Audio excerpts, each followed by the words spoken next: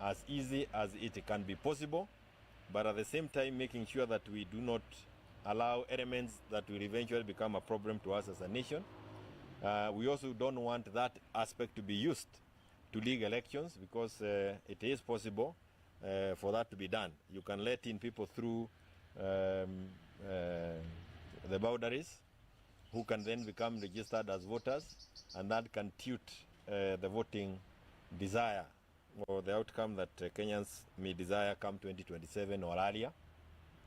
And also remember, if you are talking about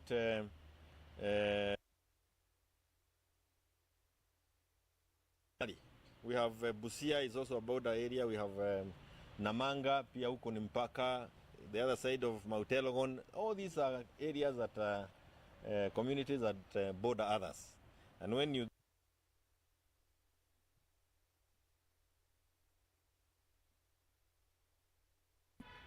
I've talked about security, but I think security also goes hand in hand with the foreign policy. We supported Baba in his quest for the AUC position. Unfortunately, he didn't succeed. But we also need to ask ourselves as a country, and especially from the head of the state, how did we contribute to his failure to capture that seat? Are there people who didn't like our faces? Are there people who didn't like what we have stood for, or what we may have said there before? Is it in keeping with us to host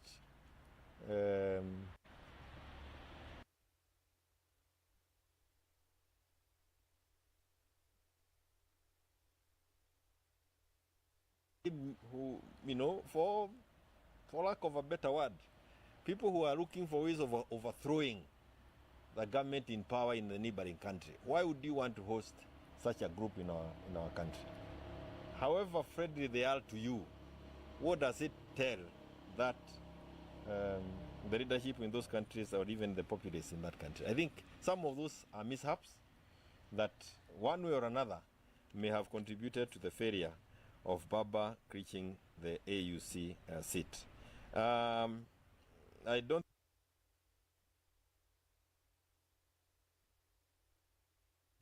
Kenyans have decided hii mambo ya Ruto must go.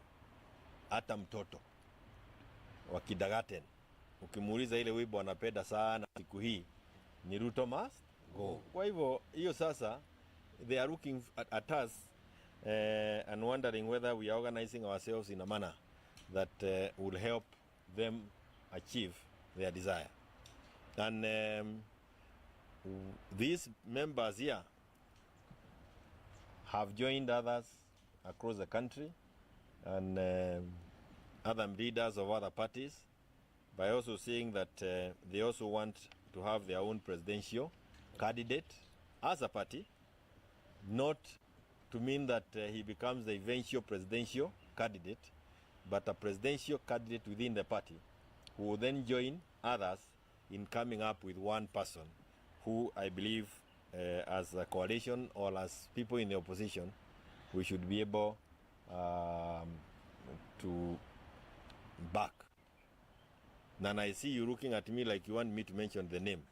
And I don't need to mention the name. You can mention the name. Ni jina gani wamesema? Matiang'i. Wao wenyewe wameamua wanataka Matiang'i as their presidential candidate. Wa Jubilee. Alafu watakutana na wale vigogo wengine ambao wako kule, mwishowe watakubaliana kati ya wao who can help us take the country forward. But it's not a decision to just be made within the boardroom.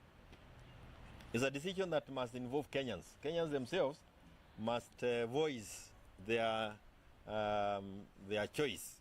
Whom do they want among all those people?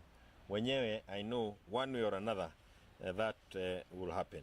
Kwa hivyo, I think the only other thing that we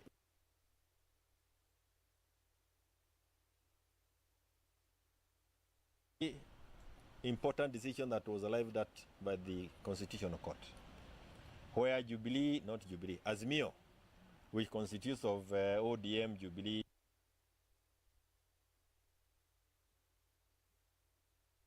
declared the majority party. And I think it is important for ETA to understand it clearly that the court declared the decision that was arrived at by Kenyans on the 9th of August 2022. It's Kenyans who told us we are giving the executive to KK, but the legislative arm, we are giving it to Azimio. So ETA has no mandate to start playing with words and trying to declare whom he prefers to be the candidate, to be the majority or the minority. And we believe that in the coming days, now that Baba is back home, he should be able to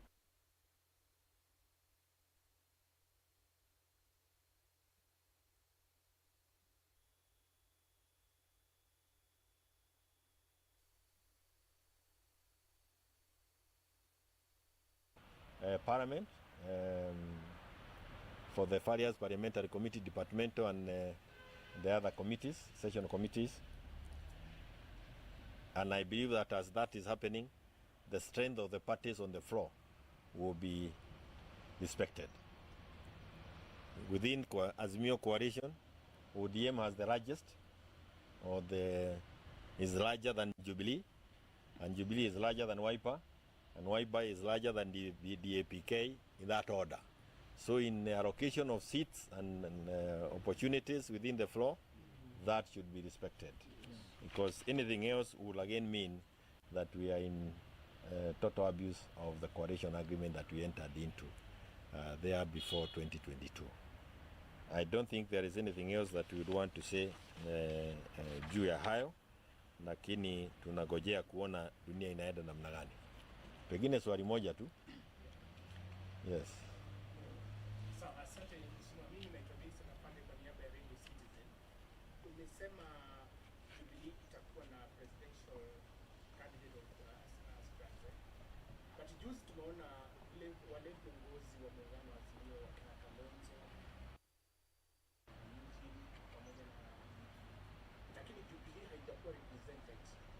Uko na mnatembea pamoja kuunda muungano ambao utakuwa mbele wa siasa, ama Jubilee na watu jana walikuwa wamekutana au kuwepo ule siku nyingine wakiwa katika chama cha Jubilee au kuwepo? Pengine utupatie picha kamili kama kwa bado mko pamoja ama naenda vipi? Kama vile nimesema ni kwamba kwa miaka zaidi ya miwili sisi katika Jubilee tumekuwa na mambo ya kusubuana kotini, na kwa hivyo kinyume ama pengine tofauti na vyama vingine, sisi kuna mambo mengi ambayo tunatakana kuyafanya kama chama ili tuweze kufika kiwango kile ambacho wengine wamefika.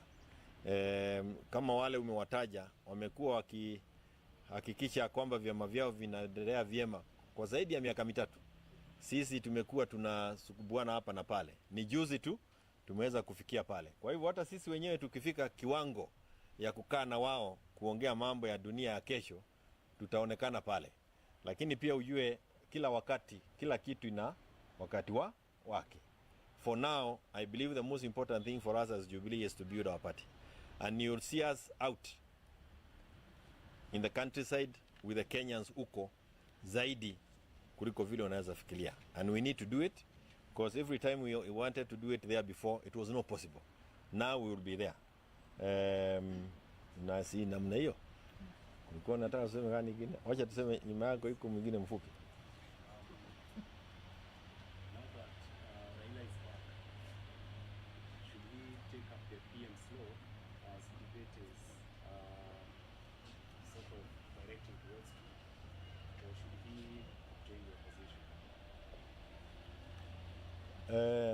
Najua mambo mengine zaidi ni ya mwenyewe, kwa sababu tumefika pale ya watu kuamua vile unataka kufanya. You see, there is that freedom, but it's good to remain respectful of agreements that may have been signed and that are binding, and also to remain respectful of our constitution provision. Remember, if you are talking of the Prime Minister's position, in the manner that you are asking the question, that requires a constitution amendment. And if it's a constitution amendment, even within NADICO, where we provided for the position, it was clear to some of us that you cannot create that position without a referendum. You need to go and ask Kenyans. whether they want that done. Of course, it changes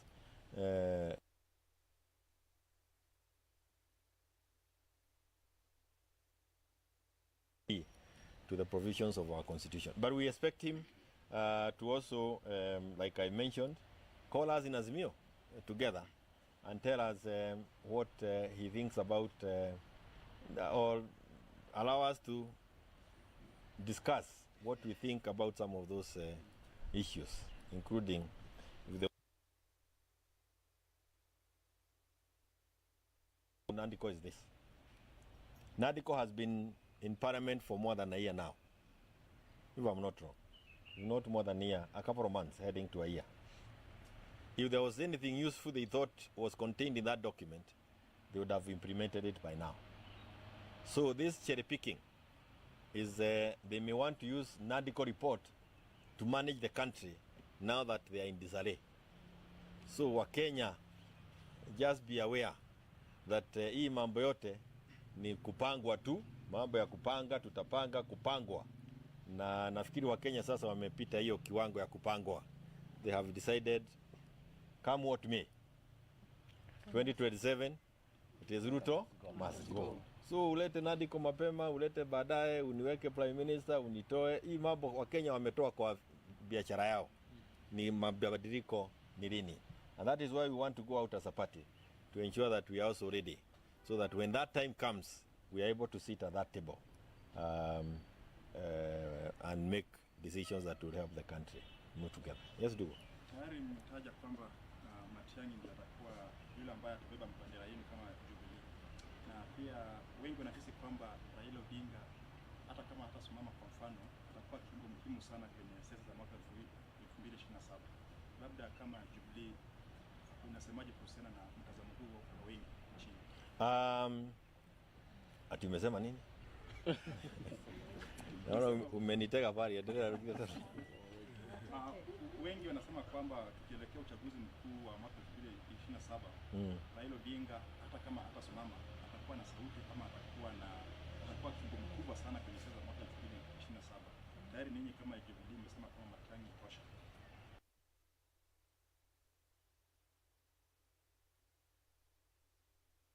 Wamesema ya kwamba Matiang'i is our presidential candidate, Jubilee. And it's also important to know ya kwamba pali tumefika, it's also not easy to mobilize, ama sio rahisi kuhakikisha ya kwamba chama kinaendelea kuwa kama hakina presidential candidate. Tena chama kama Jubilee with 7.1 million registered members, inaweza kuwaje kwamba kati yetu hatuwezi pata mtu ambaye anaweza simama kiti cha urais ama akae na wale wengine kwa meza ijulikane. Kusema ya kwamba baba atakuwa na ushawishi mkubwa kwa siasa, baba ni baba. Ni kweli atakuwako nao, lakini wengine pia watakuwako na ushawishi. Lakini wale ambao wako na ushawishi mkubwa zaidi ni Wakenya. Na Wakenya ndio watasema tunamtaka huyu wala sio yule. And I tell you something else ambao nimesikia kwa Wakenya. Wanataka, kama sisi ni watu ambao wako opposition, tukae pamoja tuwapatie presidential candidate mmoja. Hawataki kila mtu amesimama kwake nyumbani. Wanataka kila mmoja. Kwa hivyo utaona harakati mingi, kwa sababu kama umesema ni huyu na huyu na huyu, si kila mtu lazima afanye bidii yake. Sasa sisi wenyewe kama Jubilee tunafanya bidii pia, ndio hiyo angalau our presidential candidate aonekane kama anafaa kuliko wale wengine. Na Kalonzo amekuwa akifanya vile vile. In fact, Kalonzo has the biggest advantage. He's done it the longest. Wamarwa amekuwa akiifanya. Madha amekuwa akiifanya. Omtata kwanza alileta mpaka international consultants akafanya yake. Simolala pia alikuwa amefanya kitu kama ile. Nani mwingine? Wajakoya is always over. You know Wajakoya, na bado atakuwa kwa ballot. I don't want to leave anybody out. Okiki au Mutai. Nimesema Okiki wa Mutai. Jimmy Wajigi has also been there. So all these people, and that's a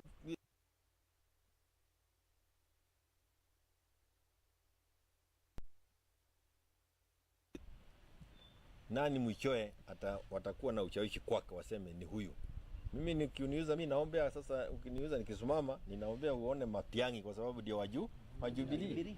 Ule mwingine akisimama pale ya watoto, insurance ya watoto, we will reverse all those things zote, and it will be a 360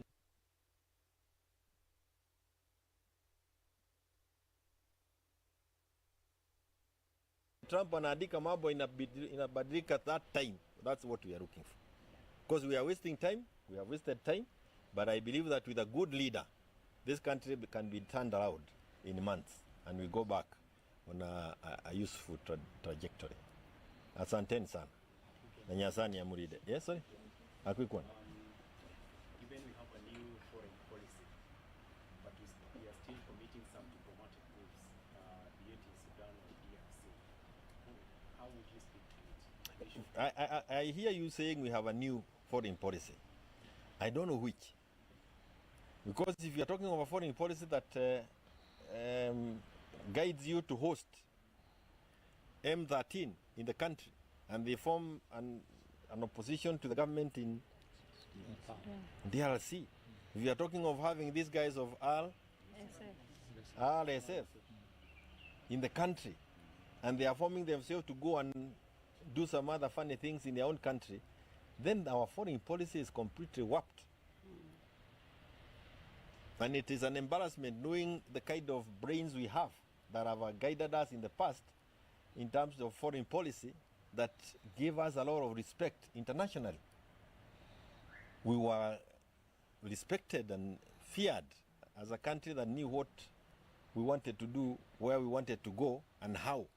As it is today, if you ask any person sitting for an exam to write about the Kenyan foreign policy, ataaguka ama apite, sababu hiyo ni mategemeo tu ya mwenye kumark karatasi. There is none. Hata Musalia mwenyewe kimuuliza foreign policy yake ni gani, he doesn't know it. Nimemsikia akiongea leo hii, kesho anatoa, kesho kutwa anaweka. How many times must be anyway, wachana na hiyo maneno. Acha wale tugojee 2027. Wacha sisi tukajipange na maofisi. Yeah, thank you so much. Sasa kuja hapa mrembeshe nini? Hapo ni sawa. Si hapa iko sawa, hapa ni sawa. Kuja hapa. Si huyu nenda hapo mbele kesho. Kuja hapa nani? msifunike watu. Ni wako na Jubilee ni ile mata kama yake. Hapo. Ndio ikalea. Naam leo.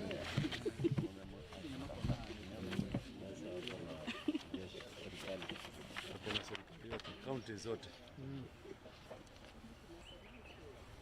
SG kuna serikali yote hapa.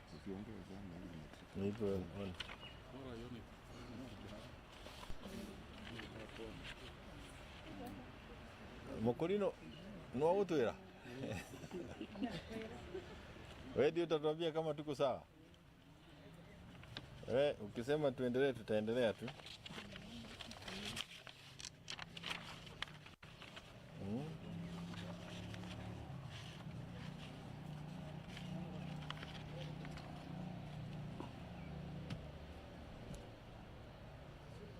Tuko sawa?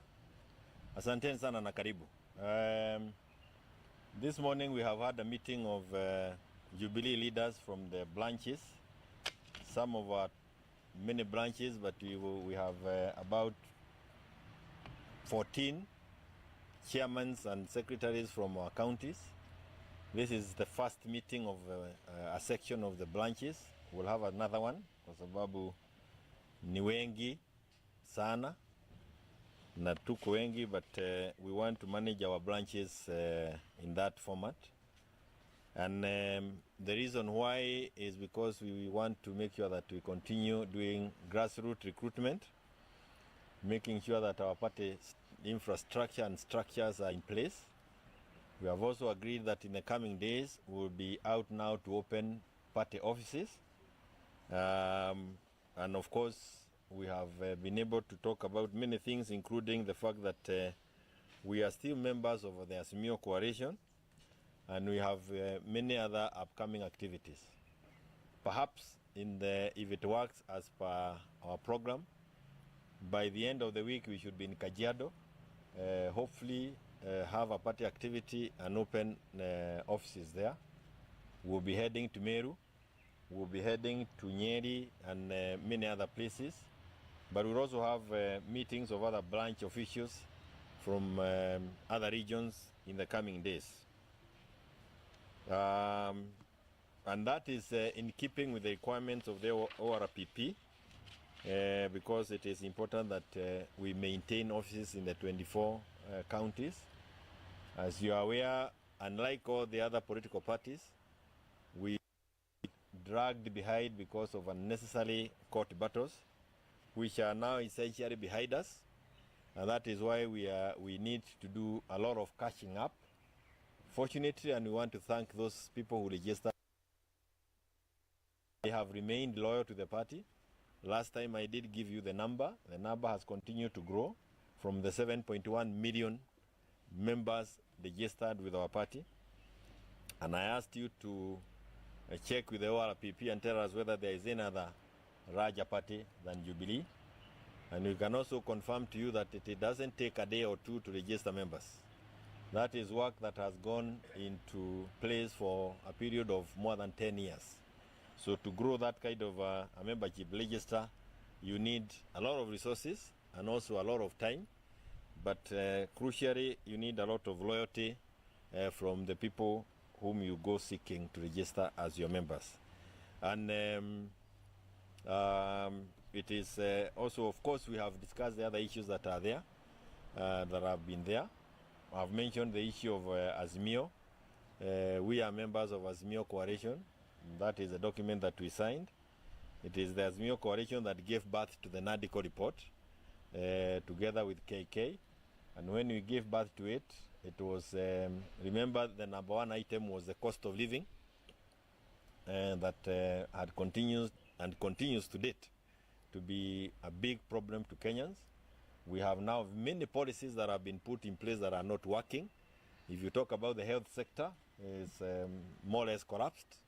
If you talk about the education sector, we are told that the capitation, the amount of money the government is sending today is 3,000 shillings per student, as opposed to the 12,000 shillings that they expected. Can you imagine 3,000 as opposed to 12,000? How the teachers, the head teachers and the principals are going to manage, that is going to be a very difficult thing. If you talk about the security sector, again, there isn't much you can talk about. When you talk about vetting for those who wants to be issued with ID, we are not against any community, but it is a security issue that is of concern to all of us. We want Kenyans to get the IDs as easy as it can be possible, but at the same time making sure that we do not allow elements that will eventually become a problem to us as a nation. We also don't want that aspect to be used to league elections, because it is possible for that to be done. You can let in people through the boundaries who can then become registered as voters, and that can tilt the voting desire or the outcome that Kenyans may desire come 2027 or earlier. And also remember, if you are talking about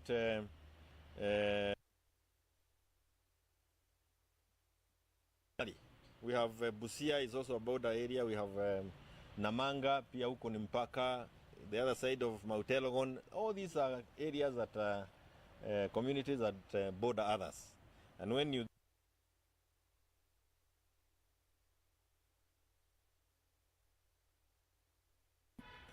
I've talked about security, but I think security also goes hand in hand with the foreign policy. We supported Baba in his quest for the AUC position. Unfortunately, he didn't succeed.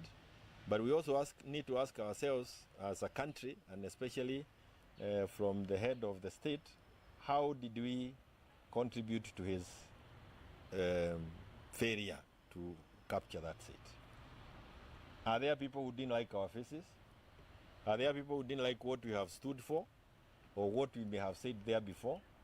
Is it in keeping with us to host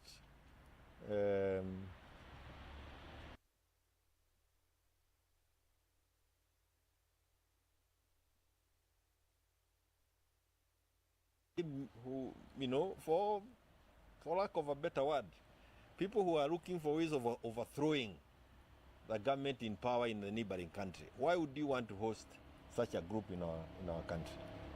However friendly they are to you, what does it tell that the leadership in those countries or even the populace in that country? I think some of those are mishaps that one way or another may have contributed to the failure of Baba reaching the AUC seat.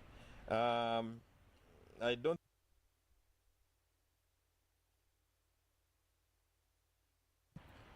Kenyans have decided hii mambo ya Ruto must go. Hata mtoto wa kindergarten ukimuuliza ile wimbo anapenda sana siku hii ni Ruto must go. Kwa hivyo hiyo sasa they are looking at us and wondering whether we are organizing ourselves in a manner that will help them achieve their desire. And these members here have joined others across the country and other leaders of other parties by also saying that they also want to have their own presidential candidate as a party, not to mean that he becomes the eventual presidential candidate, but a presidential candidate within the party who will then join others in coming up with one person who I believe as a coalition or as people in the opposition, we should be able to back. And I see you looking at me like you want me to mention the name. And I don't need to mention the name. You can mention the name. Ni jina gani wamesema? Matiang'i. Wao wenyewe wameamua wanataka Matiang'i as their presidential candidate. Wa Jubilee. Alafu watakutana na wale vigogo wengine ambao wako kule. Mwishowe watakubaliana kati ya wao who can help us take the country forward. But it's not a decision to just be made within the boardroom. It's a decision that must involve Kenyans. Kenyans themselves must voice their choice. Whom do they want among all those people? Wenyewe, I know one way or another that will happen. Kwa hivyo, I think the only other thing that we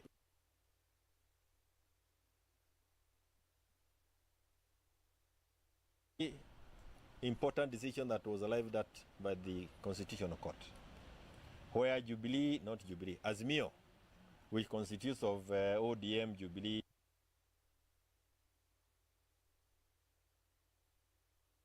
declared the majority party. And I think it is important for ETA to understand it clearly, that the court declared the decision that was arrived at by Kenyans on the 9th of August 2022. It's Kenyans who told us we are giving the executive to KK, but the legislative arm, we are giving it to Azimio. So ETA has no mandate to start playing with words and trying to declare whom he prefers to be the candidate, to be the majority or the minority. And we believe that in the coming days, now that Baba is back home, he should be able to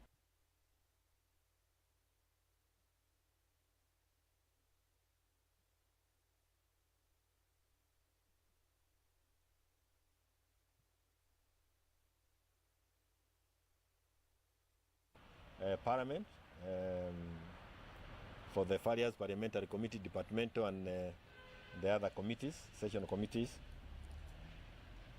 And I believe that as that is happening, the strength of the parties on the floor will be respected. Within Azimio coalition, ODM has the largest, is larger than Jubilee, and Jubilee is larger than Wiper, and Wiper is larger than the APK in that order. So in the allocation of seats and opportunities within the floor, that should be respected. Because anything else would again mean that we are in total abuse of the coalition agreement that we entered into there before 2022. I don't think there is anything else that we would want to say juu ya hayo, lakini tunagojea kuona dunia inaenda namna gani. Pengine swali moja tu. Yes. Sawa, asante mheshimiwa. Mimi naitwa Vincent Afande kwa niaba ya Radio Citizen. Umesema Jubilee itakuwa na presidential candidate as president. But juzi tumeona vile wale viongozi wa muungano wa Azimio wakina Kalonzo pamoja na lakini Jubilee haijakuwa represented. Uko na mnatembea pamoja kuunda muungano ambao utakuwa mbele wa siasa ama Jubilee na watu wengi. Jana walikuwa wamekutana haukuwepo.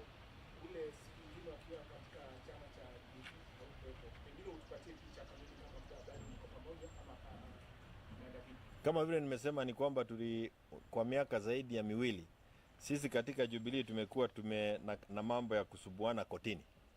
Na kwa hivyo kinyume ama pengine tofauti na vyama vingine, sisi kuna mambo mengi ambayo tunatakana kuyafanya kama chama ili tuweze kufika kiwango kile ambacho wengine wamefika. Kama wale umewataja wamekuwa wakihakikisha kwamba vyama vyao vinaendelea vyema kwa zaidi ya miaka mitatu. Sisi tumekuwa tunasukubuana hapa na pale. Ni juzi tu tumeweza kufikia pale. Kwa hivyo hata sisi wenyewe tukifika kiwango ya kukaa na wao kuongea mambo ya dunia ya kesho, tutaonekana pale. Lakini pia ujue kila wakati, kila kitu ina wakati wake. For now, I believe the most important thing for us as Jubilee is to build our party.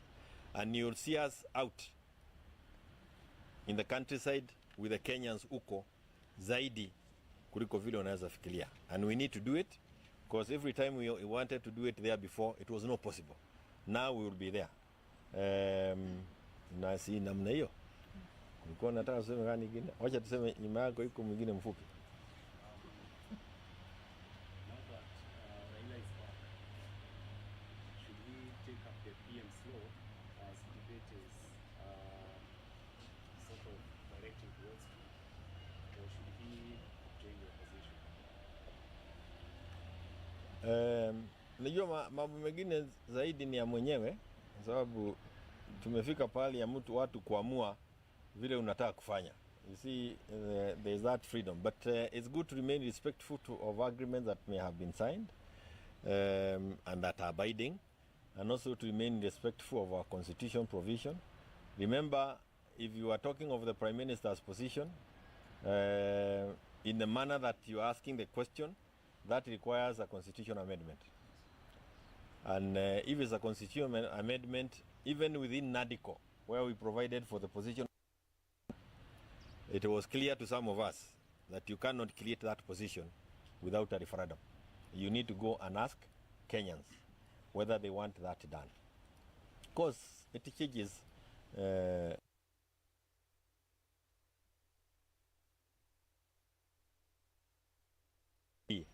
to the provisions of our constitution. But we expect him to also, like I mentioned, call us in Azimio together and tell us what he thinks about, or allow us to discuss what we think about some of those issues, including the NADICO is this. NADICO has been in Parliament for more than a year now, if I'm not wrong. Not more than a year, a couple of months, heading to a year. If there was anything useful they thought was contained in that document, they would have implemented it by now. So this cherry picking is, they may want to use NADICO report to manage the country now that they are in disarray. So Wakenya, just be aware that hii mambo yote ni kupangwa tu, mambo ya kupanga, tutapanga kupangwa. Na nafikiri Wakenya sasa wamepita hiyo kiwango ya kupangwa. They have decided, come what may, 2027 it is Ruto must go. So ulete NADICO mapema, ulete baadaye, uniweke prime minister, unitoe. Hii mambo Wakenya wametoa kwa biashara yao. Ni mabadiliko ni lini. And that is why we want to go out as a party, to ensure that we are also ready, so that when that time comes, we are able to sit at that table and make decisions that will help the country move together. Yes, do. Tayari mmetaja kwamba Matiang'i ndiye atakuwa yule ambaye atabeba bendera yenu kama Jubilee, na pia wengi wanahisi kwamba Raila Odinga hata kama hatasimama kwa mfano atakuwa kiungo muhimu sana kwenye siasa za mwaka 2027. Labda kama Jubilee unasemaje kuhusiana na mtazamo huo kwa wengi nchini? Ati umesema nini? Naona umenitega pale, endelea rudia tena. Wengi wanasema kwamba tukielekea uchaguzi mkuu wa mwaka 2027, Raila Odinga hata kama hatasimama atakuwa na sauti, kama atakuwa kiungo mkubwa sana kwenye siasa za mwaka 2027. Tayari ninyi kama Jubilee mmesema kama Matiang'i tosha.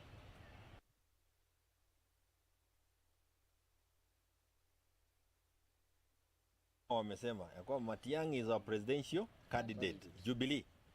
And it's also important to know ya kwamba pahali tumefika, it's also not easy to mobilize, ama sio rahisi kuhakikisha kwamba chama kinaendelea kuwa kama hakina presidential candidate. Tena chama kama Jubilee with 7.1 million registered members, inaweza kuwaje kwamba kati yetu hatuwezi pata mtu ambaye anaweza simama kiti cha urais ama akae na wale wengine kwa meza ijulikane. Kusema ya kwamba baba atakuwa na ushawishi mkubwa kwa siasa, baba ni baba. Ni kweli atakuwako nao, lakini wengine pia watakuwako na ushawishi. Lakini wale ambao wako na ushawishi mkubwa zaidi ni Wakenya. Na Wakenya ndio watasema tunamtaka huyu wala sio yule. And I tell you something else about nimesikia kwa Wakenya. Wanataka kama sisi ni watu ambao wako opposition, tukae pamoja tuwapatie presidential candidate mmoja. Hawataki kila mtu amesimama kwake nyumbani. Wanataka kila mmoja. Kwa hivyo utaona harakati mingi, kwa sababu kama umesema ni huyu na huyu na huyu, si kila mtu lazima afanye bidii yake. Sasa sisi wenyewe kama Jubilee tunafanya bidii pia, ndio angalau our presidential candidate aonekane kama anafaa kuliko wale wengine. Na Kalonzo amekuwa akifanya vile vile. In fact, Kalonzo has the biggest advantage. He's done it the longest. Wamarwa amekuwa akifanya. Martha amekuwa akifanya. Omtata kwanza alileta mpaka international consultants akafanya yake. Simulala pia alikuwa amefanya kitu kama ile. Nani mwingine? Wajakoya is always over. You know Wajakoya, na bado atakuwa kwa ballot. I don't want to leave anybody out. Okiki wa Mutai. Nimesema Okiki wa Mutai. Jimmy Wajigi has also been there. So all these people, and that's a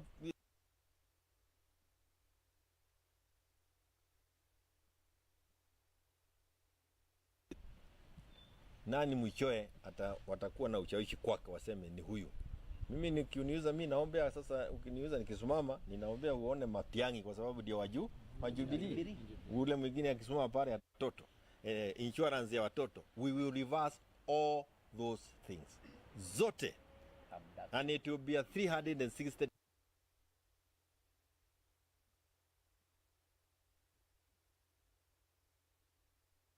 Trump anaandika mambo inabadilika that time. That's what we are looking for.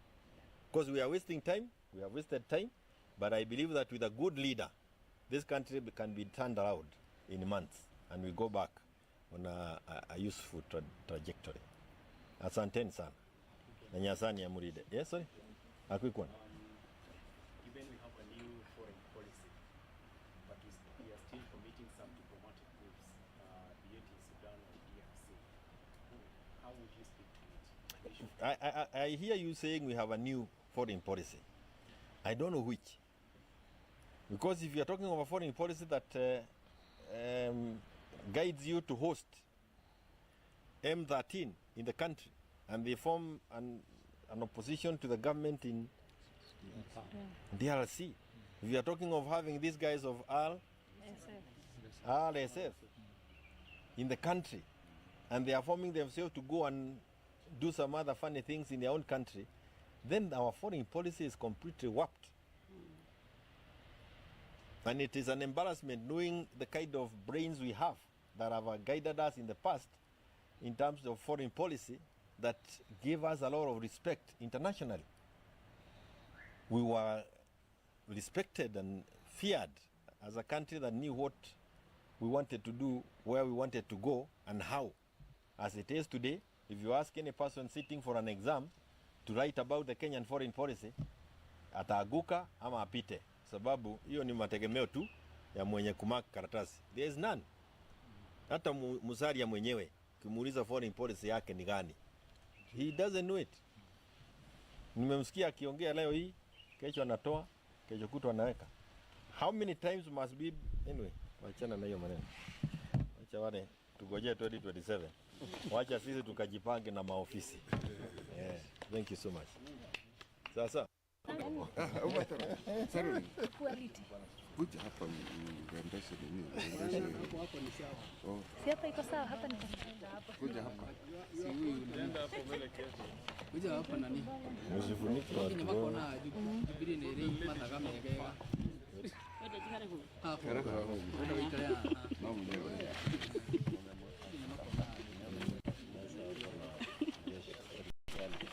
na serikali yote, kaunti zote. SG kuna serikali yote hapa. Nipo on.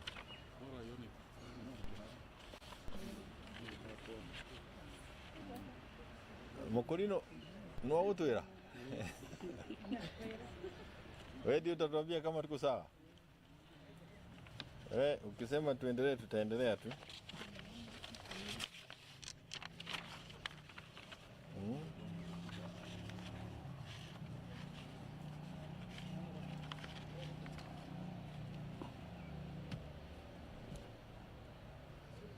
Tuko sawa?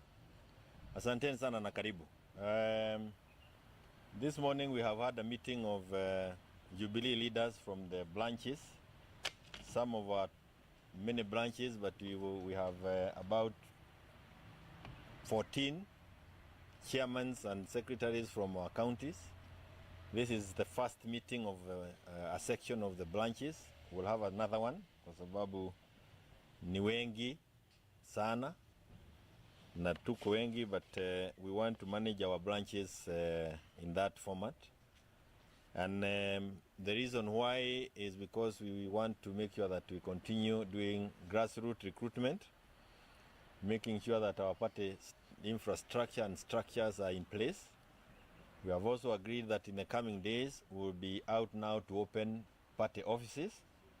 And of course, we have been able to talk about many things, including the fact that we are still members of the Azimio Coalition, and we have many other upcoming activities. Perhaps if it works as per our program, by the end of the week we should be in Kajiado, hopefully have a party activity and open offices there. We'll be heading to Meru, we'll be heading to Nyeri and many other places. But we'll also have meetings of other branch officials from other regions in the coming days. And that is in keeping with the requirements of the ORPP, because it is important that we maintain offices in the 24 counties. As you are aware, unlike all the other political parties, we dragged behind because of unnecessary court battles, which are now essentially behind us, and that is why we need to do a lot of catching up. Fortunately, and we want to thank those people who registered. They have remained loyal to the party. Last time I did give you the number. The number has continued to grow from the 7.1 million members registered with our party. And I asked you to check with the ORPP and tell us whether there is any other larger party than Jubilee. And we can also confirm to you that it doesn't take a day or two to register members. That is work that has gone into place for a period of more than 10 years. So to grow that kind of a membership register, you need a lot of resources and also a lot of time. But crucially, you need a lot of loyalty from the people whom you go seeking to register as your members. And it is also, of course, we have discussed the other issues that are there, that have been there. I've mentioned the issue of Azimio. We are members of Azimio Coalition. That is a document that we signed. It is the Azimio Coalition that gave birth to the NADICO report together with KK. And when we gave birth to it, it was, remember the number one item was the cost of living, that had continued and continues to date to be a big problem to Kenyans. We have now many policies that have been put in place that are not working. If you talk about the health sector, it's more or less collapsed. If you talk about the education sector, we are told that the capitation, the amount of money the government is sending today is 3,000 shillings per student, as opposed to the 12,000 shillings that they expected. Can you imagine 3,000 as opposed to 12,000? How the teachers, the head teachers and the principals are going to manage, that is going to be a very difficult thing. If you talk about the security sector, again, there isn't much you can talk about. When you talk about vetting for those who wants to be issued with ID, we are not against any community, but it is a security issue that is of concern to all of us. We want Kenyans to get the IDs as easy as it can be possible, but at the same time making sure that we do not allow elements that will eventually become a problem to us as a nation. We also don't want that aspect to be used to league elections, because it is possible for that to be done. You can let in people through the boundaries who can then become registered as voters, and that can tilt the voting desire or the outcome that Kenyans may desire come 2027 or earlier. And also remember, if you are talking about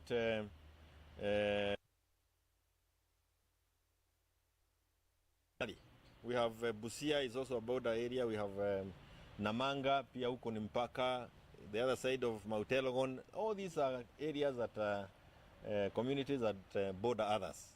And when you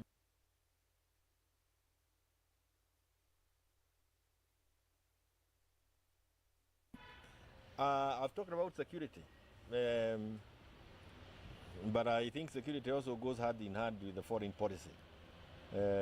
We supported Baba in his quest for the AUC position.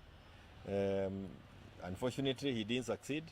But we also need to ask ourselves as a country, and especially from the head of the state, how did we contribute to his failure to capture that seat? Are there people who didn't like our faces? Are there people who didn't like what we have stood for, or what we may have said there before? Is it in keeping with us to host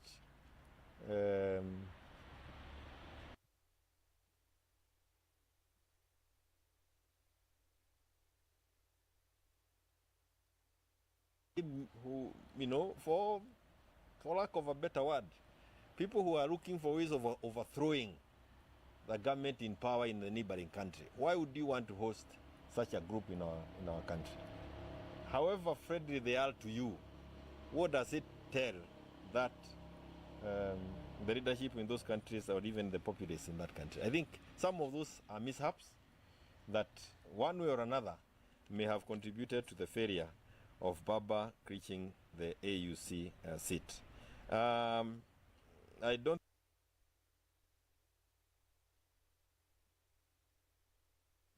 Kenyans have decided hii mambo ya Ruto must go.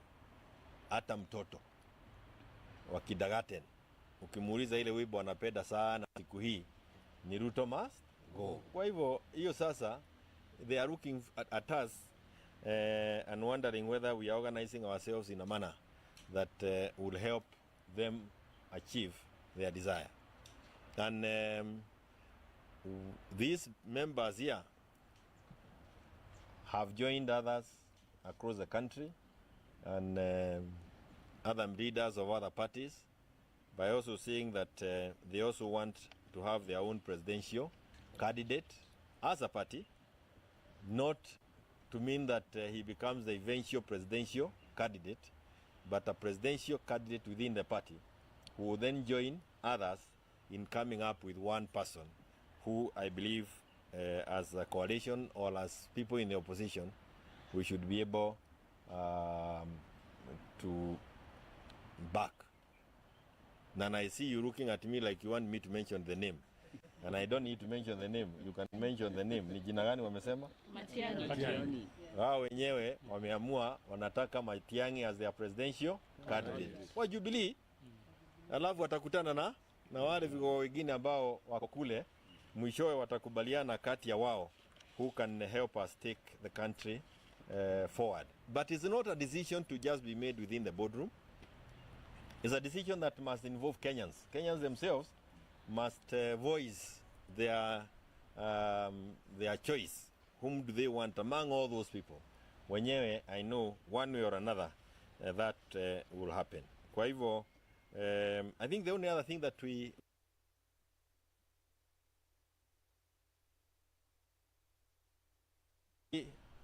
important decision that was arrived at by the Constitutional Court, where Jubilee, not Jubilee, Azimio, which constitutes of ODM, Jubilee,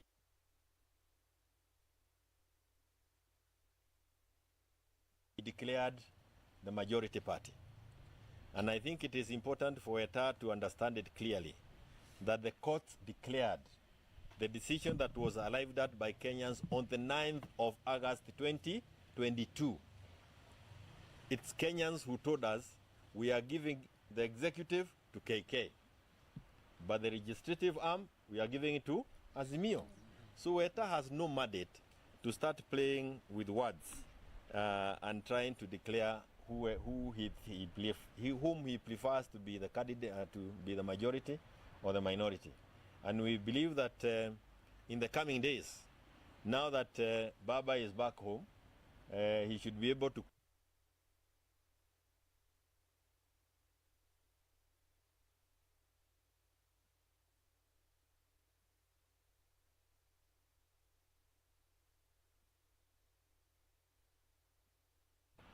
Parliament, for the various parliamentary committee, departmental and the other committees, session committees. And I believe that as that is happening, the strength of the parties on the floor will be respected. Within Azimio coalition, ODM has the largest, is larger than Jubilee, and Jubilee is larger than Wiper, and Wiper is larger than the APK, in that order. So in the allocation of seats and opportunities within the floor, that should be respected. Because anything else will again mean that we are in total abuse of the coalition agreement that we entered into there before 2022. I don't think there is anything else that we would want to say juu ya hayo, lakini tunagojea kuona dunia inaenda namna gani. Pengine swali moja tu. Yes. Sawa, asante mheshimiwa. Mimi naitwa Vincent Afande kwa niaba ya Radio Citizen.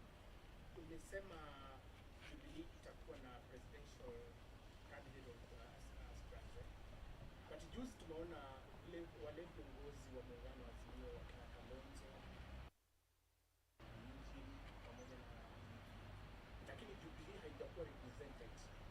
Uko na mnatembea pamoja kuunda muungano ambao utakuwa mbele wa siasa, ama Jubilee na watu jana walikuwa wamekutana haukuwepo, ule siku nyingine wakiwa katika chama cha DP haukuwepo. Pengine utupatie picha kamili kama kwa bado mko pamoja ama naenda vipi? Kama vile nimesema ni kwamba kwa miaka zaidi ya miwili sisi katika Jubilee tumekuwa na mambo ya kusubuana kotini, na kwa hivyo kinyume ama pengine tofauti na vyama vingine, sisi kuna mambo mengi ambayo tunatakana kuyafanya kama chama ili tuweze kufika kiwango kile ambacho wengine wamefika. Kama wale umewataja wamekuwa wakihakikisha kwamba vyama vyao vinaendelea vyema kwa zaidi ya miaka mitatu. Sisi tumekuwa tunasukubuana hapa na pale. Ni juzi tu tumeweza kufikia pale. Kwa hivyo hata sisi wenyewe tukifika kiwango ya kukaa na wao kuongea mambo ya dunia ya kesho, tutaonekana pale. Lakini pia ujue kila wakati, kila kitu ina wakati wake. For now, I believe the most important thing for us as Jubilee is to build our party. And you'll see us out in the countryside with the Kenyans uko zaidi kuliko vile unaweza fikiria. And we need to do it because every time we wanted to do it there before, it was not possible. Now we will be there. Na si namna hiyo. Ulikuwa nataka kusema gani kingine? Wacha tuseme nyuma yako iko mwingine mfupi.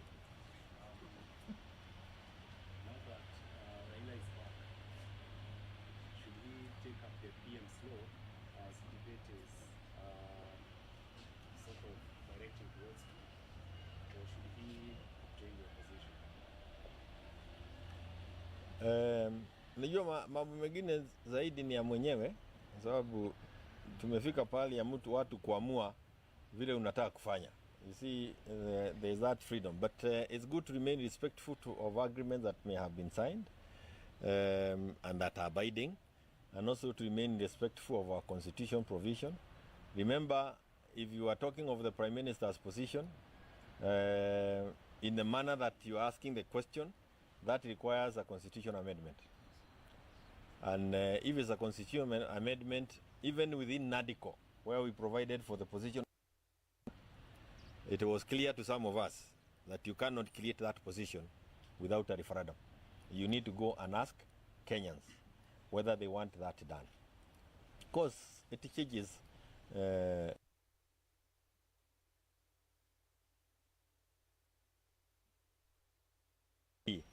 to the provisions of our constitution. But we expect him to also, like I mentioned, call us in Azimio together and tell us what he thinks about, or allow us to discuss what we think about some of those issues, including with the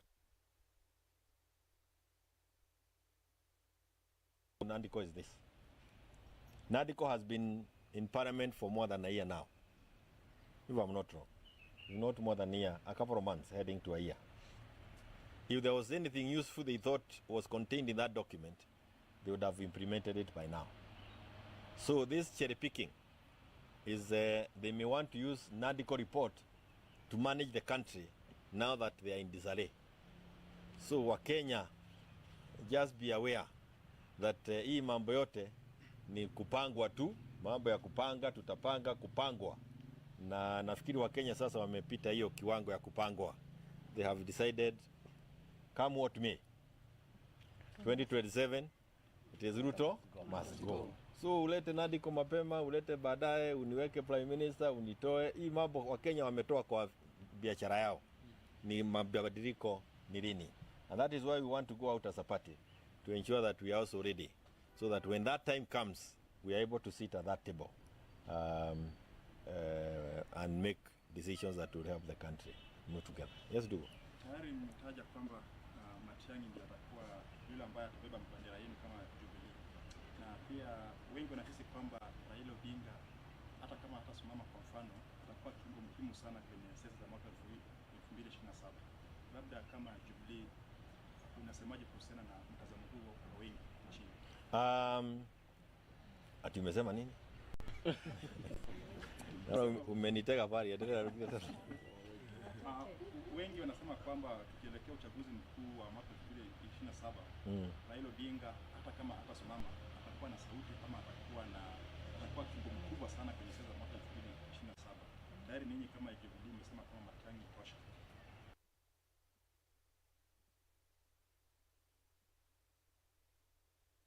Wamesema ya kwamba Matiang'i is our presidential candidate, Jubilee.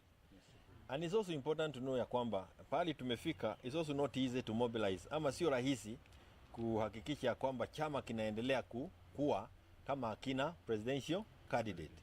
Tena chama kama Jubilee. For a job well done. Honorable Speaker, this bill seeks to amend the Public Finance Management Act, Cap 412, to align the timelines for the passing and consideration of the finance bill by the county assemblies and the National Assembly. And to be more specific, Honorable Speaker, Clause 2 of the bill seeks to amend Section 1292A of the Act to provide for clarity on and harmonization of timelines for passing of the finance bill between county assemblies and National Assembly. Just harmonizing. And it seeks to delete the words, except the finance bill in Section 1292A of the Act and Section 1292A of the Act, then provide as follows, Honorable Speaker, that following approval by the County Executive Committee, the County Executive Committee member for Finance shall submit to the County Assembly the budget estimates, supporting documents, and any other bill, Honorable Speaker, that requires to implement the budget, except the finance bill by 30th April in that year. Honorable Speaker, the key word in this particular amendment will be except the finance bill. That is what this particular bill seeks to include in that particular clause. Additionally, Speaker, Clause 3 of the bill seeks to introduce a new Section 131A to provide for similar procedures for submissions. And considering the passing of the Finance Bill in the County Assembly as that of the National Assembly. So therefore, Honorable Speaker, that new Section 131A will then provide as follows, because it's actually a new one. Submission, consideration, and passing of the County Finance Bill. Number 131A, 1. County Executive Committee member for Finance shall submit to the County Assembly on or before 30th April the County Finance Bill setting out the revenue measures of the county government. There are clear timelines here, Honorable Speaker, that did not exist in the previous one. And following, and then it will provide under 2, that following submission of the County Finance Bill by County Executive Committee member for Finance, the relevant committee of the County Assembly shall introduce the bill in the County Assembly. 3 will provide that the County Assembly shall consider and pass the County Finance Bill with or without amendments in time for it to be presented for assent by 30th June each year. This hasn't been there, Honorable Speaker, and that really seeks to help harmonize such things, Honorable Speaker. And 4 will provide for any recommendations made by the relevant committee of the County Assembly or resolution passed by the County Assembly on revenue matters shall ensure that the total amount of revenue raised is consistent with the approved fiscal framework. The word here is consistent with the approved fiscal framework. B, take into account the principles of equity, certainty, and ease of collection. C, consider the impact of the proposed changes on the composition of the tax revenue with reference to direct and indirect taxes.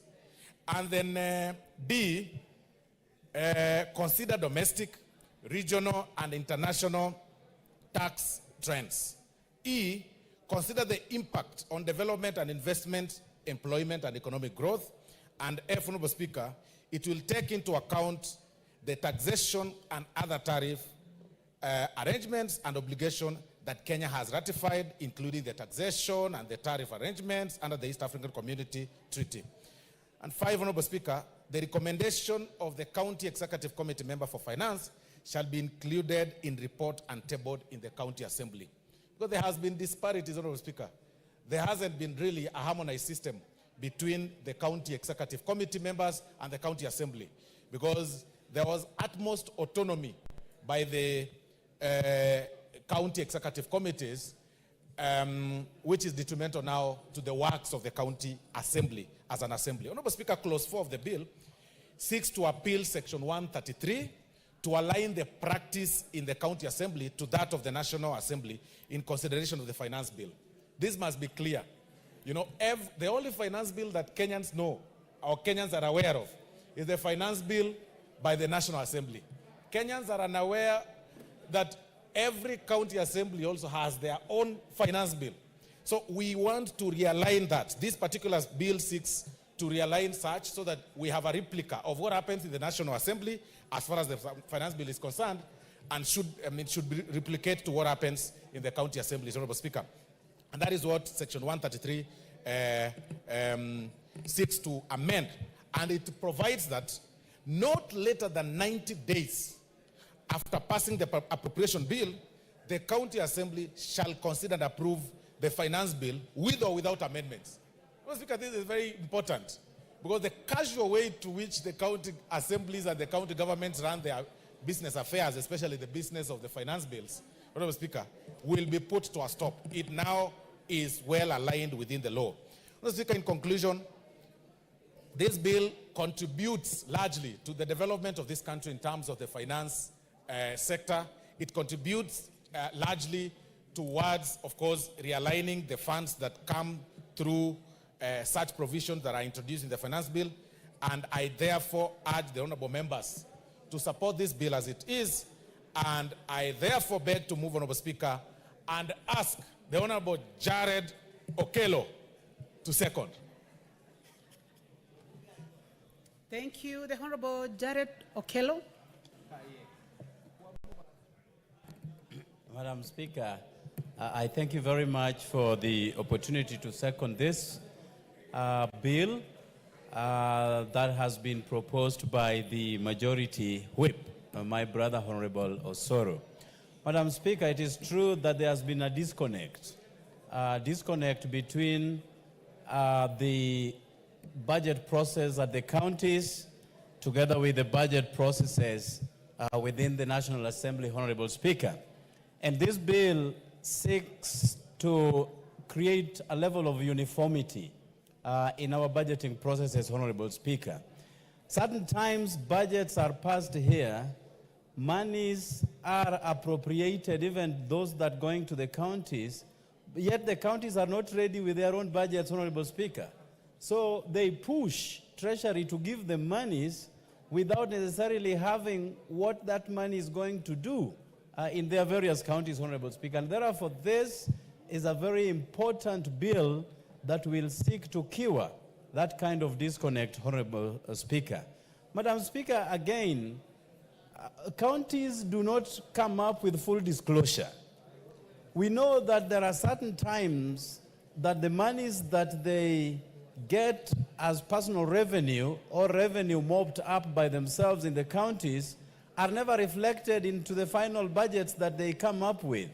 And therefore, we wonder that these counties make so much money, monies that we do not know about, monies that are able to run their affairs in the various counties, but yet they push the national government out of that fund that the shareable revenue.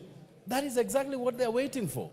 So we ask ourselves, Honorable Speaker, that in order not to devolve corruption at the county levels, governors, together with their respective CECs in charge of finance, must come up with full disclosure so that we can know with exactitude how much is expended to these counties, Honorable Speaker. Madam Speaker, this bill, as it seeks to come up with a level of uniformity, also challenges counties to do the right things at the right time, Madam Speaker. And therefore, we believe that moving forward as a country, the two levels of government, because we have 48 levels of government, or 48 governments in the country, the national government together with the 47 county governments, Madam Speaker, that there will be a level of sync in what they do. They will be reaching across the aisle so that whereas they are dependent or are they independent in what they do, there will be also a level of interdependentness, that the county governments will be listening to what happens in the national government, and the national government will, in return, consult very aggressively so by the county governments, Honorable Speaker.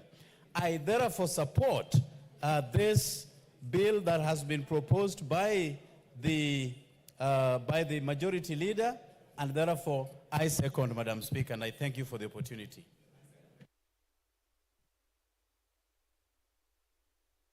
Thank you very much, Honorable Jared Okello. Honorable members, I now propose the question that the Public Finance Management Amendment Number 2 Bill, National Assembly Bill Number 26 of 2024 be read a second time. Honorable members, before I do that, I would like to take this opportunity, honorable members, to welcome students seated in the Speaker's Gallery this afternoon, students from Muthaiga Junior School from Gilgil Constituency, Nakuru County. You are welcome to the National Assembly to observe proceedings of the House. And honorable members, in line with that, I would like to invite the Honorable Martha Wangari to welcome the students.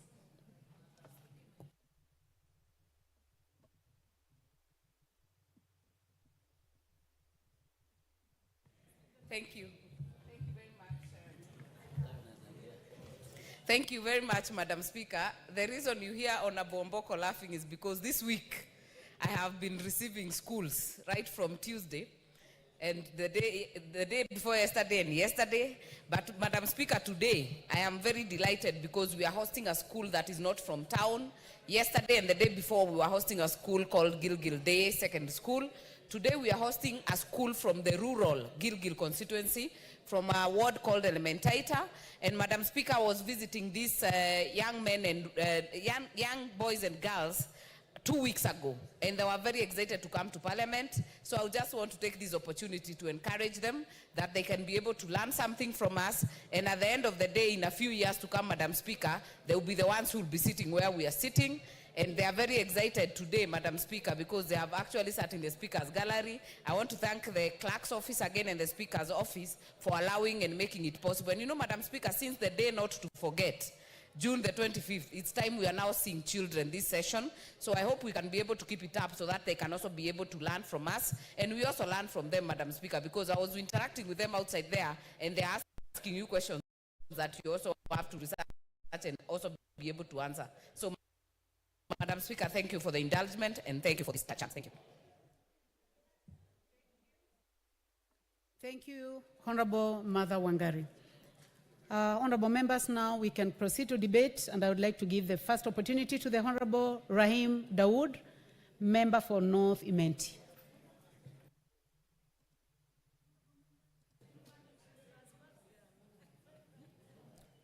Anyone interested in... May I now put the question? Honorable members, is it the mood of the House that I put the question? Will as many as of that opinion say aye? Will as many as of a contrary opinion say nay? Therefore, honorable members, I now put the question that the Public Finance Management Amendment number 2 bill, National Assembly Bill number 26 of 2024 be read a second time. Will as many as of that opinion say aye? Will as many as of a contrary opinion say nay? The ayes have it. Next order. A bill for an act of parliament to amend the Public Finance Management Act and for connected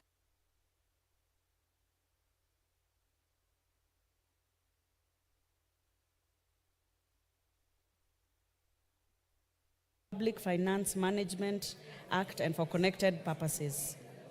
Order number 13, the Culture Bill, National Assembly Bill number 12 of 2024, second reading. Leader of Majority Party. Thank you very much, Honorable Speaker. Honorable Speaker, I beg to move that the Culture Bill 2024 be read for the second time. Honorable Speaker, first of all, I wish to commend the Departmental Committee on Sports and Culture for a job well done in this particular bill, Honorable Speaker. As you're aware, this bill was informed by Article 11 of the Constitution of Kenya, which recognizes culture as the foundation of the nation and as the cumulative civilization of the Kenyan people and nation. It commits the government to promote all forms of national and cultural expressions through literature, the arts, traditional celebrations, science, communications, information, mass media, publications, libraries, and other cultural heritage. Notably, since independence, Kenya has never enacted a comprehensive legislative framework to support the integration of culture and cultural heritage in the national development agenda. And therefore, Kenya is yet to fully harness the potential of culture, cultural property, cultural heritage, creative industries, and Kenya's cultural diversity to promote and enhance social culture, political, and even economic development, Honorable Speaker, or development, Honorable Speaker. Kenya's traditional values and morals have been seriously eroded, Honorable Speaker, leading to exploitation of cultural diversity that fuels ethnic animosity and division, because we are really watering down our cultural beliefs and morals. And through the enactment of the Cultural Bill 2024, Kenya shall be in a position to address these issues in a systematic and comprehensive way, Honorable Speaker. Additionally, this bill is also intended to facilitate the implementation of international conventions and treaties that have been ratified by Kenya, including the International Conventions on Economic, Social, and Cultural Rights of 1966, the UNESCO Convention on the Protection of the World Cultural and National Heritage of 1972, and even the UNESCO Convention of the Safeguarding of Intangible Cultural Heritage of 2003. But, Honorable Speaker, let me give an overview of this bill. This bill, Honorable Speaker, as presented before this House, has 33 clauses, and it seeks to give effect to 11(2)(a) of the Constitution, which mandates the state to promote all forms of national and cultural expression through literature, through arts, through traditional celebrations, through science, through communication, through information, through mass media, through publication, through libraries, and also through cultural heritage. In fact, this also, Honorable Speaker, aligns very well with the current education system, commonly known as the CBC, which seeks to align students with their, strengths, with, or rather it does, the system itself gives in what you call a SWOT analysis, for lack of a better word, Honorable Speaker, that then will give students a clear line of thought on where they want to go. So this particular bill, Honorable Speaker, puts those particular elements of arts in place, the traditional celebrations, the science, and all those things that involves our lives, Honorable Speaker. Part 1 to 4, in particular, of the bill deals with the preliminary matters, which includes the interpretation of key terms and the object of the purpose of the bill. This, of course, it gives then effects of Article 11 of the Constitution, to align itself with Article 11 of the Constitution, Honorable Speaker. And Clause 4 of the bill sets out the guiding principles, which includes the national values and principles set out in Article 10, 27, 201, and 232 of the Constitution, giving equal recognition, Honorable Speaker, dignity and respect to all cultures, including cultures of minorities or marginalized people. Honorable Speaker, this question of giving dignity to culture is very important. We must appreciate different cultures. We must appreciate that we come from different cultures and different beliefs. And when you see, I'm seeing the member for Samburu looking at me keenly, because I am actually speaking to her heart, that when you see people having their ears, pierced, like like what I see some honorable members, we've seen those several honorable members having their ears pierced. We should appreciate their culture and honor them as they are. And that is what this bill, Honorable Speaker, seeks to do. You appreciate their culture, it has a history, it has a reason why that is done. So Part 1 to 4 seeks to define such. Part 11 of this bill, Honorable Speaker, which is Clause 5 to 19 of the bill, establishes the management of culture in Kenya, and delineates the functions of both the national and county governments in Clause 5 and 6 respectively. Currently, as it is, by the mere fact that cultures have been led under the management of the county governments, there is really little that the national governments can do. And this particular bill, Honorable Speaker, seeks now to give clear roles, distinct roles of both the national government and the county governments as far as cultures or the management of culture is concerned. Because we are slowly, if you are not very keen, we are slowly losing our cultures because of course, of several factors. Clause 7 provides for the establishment of a cultural database by the national government and by the county governments, which shall preserve information on culture and cultural heritage.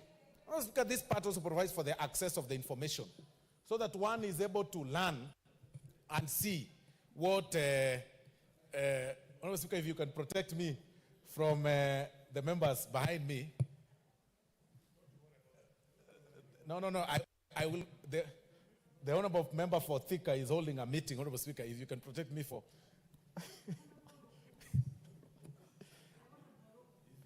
And the meeting, you want to? Thank you. Thank you very much, Honorable Speaker. Honorable Speaker, Clause 9 provides for the establishment of mechanisms for determination and payment of royalties to communities for the use of their culture and cultural heritage, which shall be guided by the impact, economic value, cultural value, whether it will be used periodic or continuously, the effect among other key factors. Honorable Speaker, royalty is very important.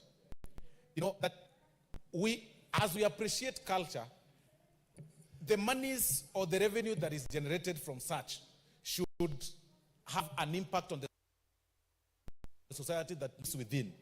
Currently, Honorable Speaker, very few communities are able to enjoy royalties that are raised from the cultures in different areas. And to be very particular, when you go to Masai Mara, Honorable Speaker, you'll realize that as we pay, as people pay to see animals, to walk around park, Honorable Speaker, you'll realize that the county governments have invested in people that man around that area, Honorable Speaker, who are not from the national government.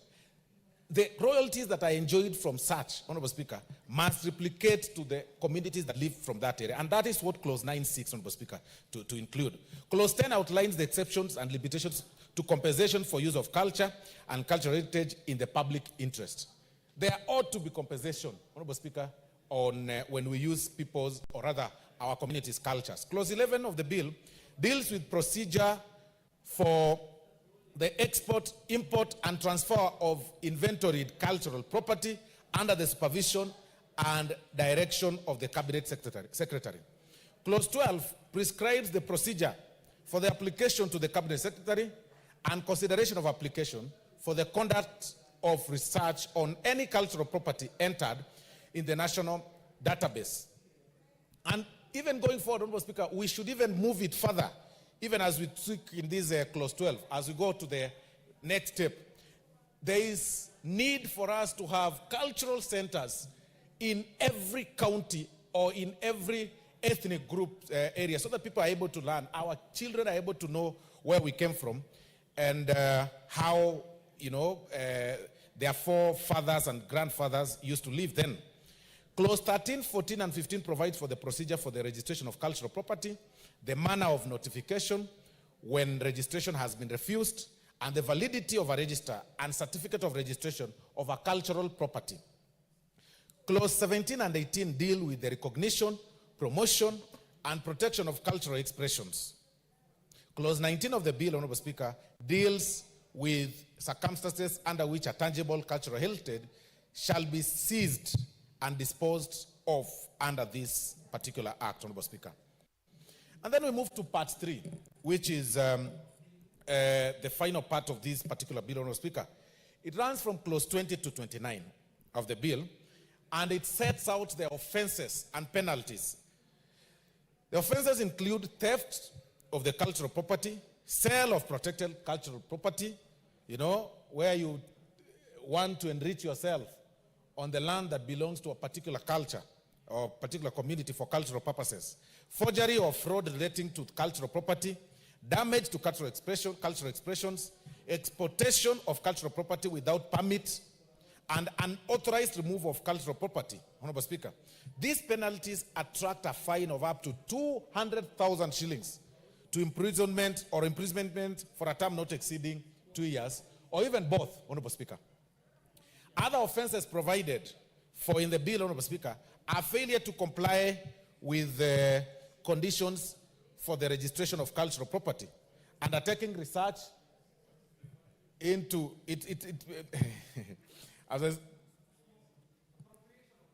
yes, I hear Honorable Mboko seeks clarity. The bill seeks to set penalties and fines for those people who mess around with such, and you can be fined up to 200,000 shillings or imprisonment for a term not exceeding 2 years, or both, Members are invited, of course, as we move to the next stage, to seek amendments or to raise if they consider that too little, or to reduce if they consider it a bit more retributive. Other offenses, Honorable Speaker, provided for in the bill are failure to comply with the conditions for the registration of cultural property, undertaking such research into cultural property without permit. You go to some place, you just want to do a cultural research without permit, loaning cultural properties without a permit, damage to inventoried cultural property, wrongful possession of cultural property. And this, as we move to the next step, Honorable Speaker, it's important for us to know that we'll have again to identify what can be termed as a cultural property. so that you are not found with something that you really own, you take pride in, and somebody says it's culture, it's a cultural property. Counterfeiting and misrepresentation of cultural property, the use of images of cultural property without permission, providing false and misleading information under the Act, and willfully impeding of obstructing a person performing a function or exercising a power under the Act.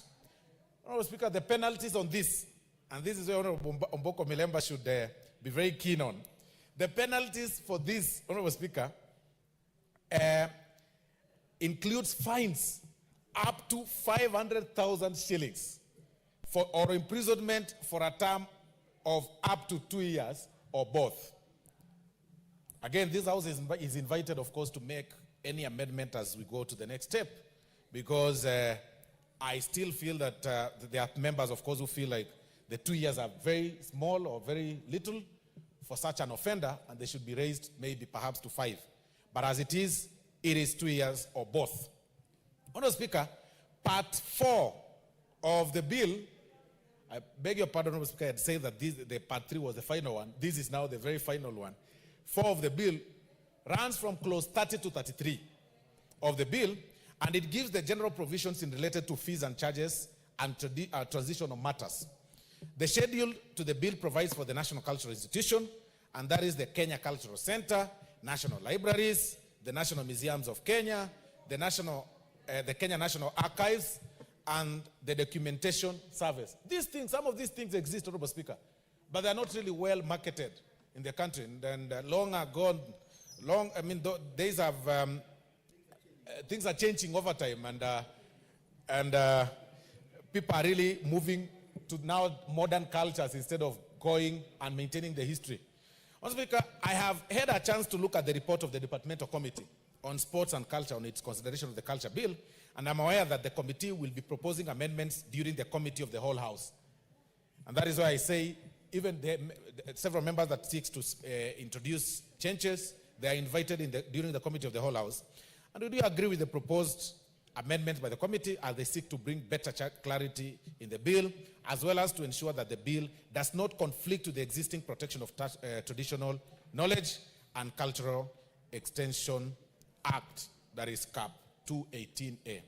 Honorable Speaker, in conclusion, I wish to request the honorable members to support the bill, because this bill, Honorable Speaker, will ensure that the cultural property, and cultural heritage are embedded in all spheres of national development agenda. I therefore beg to move, Honorable Speaker, and I ask the Chairman, Departmental Committee of Legal and Justice Affairs, Manenos, to second. Affairs. Proceed, Member Fadaraka and Chair. Thank you very much, Madam Speaker. Madam Speaker, the mover and the chief whip of the majority is actually being hilarious by saying that these manenos of law are actually under Justice and Legal Affairs. Allow me, Madam Speaker, to second the bill.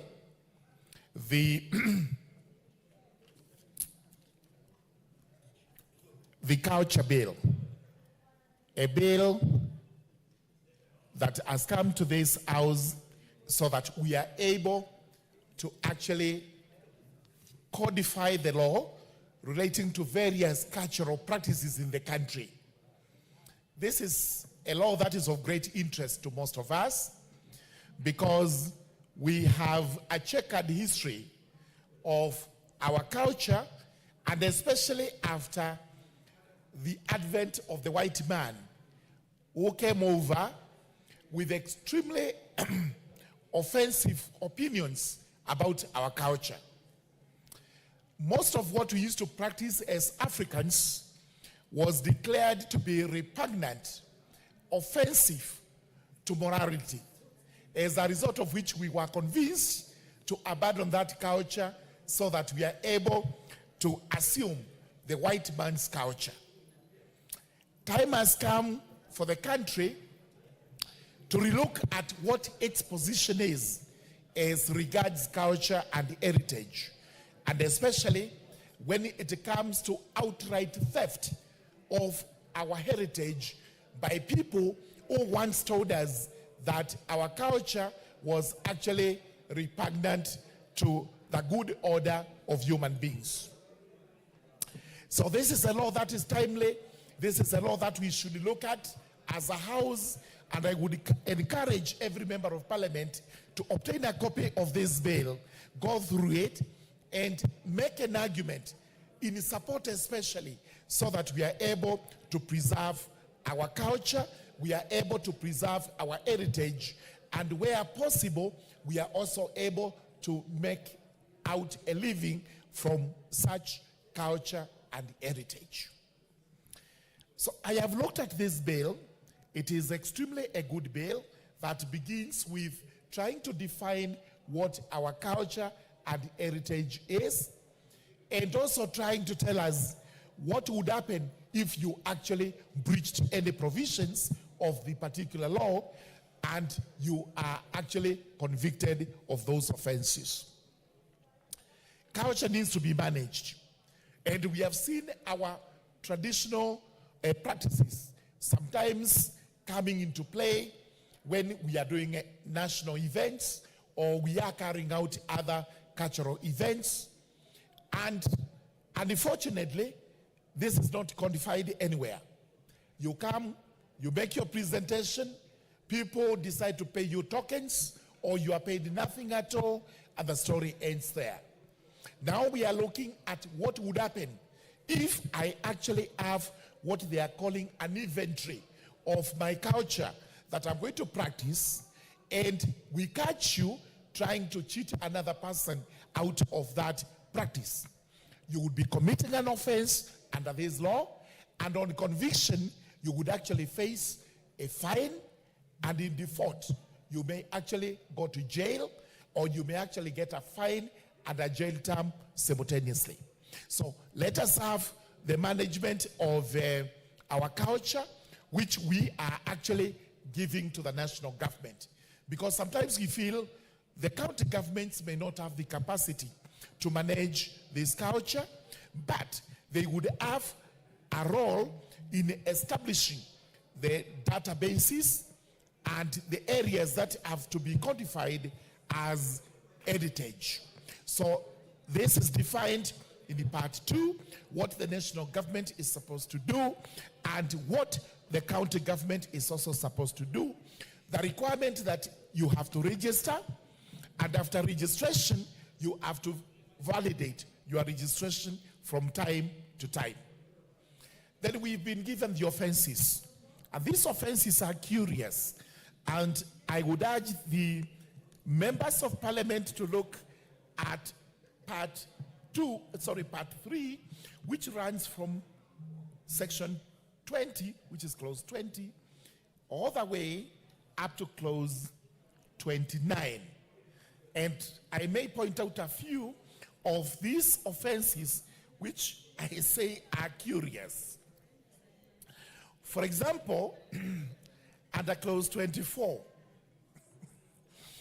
any person who intentionally damages or destroys an inventoried cultural property or artifact commits an offense and shall, on conviction, be liable to imprisonment for life. Honorable members, you have to look at this because it may be disproportionate, such that if you ever commit any of the offenses under section 24, you would actually be jailed for life. And the discretion of the court is taken away. I think this may be disproportionate, and we may just have to relook at it when we go to the committee of the whole house. What is also interesting is 25.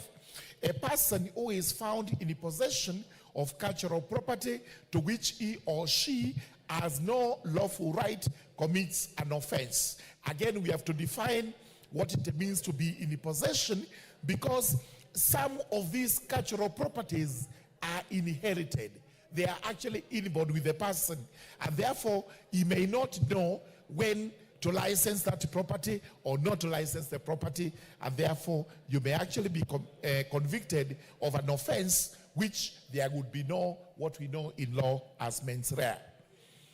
And we move on to see the powers of the cabinet secretary, which are to actually make regulations, and this is after public participation, so that every person is informed of what is going to happen when it comes to safeguarding the heritage and the cultural practices which we actually have.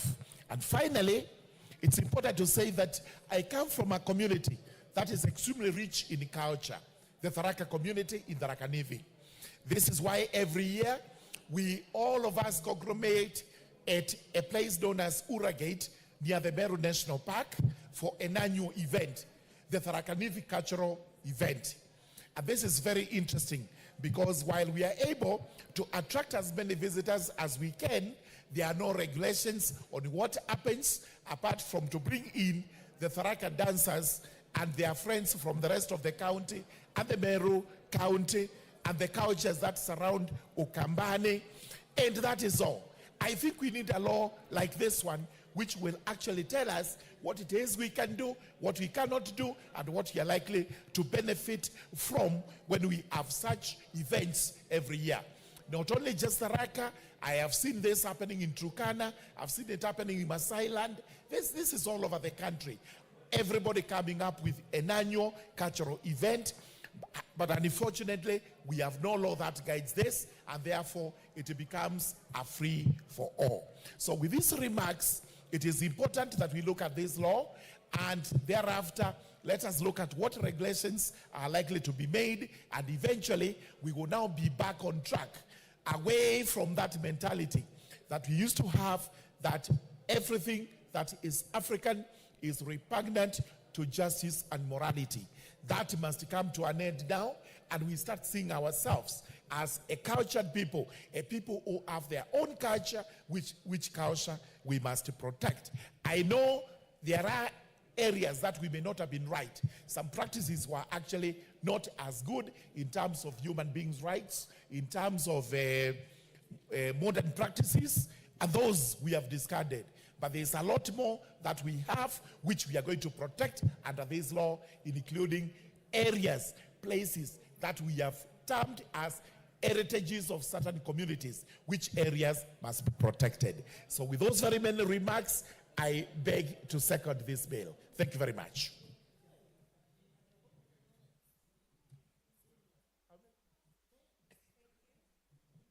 Thank you very much, Chairman. Honorable members, I now propose the question that the Culture Bill, National Assembly Bill number 12 of 2024, be read a second time. Honorable members, before I put the question, I see that there is some interest in this bill. I request those who are interested in this bill to go to the intervention button. And honorable members, I start with the Honorable Julius Ole Sunkuli, member for Kilgoris. Madam Speaker, I wish to support, but mainly because my chief whip there of the broad-based government has said that he begs us to support. But in reality, and I say I support, I repeat, I support. But, Madam Speaker, this is actually not a culture bill. It should have been called a cultural artifacts bill. Because what it basically does is to protect the use of artifacts, the things that are cultural. And the offenses that are given are for those who try to destroy cultural artifacts and things that are actually falling within the tangible aspects of culture. But, Madam Speaker, culture is wider than artifacts. And I appreciate the movers of the bill saying that we need to protect the cultural artifacts. I know from where Honorable Osoro comes from, there is a big guitar called the Obakano. Unfortunately, it's not listening because somebody's there. Yes, we need to protect the Obakano so that not everybody can use it as their cultural artifact. Or the Chiondo, or Kiondo from central Kenya. Or the kind of things that we have in Masai Land, we are happy that nowadays everybody wants to wear a Masai shuka. But Madam Speaker, we need a law that is going to address what benefits there will come for those of us who have made this wide contribution to the culture of Kenya. And also that we try and prevent counterfeits of these things. I went to a Chinese market one day at a place called Liu, and I saw Masai beads being counterfeited there. I think if these things are done within Kenya, there should be a law that will protect them. But that is just about artifacts. This bill, therefore, needs a lot of work to be done on it. And the first thing we need to do, which has not been done, is actually to address the real issue. First of all, I don't understand why this bill creates an offense called doing research without permission. I mean, I don't know where the author of that offense is coming from, because research is what actually promotes culture. If somebody wants to know the origins of the Embu dance or the origins of the coastal dances, I think that they should not go and ask anybody for a permit for it. The person could research on that culture, write about the culture, publish the culture, and sell the books about that culture. That culture will become known in Kenya and outside Kenya. So we would like to see that when amendments are made, this idea that you need to seek permission in order to research a particular culture should be removed from our offenses. There is never any excuse why we outlaw research. Research should be done, and there should be no clearing house for research, because in the first place, we are giving this authority to people who themselves do not know what the culture is. Secondly, Madam Speaker, when you look at this law, and it comes to the real issues about culture itself, and that is made in clause 9 of the bill, everything about the cultural law has been given to the counties and to the cabinet secretary.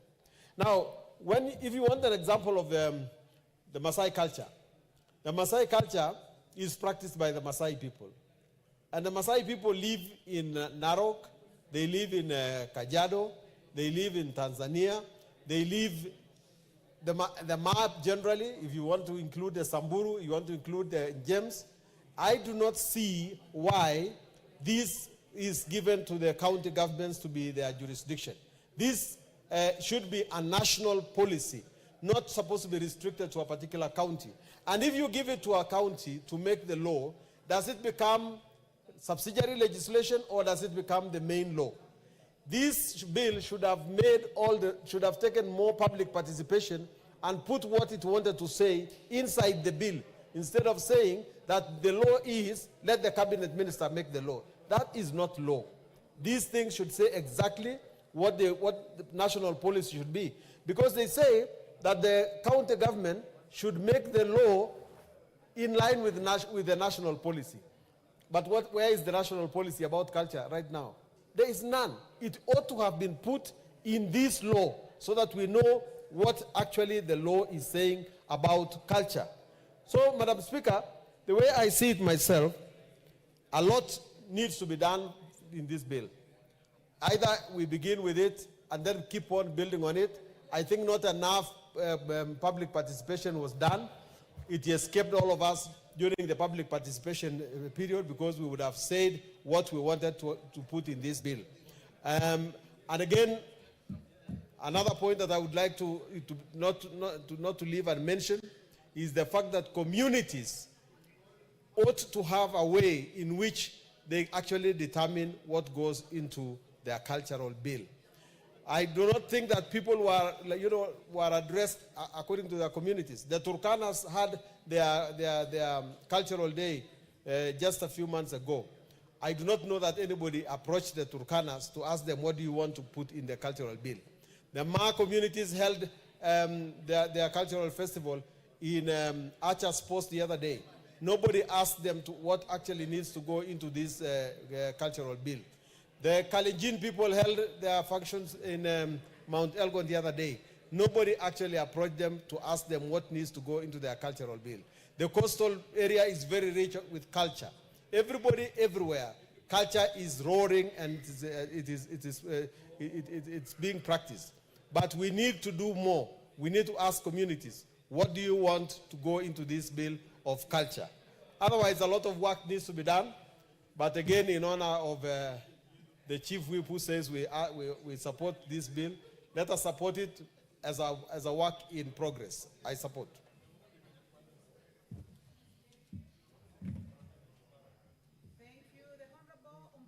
Milemba. The Honorable Omboko Milemba, member for Emuhaya. Thank you, Honorable Speaker, and let me thank the Whip for moving this bill so well and clearly so, and thank the committee for what they did on trying to bring a bill that will guide culture. And some milestones have been made, whereas we still have room for improvement, like on the role of the county government and the national government. I think the role of the national government should be given more emphasis because culture was supposed to unite us in Kenya. And if we leave it to be managed in enclaves and pockets, like the earlier speaker almost alluded to, then we kill the spirit of using culture as a means to integrate the country. Another milestone was the issue of royalties, which I really loved, because many foreigners and people use cultural artifacts and other expressions without payment. The Maasais, I think, have suffered most because their regalia and other artifactual materials are being used. There is also the issue of database, great milestone highlighted by the bill, because this will assist us to keep track of what is going on within the different cultures and even count them, know the progress. Honorable Speaker, there's the issue of the artifacts transfer and what it contains and so on and so forth. Creation of cultural centers in every county, great. Registration of cultural property, very, very great. And then finally, what I almost questioned was the punishments that have been proposed by the law when you do take away some of these cultural artifacts and other properties. And this I thought was too little, because if you say you'll punish by imprisoning somebody for 2 years or even less, or a fine of 100, 200,000, and you know, this is a person who has affected the entire community and their cultural landscape and expressions, then it looks like we are casualizing what we really intended to achieve in terms of protecting culture and so on and so forth. Given that, Honorable Speaker, the cultural expressions and artifacts are very, very expensive mementos that can fetch very high prices elsewhere when removed from where they are. I talk about this as I look at where I come from, the strong culture of the Abasiekwe community, who are the only rainmakers in this country, and whom in 1963, when it was over-raining in Nairobi and we wanted to get independence, they were invited to come and stop the rains. And now if somebody interferes with them and then is only being fined 200,000 or an imprisonment of 2 years, that is too little. That's the Abasiekwe community, which still continues to make rains. And they have a number of issues about what we need to do, and this law should have provided that base to protect their culture so that it's not exuded by other people. It also reminds me of the Tiriki in Vihiga, who have a very strong cultural base. They have their forests and expressions, landscapes, which they use for circumcision. I think they'll be circumcising this year. And they really need to be protected. So when we casualize the punishments, then this is something we shall discuss and make amendments. But more importantly, Honorable Speaker, is what the earlier speaker spoke to, because the bill seems to leave out certain areas of culture, which I'll call cultural patrimony. In cultural patrimony, you now go beyond the artifacts themselves and deal with cultural expressions and the nature of the culture itself, the law does not seem to go to that extent. It is identifying items and dealing with items of culture. But you know, culture includes even archaeological sites. So how are we going to deal with archaeological sites that are actually the mother of culture and the other cultural expressions that are supposed to be protected? There has been an attempt, Honorable Speaker, to protect culture using the international law. And this bill tries to actualize some of those conventions that try to protect culture internationally, which is very good. And one of such conventions has been the Hague Convention in its Article 1, which has tried to protect the cultural property and landscapes even during war. But then our bill must encompass the broadness of culture beyond the artifacts and the physical things that can be seen or carried from one place to another. Of course, not forgetting that what this parliament has always done, and which is wrong, and seems to happen again, is we get tired when we are making the law and indicate that the cabinet secretary shall make certain items or certain comments or certain laws which otherwise is not his business to do. And this bill has also gone that direction, and therefore for the third reading we need to go into the details and make sure that we make a complete law, even if it's not be full, because culture is very broad, but it's a law that will be a beginning to protect our cultural practices moving forward. Thank you, Honorable Speaker.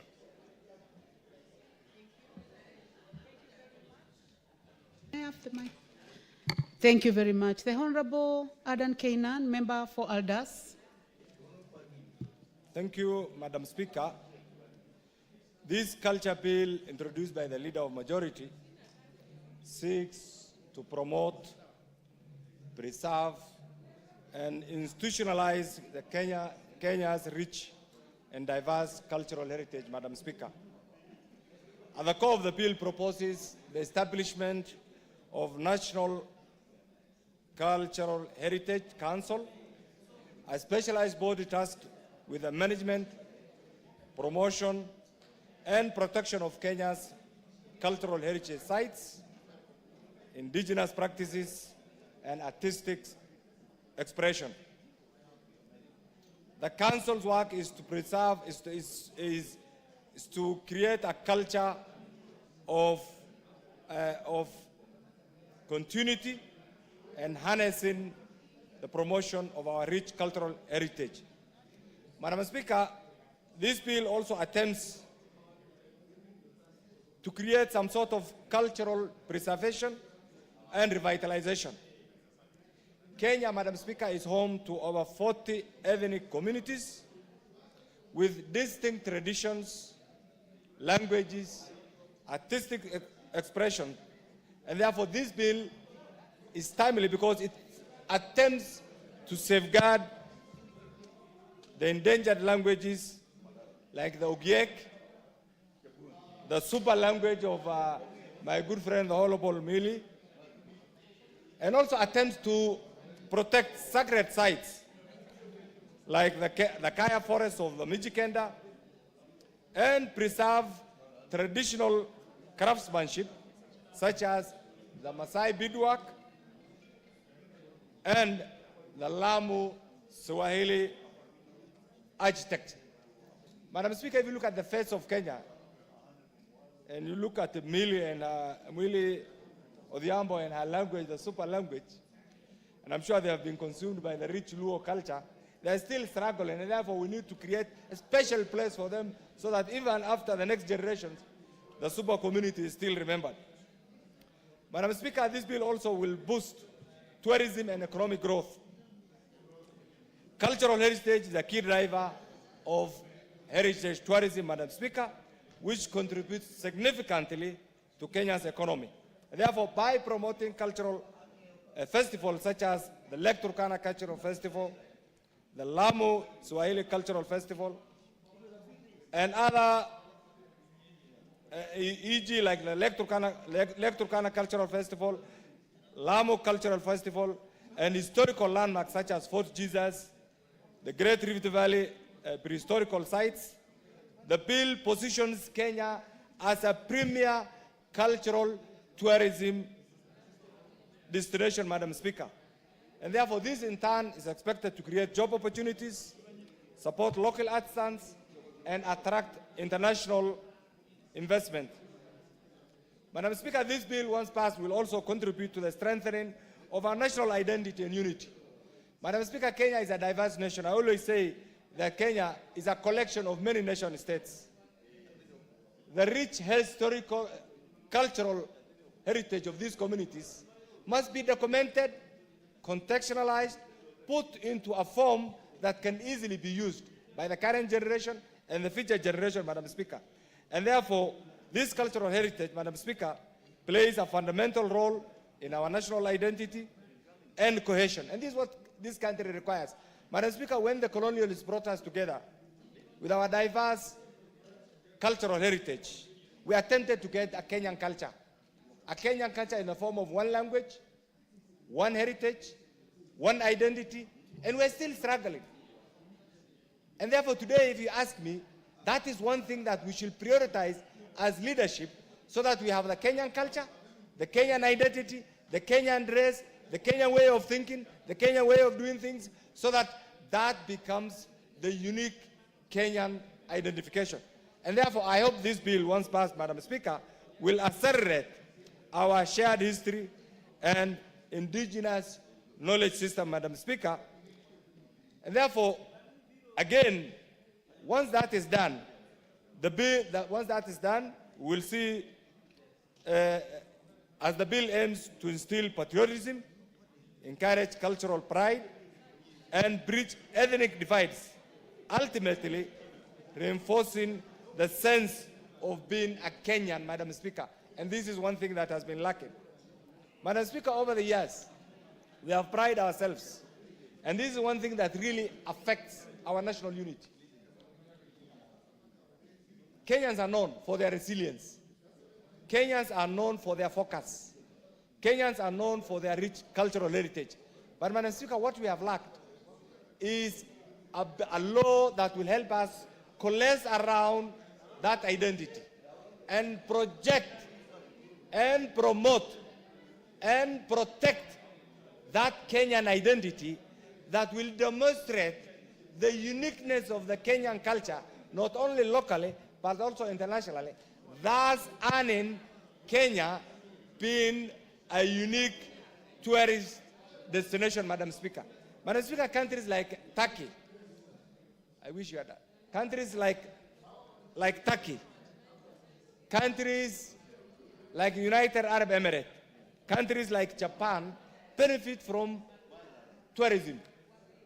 And yet they lack so many other natural resources, Madam Speaker. Can we be in the league of the same nation, Madam Speaker, once we identify and maximize on this critical national heritage, Madam Speaker?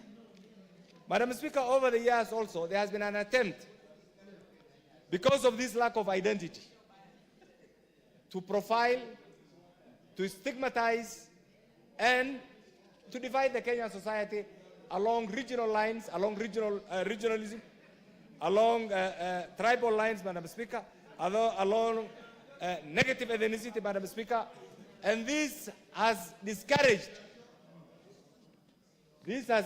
Madam Speaker, our identity as one united, sovereign state called Kenya, Madam Speaker.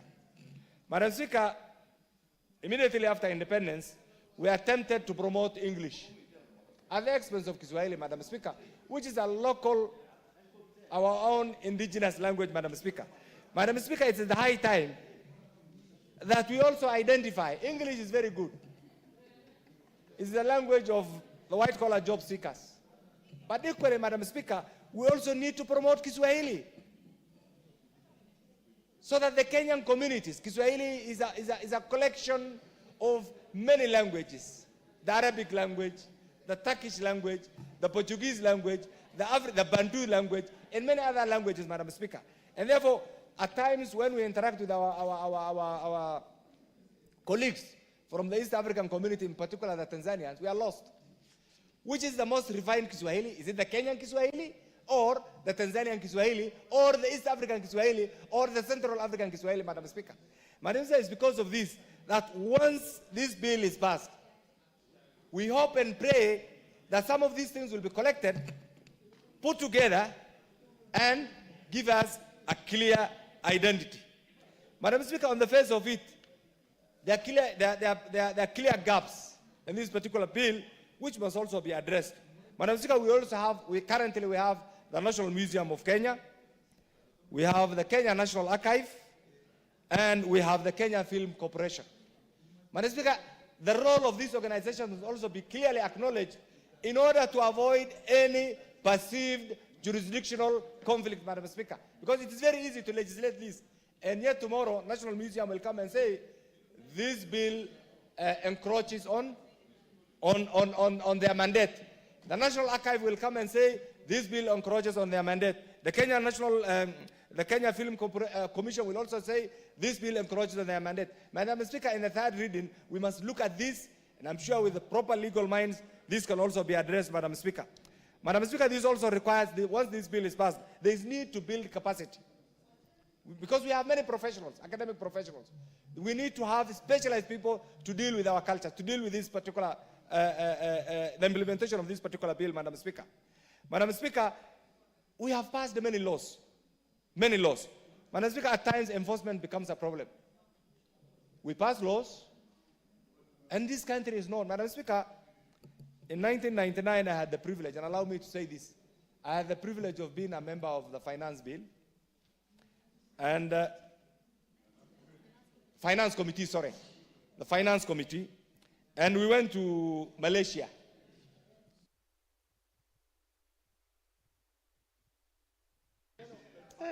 I'll give 2 minutes. I'll give you two. I'll give you 2 for your 5 terms in this house. So 2 minutes. Passing bills is one thing. The next mic. When we went to Malaysia in the name of benchmarking, Madam Speaker, we were told, we were with the late Honorable Michuki and many others, we were told, we went around, we were welcomed by the Deputy Speaker, by the clerk, and finally we asked for a document that we will use to improve the facilities in Nairobi and many other urban centers. Shockingly, the clerk went to their archive, their library, and gave us a document that they borrowed from Kenya in 1974. And we were told to use the same document for benchmarking. I will not be surprised that this bill and many other bills similar bills are in our archives. So what I'm trying to say, it's very easy to pass this bill. Are we ready to implement? Are we ready to domesticate this? Are we ready to enforce this? And this is one thing that we have been lacking. Very good in theories, very good in legislations, but when it comes to implementation, we are not very good. And therefore, this is a good bill, and I hope and pray that once we go through the third reading, we'll have a bill that meets the test of time. Thank you, Madam Speaker.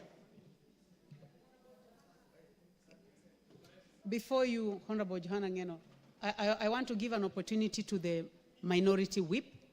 So the Honorable Millie Odhiambo, please. Then we'll have Honorable Johanna Ngeno. Thank you, Madam Speaker, for indulging me, Madam Speaker, because as I'd requested, you know, we are having a current meeting with the different departments on the budget policy statements. I have to run back. Madam Speaker, I wish to say that I support this bill. And Madam Speaker, there is definitely need for cultural preservation.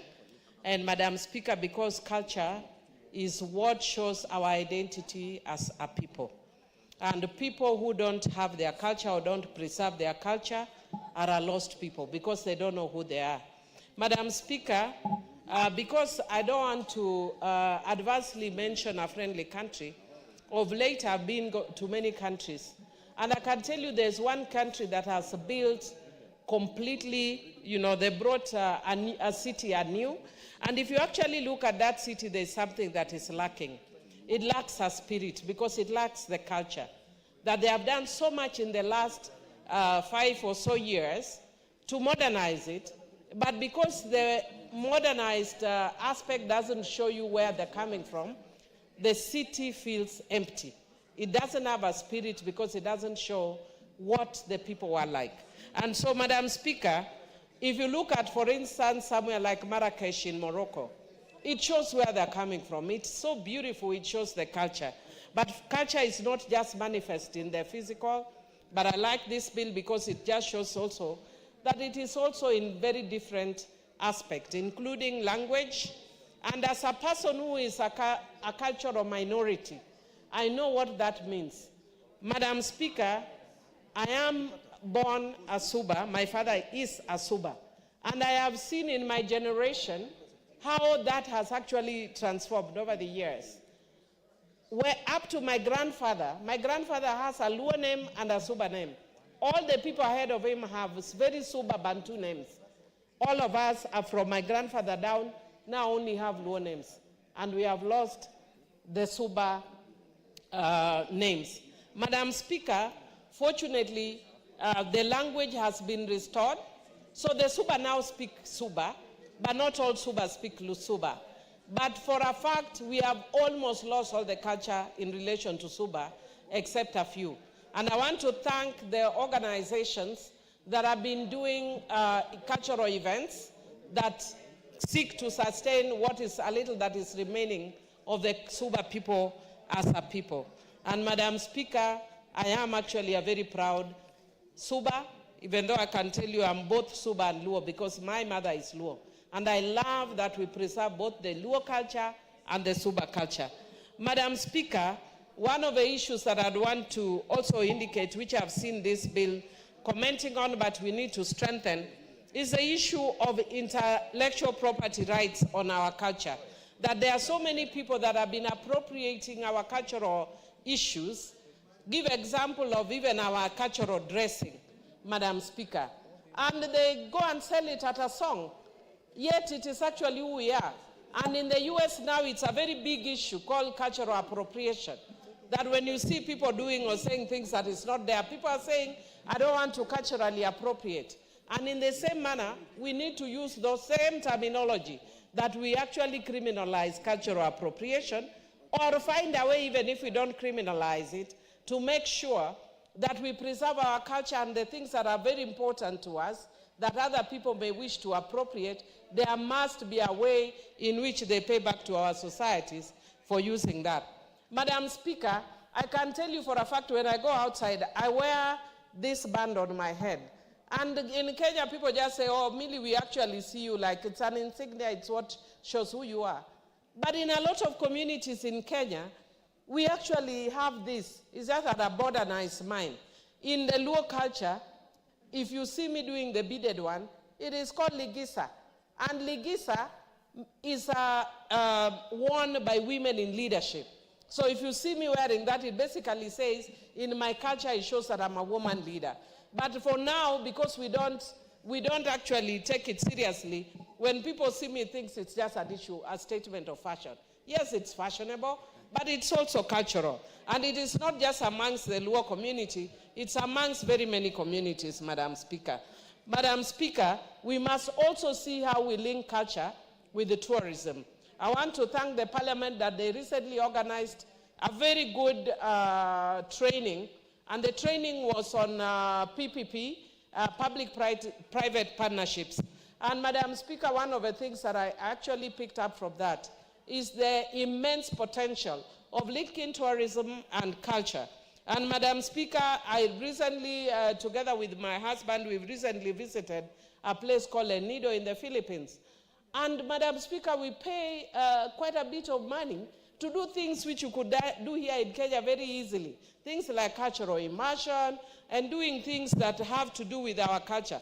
Visiting a spiritual center like Atego Island in my constituency, visiting the two bird islands in my constituency, or the cultural caves in Fagano Island, amongst others. We have a lot that we get from our culture that we can use to, encourage tourism. Madam Speaker, however, I just want to say that I have a rider in relation to this bill that we must strengthen, which is the issue of harmful cultural practices. The Constitution outlaws harmful cultural practices, and I would want us to strengthen the sections of this bill that deals with harmful cultural practices, and say that even though we actually allow cultural practices, there are certain cultural practices that are harmful, such as female genital mutilation, beading, forced wife inheritance, early and forced marriage of young girls. And Madam Speaker, you find there are people, when you go to communities, they want to justify for you. Before I came here, I used to represent a lot of young girls and women in court. And I remember one time when we were in Kajiado court, and the Children Act had just already passed. And we arrested some old man who had married a 10-year-old girl. And when we went there, he said, no, but this is allowed in my culture. And then when we told him, no, we cannot allow you, it's no longer allowed in law, then he said, did Honorable Saitoti know that you passed such a law? Because he thought then Honorable Saitoti should have stopped us from passing a law stopping him from marrying a 10-year-old girl. So because of that, Madam Speaker, we must put a rider that even though we have culture, there are certain cultural practices that are retrogressive.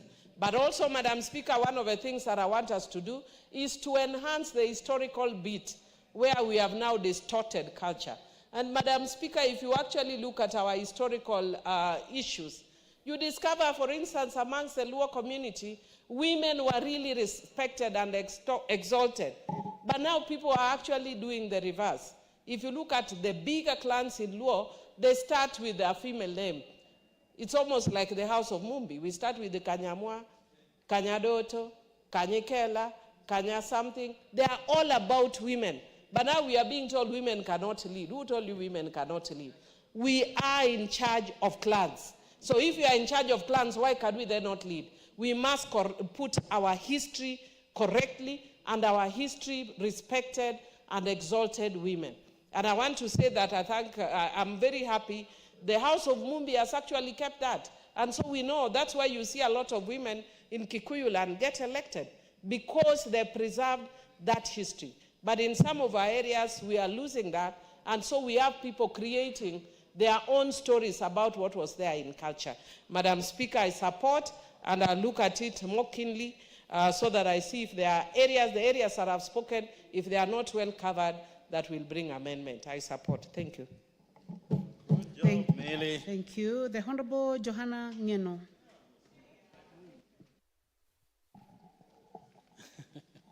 Thank you, Madam Speaker. I also wish to make a small contribution of this matter before this House, especially something that touches on our cultures. You know, Madam Speaker, when we speak about culture, it means so many things to most of us, especially those of us who are brought up in a very serious cultural background. Madam Speaker, when I grew up, a friend of mine who was a teacher used to tell me that an uncultured person is an uncivilized person. To the extent that in most of the cases, people used to believe that when you follow your culture, it's like you are primitive. It's like you're doing backward things. But Madam Speaker, as time went by, we realized that even what the colonial governments and the white people brought us here in Africa was their culture. So that when you even compare the biblical writings, you compare with what our people used to believe in, there is no difference. It's only that ours was not in written form. Only that, but we used to pray to the same God. We believe in the same God. It's only the names are different. But what we were calling our God is the same God that the Bible teaches us. The cultures that we had, the way we prayed and how we behaved, the way we circumcised our boys, and all that, Madam Speaker, is an indication that our culture was just thrown out because somebody else wanted us to adopt their culture so that we forget about ours. Madam Speaker, culture defines who we are. It's our background, and it is something that we must live with, Madam Speaker, so that we must find ways of promoting our culture so that it can be inherited from generations to generations. Culture, Madam Speaker, is the heartbeat of humanity. It is actually how most of us were brought up. And if you were to ask everybody, they were brought up in a certain culture. Even if it is those who were brought up in Nairobi, still they will go back to their cultures. They will be taught on how their people used to behave, the kind of clothing people used to have, etc., etc. So therefore, Madam Speaker, I wish to support this particular bill that touches on how to protect the cultural artifacts, the identity of our nation and our people. And of course, Madam Speaker, to look into what exactly do we need to do so that our culture is not lost. Madam Speaker, first we talk about the artifacts.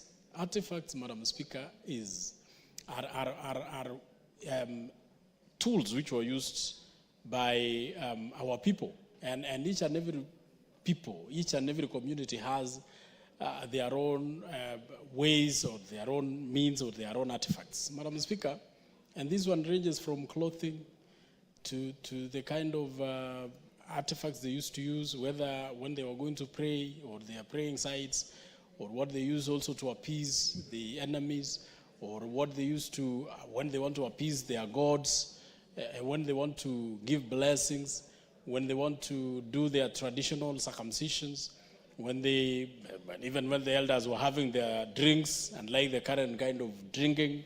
Madam Speaker, those are cultural artifacts that we must protect by all means.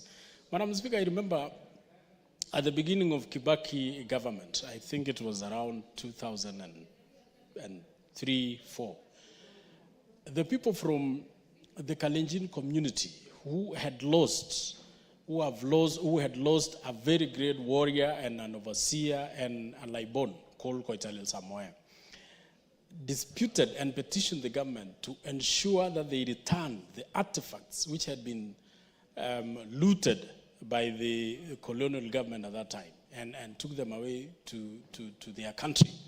And at that time, Madam Speaker, the president of that time helped that community to bring back their artifacts, only that they did not surrender the skull or the head of the Laibon. Madam Speaker, those artifacts have a very serious meaning to the communities where that Laibon came from. And that is why it was very important that they bring back those particular artifacts. Madam Speaker, even in many other areas, many other communities, even the sub-tribes where we come from, there are artifacts which were confiscated, like the stools, the three-legged stools, which were used for prayers and were used also for blessings, and which were confiscated by the Europeans. Madam Speaker, there are those ones that remained. There are those ones that we still have in our homes. And this law, Madam Speaker, protects the misuse and the looting and the stealing of these particular artifacts which can help, or which were used as our traditional memories for traditional use. Madam Speaker, when we talk about culture also touches on the cultural clothing. Every community, Madam Speaker, in this country have their own traditional clothing, their own cultural clothing. And Madam Speaker, I would wish also one day in this house, Madam Speaker, we introduce a cultural day where every member, because at least we all come from particular backgrounds, particular communities, so that we can say this is a cultural day where every member of this house will wear their cultural clothing, so that we dress the way our communities used to dress. And you will be shocked, Madam Speaker, because we have our dresses, cultural dresses that fits us so well, and they are so good, so that when you see our ladies, if they were to put on those particular clothings and dresses, Madam Speaker, you'll be shocked at how beautiful they look. And even men, when they put on those particular dresses, clothes, Madam Speaker, you will imagine how also men handsomely look, apart from the ones we wear in Parliament. Like when we put on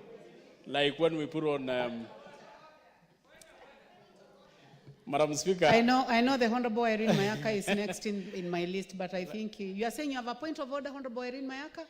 Yes. Please proceed. What is out of order? Thank you, Honorable Speaker. Honorable Speaker, the Honorable Member is out of order because he's telling us that we only look beautiful when we wear cultural clothes. What does he mean? What is he insinuating? Is he trying to say that right now we don't look beautiful? He needs to withdraw.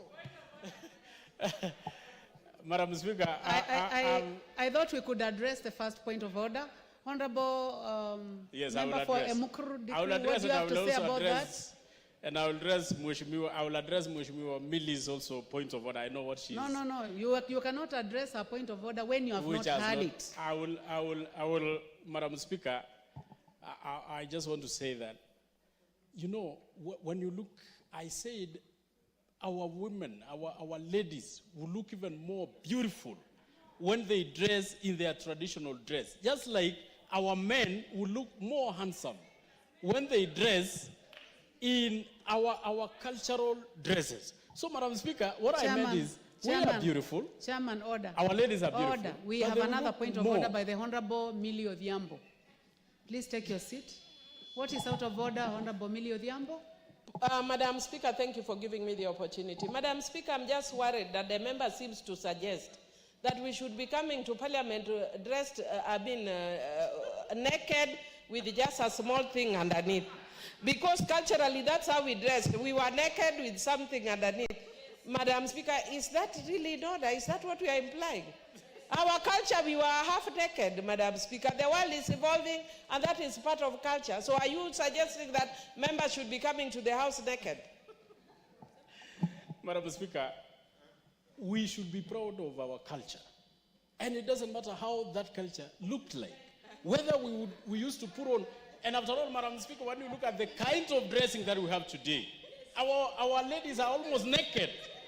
And yet, that is not even our cultural dress. So what I meant, Madam Speaker, is that we would, let us be proud of where we are, where we came from, who we are. And that starts from our artifacts, to our dress, to our food, to the food that we eat, to the sites that we normally visit. Because, Madam Speaker, even the cultural sites that we visit will look more, even healing, than the sites that we visit, like even the National Assembly. Madam Speaker, we normally had places that we will go for cultural prayers, and they look so soothing than even any other place. So what I meant, Madam Speaker, is that our ladies are beautiful, but they will be more beautiful if they were to put on. Well, you've done very well to defend yourself. The Honorable Irene Mayaka, and thank you for your patience, Irene. Thank you, Honorable Speaker. Honorable Speaker, I also want to support this particular bill, which I think is very well placed before the House. And Honorable Speaker, this is a bill that actually gives meat to bone to Article 11 of the Constitution, because that already speaks about protecting, promoting, and defending our culture, but it doesn't give us the structure and the how to do that in a manner that actually ensures that all the cultures within our country are actually protected. Madam Speaker, the fact that as a nation we have a variety of cultures is actually a very good thing, because we are able to showcase the different aspects of who the people of Kenya are. And Honorable Speaker, just as a few members have already said, is that most of us who are city-born children, who have not had the opportunity to interact with our culture, we don't really understand, unless you had parents like mine who ensured that you knew about the traditional dances of Abagusi, the traditional liquor of Abagusi, and various other traditions. You will not be able to really interact with that. Honorable Speaker, and also, this is actually a very good coincidence, because I know you skipped statements, but my statements was actually alluding to an aspect of protecting some of the cultural sites that the people of Abagusi and especially Nyamira County has. For example, Honorable Speaker, we have a place in Manga Hills that is called the Engoroya Manga, where it has been said that when you drop something in that particular hole, it goes all the way to Lake Victoria. And that is one of the sites that has been beholden by our people, We have cultural stones there that actually look like a person. We have cultural huts there that people actually go there and pray. And actually, Honorable Speaker, when people go to visit Manga Hills and those specific places, like the men dress in suits out of respect for those sites. And what they do there is that they go, they pray for the community, they pray for their families. And these are some of the things that I'm actually seeking to protect and to ensure that it is preserved so that even our children get to learn about it. Honorable Speaker, the other thing that I really like is that the bill even speaks about our language. Because most of the people, most of our children now, because they are born from families of different communities, they're not able to speak our languages. And also because of school again. Unless you deliberately, as a parent, go out of your way to teach your children their languages, their ethnic languages, they do not even speak it. And those are some of the things that we need to reserve. Honorable Speaker, I just want to speak about some of the clauses that for me really stood out. Like, for example, clause 9 that speaks of establishing royalties. That is very important because we do not want these cultures to fade away. We do not want, for example, the Maasai shuka to fade away because it has not been protected by royalties. We do not want the sisal skirt that the Luos use to dance their traditional dances to fade away because it is not protected. Or even, Honorable Speaker, our traditional alcohol, ebusa. I know different communities call this by different names, but we do not want that to also disappear as well. Clause 10 speaks about compensation of people's culture. And on this particular one, I'm very interested and very keen on it. Because, for example, if you go to a wedding and people dance our obokano from the Gusi community, I'd like to see a situation where royalties are actually paid back to the community. Or the ribina dance, that for us, we use that dance when we are inviting rains to come to our community. Honorable Speaker, the other clause is clause 11, that speaks about exports and imports of products. Again, very interesting, and I'm very biased in terms of giving examples from my community, the Abagusi community, because we are famously known for the soapstone culture and different items that are made out of the soapstone. But this is something that has slowly disappeared. We are seeing a situation where it is now individuals who are doing the exports on their own, instead of actually having it being like a community thing that is being done, so that people out there know that when you get a salt shaker or a tot glass or a mug for drinking tea that is made out of soapstone, you know that this has come from the Gusi community. And if you can have a way of even ensuring that this is even engraved and the royalties are protected, then that will be a fantastic thing. The other clause, Honorable Speaker, is clause 18 that speaks of promotion of culture. And Honorable Speaker, this particular one, I just want to connect it with the Utamaduni Day. Because yes, we have Utamaduni Day, we have the national celebration, but for me, this is a celebration that should actually be devolved down to different communities. So that on this day nationally, we know that as the people of Kenya, we are all celebrating our specific culture. I also like the fact that we want to have cultural centers that mushroom out of having this particular bill in place, so that if you come to Nyamira County, or you go to Baringo, or you go to Kirinyaga, or you go to Samburu, there's a place where you can actually go and see that this is where people have managed to it's like a museum where you can be able to see different artifacts.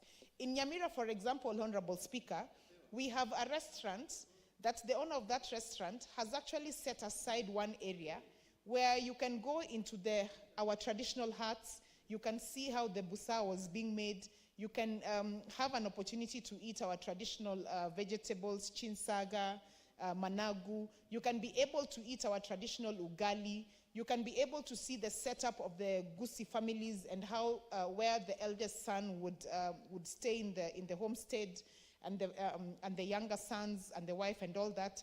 But having said that, Honorable Speaker, about all the beauties of our culture that we can actually defend, for me, the one thing that I also want us to be very careful is the promotion of the retrogressive culture. And this we need to check the bill and confirm, which we will do, so that if there's any particular place that does not categorically speak about the retrogressive culture, then we can set that aside. Retrogressive in the sense of, for example, for us, the FGM practice. That is definitely not a culture that we would want to promote. So we have to be very careful to ensure that these cultures that are very retrogressive are not encouraged. Honorable Speaker, having said that, and so that I also save time for the other members, is that, yes, I really want us to celebrate this bill, but also I do not want this to be one of those bills that is just put on the shelf somewhere after its assent.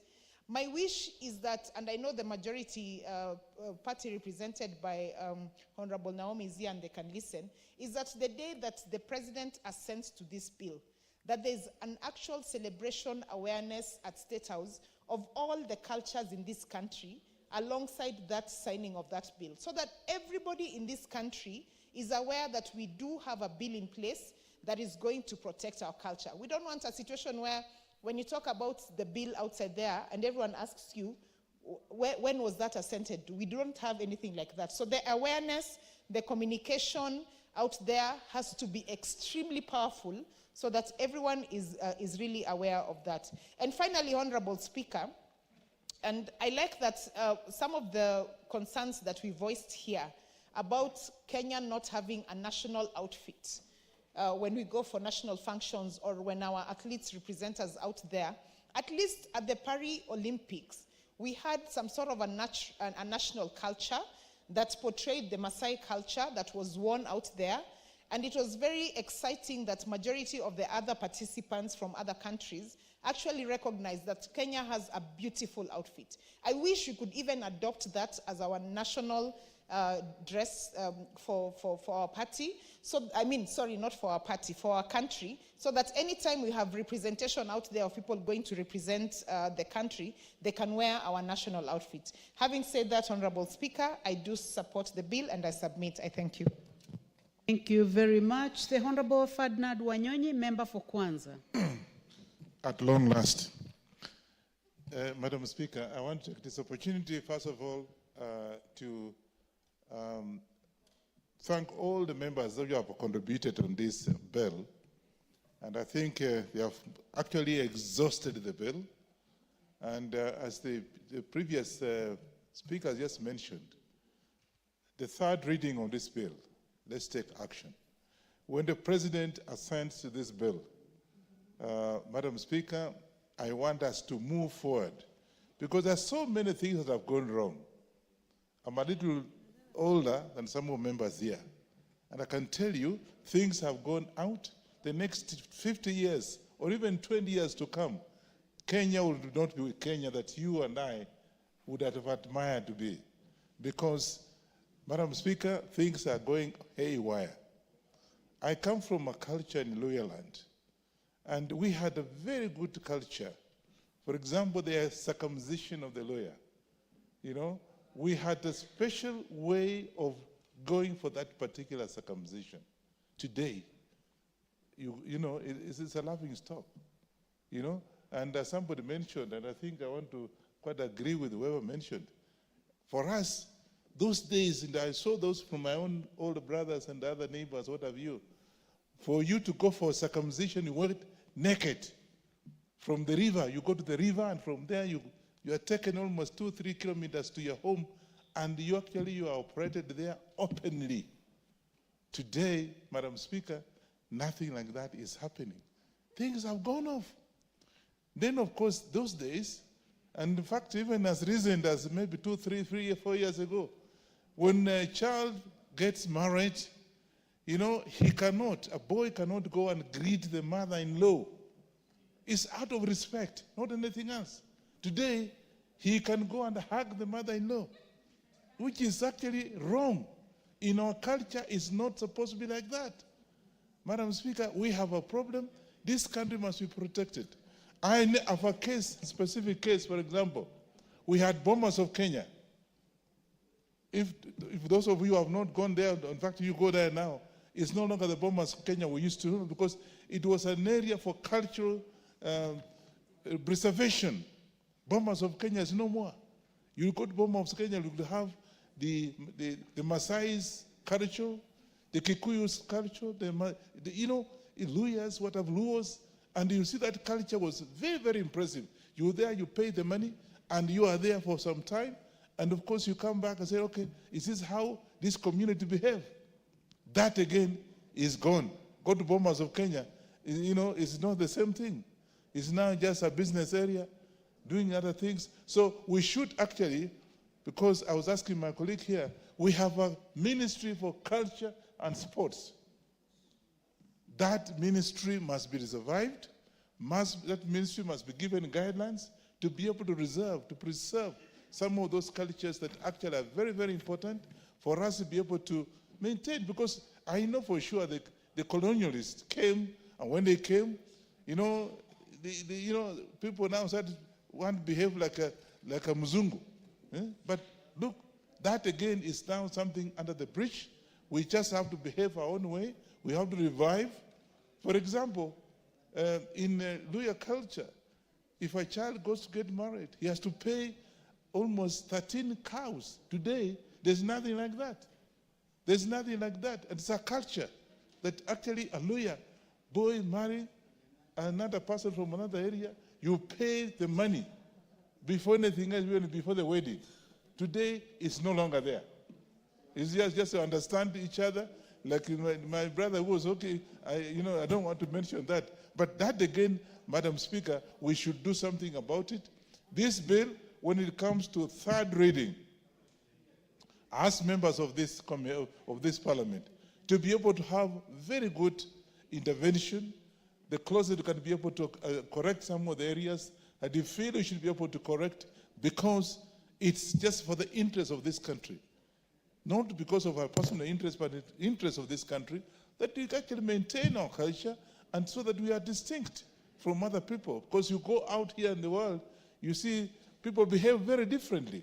And so I want to say that, Mr. Speaker, as you take over, as you take over the seat, I want you to also take note of this, and I think let's have a house full in the third reading of this bill, and let's look at areas where we can be able to put some inputs and be able to see if the culture of this country can be improved through a specific ministry.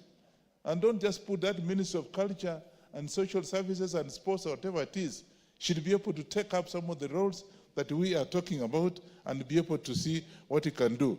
And last year, not least, I think the county government and the central government of this country should work in collaboration to be able to maintain some of those cultural areas. There's some areas which actually, some of them are still there, they are neglected, but it should be revived, so that through the county government, those cultural centers be revived for the benefit of our future, so that we have a good historical background. So what will be our grandchildren write about Kenya? It will be nothing. So we want that cultural centers to be revived, be protected through the Ministry of Culture and Social Services, and it should be also be replicated in the county government. Should have the similar ministry or department in the culture in the county government to be able to maintain these areas, because it's important, Mr. Speaker, that we keep these people as soon as it is. And of course, then we'll have like this bill is actually saying, of course, anybody now, once we are through with that, anybody destroying any of these cultures, whatever, should be actually be punished in terms of paying fine. And that fine should be going, of course, as you know, if you are going to Bomas of Kenya, you pay a lot of money. And there was a Minister of Culture who was getting that as an income. Similarly, anybody interfering with any of these cultural centers should be, and of course the behavior, whatever it is, should be fined. And those things are being fined through wazee wa mtaa, or the communities can be able to come up with whatever. So that again is something that we have to revive for the benefit of our country. I want to take this opportunity to thank the leader of the majority to have come up with this particular bill, and I think it's very timely, and I hope and pray that we'll support it to the last thing and be able to have it implemented immediately His Excellency puts a concert on the same. I want to thank you and I support this bill. The Honorable John Waweru.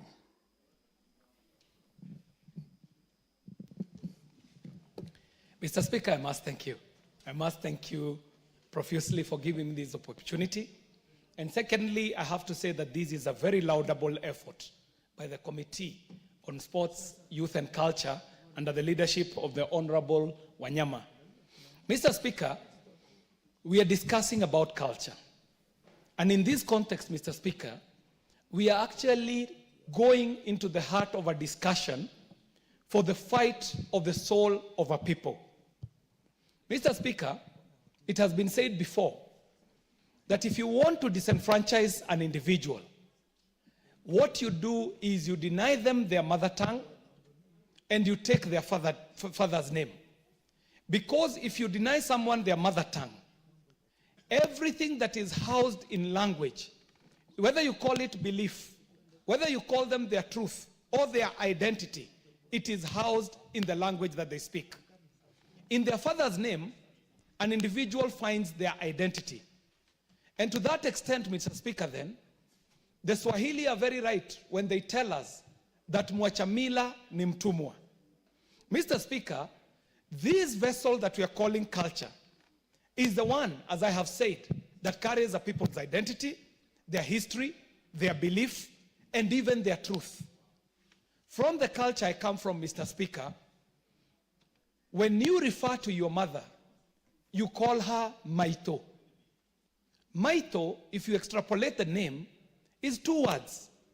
There is the word ma and ito. Ma means the truth. Ito means ours. So the name mother, in essence, means our truth.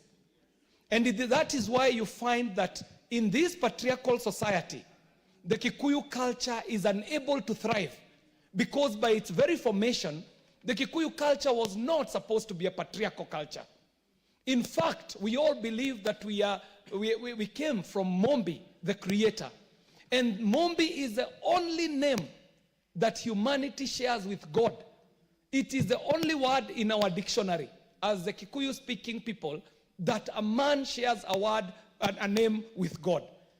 Madam Speaker, Mr. Speaker, sorry, Honorable Speaker, I have to say that the tragedy that we seek to remedy by having a bill that gives a framework for the protection of our culture has to do with us finding our way back.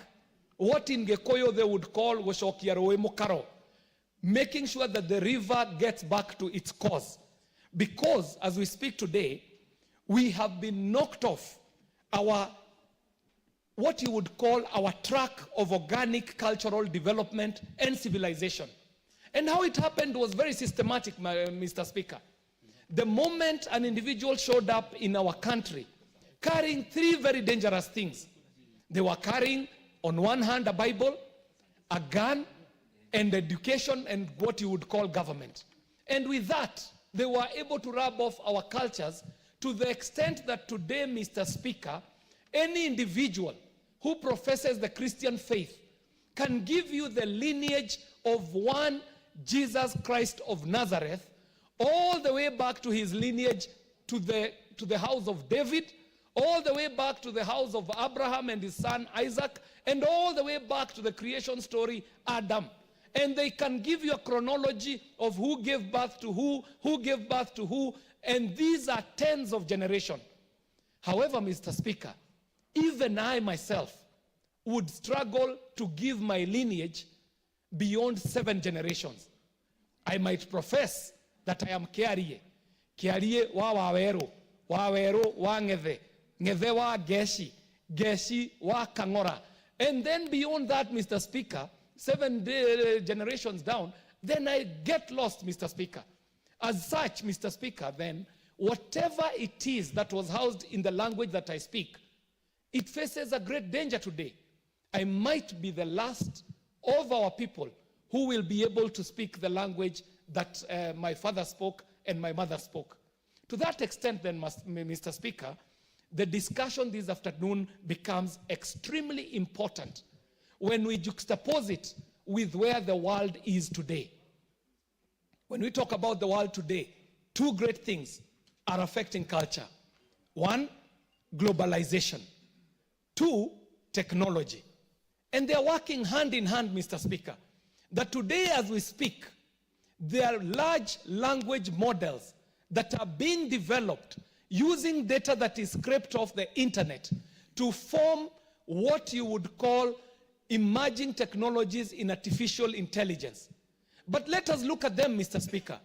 The language models that we are speaking about today in the world of artificial intelligence and emerging technologies, of the data that they are scraping out of the internet, we are told that 46.5% of that data is in one language, English. German follows closely, Russian follows after, but then, at what point then will my Gikuyu language or my Kamba language from my lineage be onboarded onto this new development in what we are calling the fourth industrial revolution? As such, Mr. Speaker, what has been happening then is a lot of cultural appropriation. We know that in this country, there are artifacts that throughout history have been plucked out of our country and are in exhibition and being monetized in capitals abroad, in museums abroad, Mr. Speaker. The man-eating lions of Tsavo, two of them, male lions that did not have a mane, a spectacle to behold. When they were shot by a man called Peterson, they were then taken to some museums in Western capitals where they are to date. We are told by historians that one Koitalel Arap Samoei was decapitated, and his head and maybe the skull at that point was taken to museums abroad. Those museums do have entry fee. There are researchers who make big researches out of the data that is in those museums. However, is the Tsavo community benefiting from this appropriation of this culture? Are the Kipsigis benefiting from their leader being exhibited in a museum for now close to a century and some more years? So that, Mr. Speaker, then, the need for a comprehensive legislative framework that enables us to support the integration of culture, the cultural properties in this country, and cultural heritage becomes a priority, Mr. Speaker.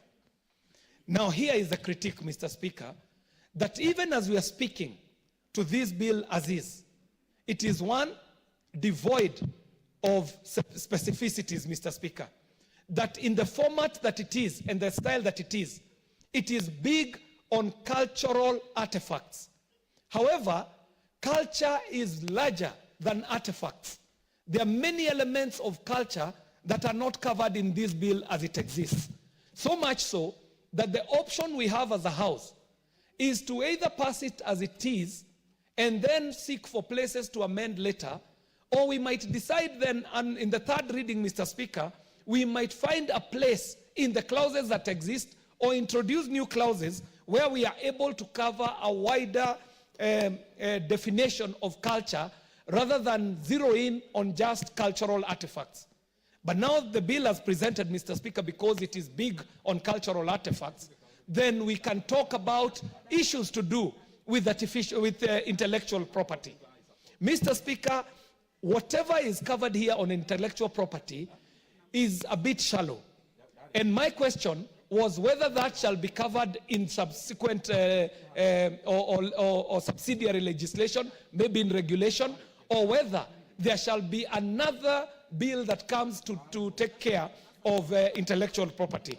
But finally, Mr. Speaker, I have to say that the essence is urgent. One, for the preservation of our culture and the protection of our culture. But secondly, Mr. Speaker, and most importantly, this House is the House that ratifies international treaties, international conventions. And so, Mr. Speaker, the treaties that we have ratified, some by UNESCO and many others to do with culture, have been given life and effect by us processing a bill that takes care of culture.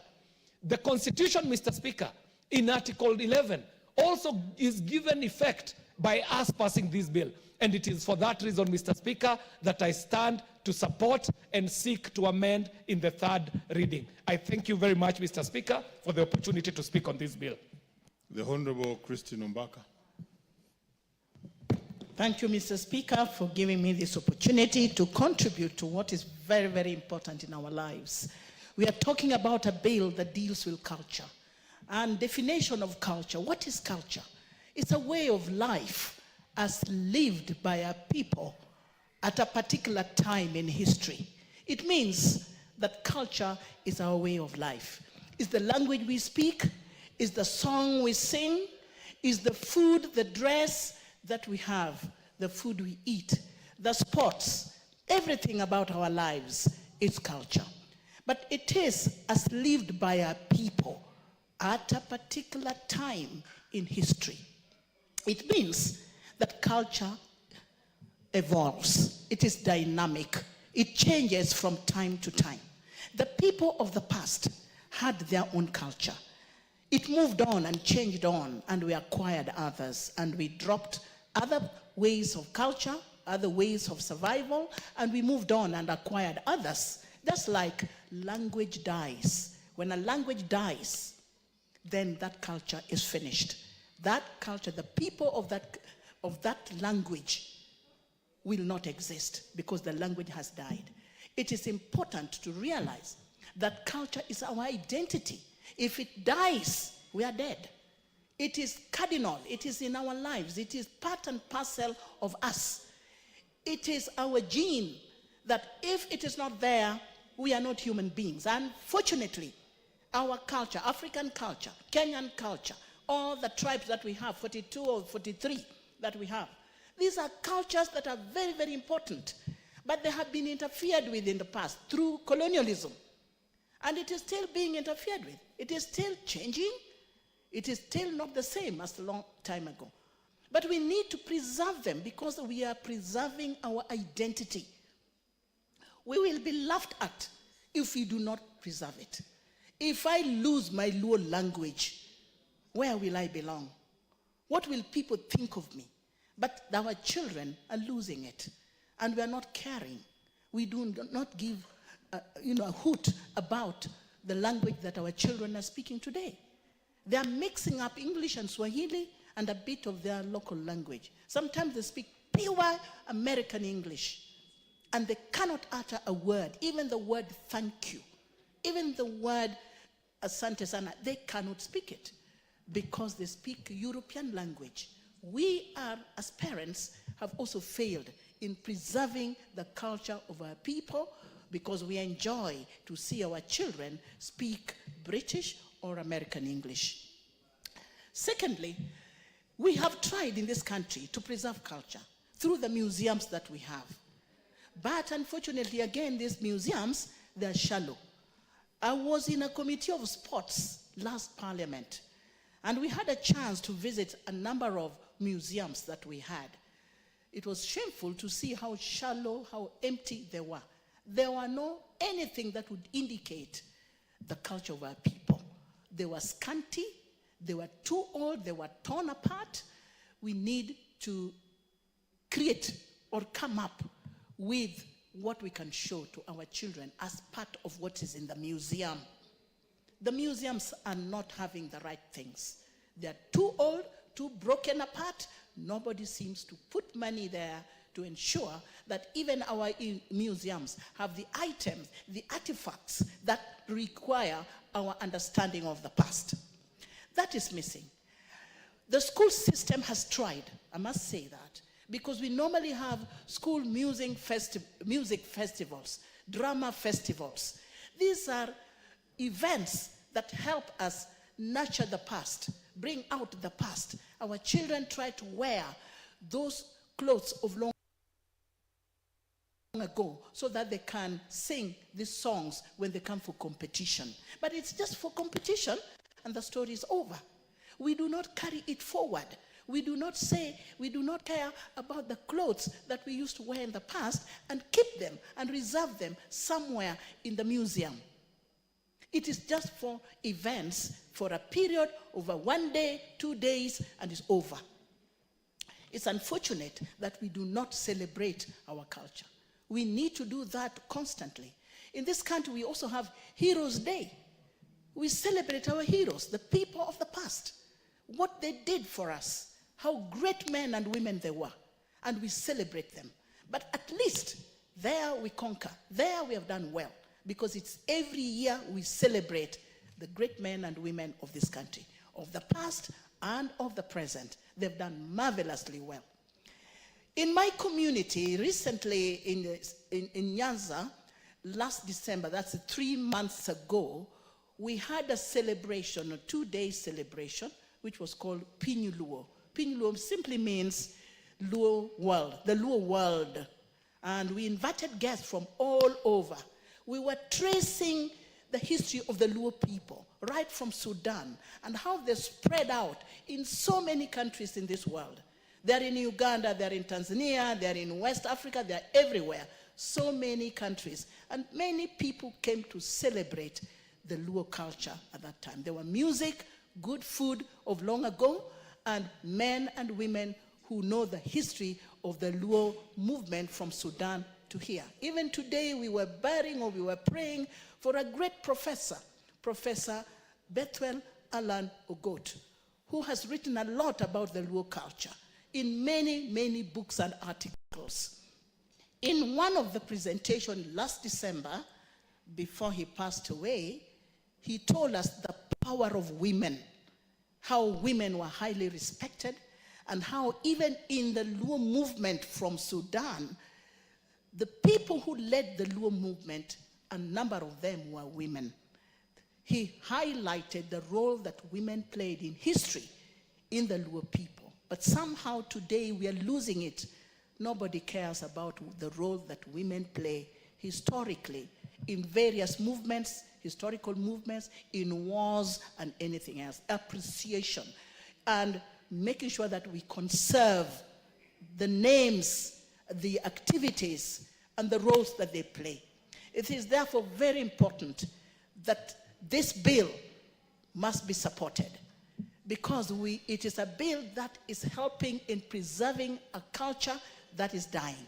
The Kenyan culture is rich. We are 42 communities. And that does not mean we are divided. It simply means all these communities with their cultures can make us very strong as a united nation. Kenya is a united nation. 42 communities form a nation. And so we need to celebrate the cultures that we have, the 42 cultures that we have. I know culture is dying, but we need to still fight very hard to protect it. We need to protect Gotramogi. That is a hill where our ancestors settled when they arrived in Kenya those many years. Nobody should go there in that land and start digging and treating it like his own. It must be protected, and nobody should interfere with it. We have the Kikuyu Kiondo. I remember very much in this very house, somebody brought the issue of Kikuyu Kiondo, that some other European countries are grabbing and calling it their own. It is owned by the Kikuyus because that is a traditional basket that they weave that is part and parcel of their identity. But some people, foreigners, have grabbed it and made it their own. So that is where the catch is. We are losing what we have to the European countries. We need to grab back our culture that they have taken, what they are making so much money on, that belong to us. We need it here, right here. Because if we don't watch it, they will grab everything and they will take us back to their country and make money out of us. Very soon, you will call that slavery. They will soon pick us up and take us over there if they're taking some of our property that we need to protect. I'd like to conclude, because I'm rushing somewhere else, to say that I support very, very highly this very bill, because I'm supporting our identity, I'm supporting our way of life, I'm supporting the Kenyan people who are protecting and fighting for their communities, fighting for their values, fighting for their way of life as lived by by a people of today's culture. Thank you, and thank you for giving me this opportunity, Mr. Speaker. The Honorable Naomi Wako.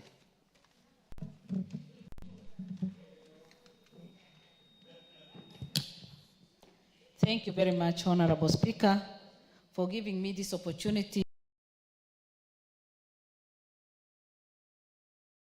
to contribute to this debate that I like because of the Cultural Bill 2024 that has been moved very ably by the Chief Whip, and I have been listening.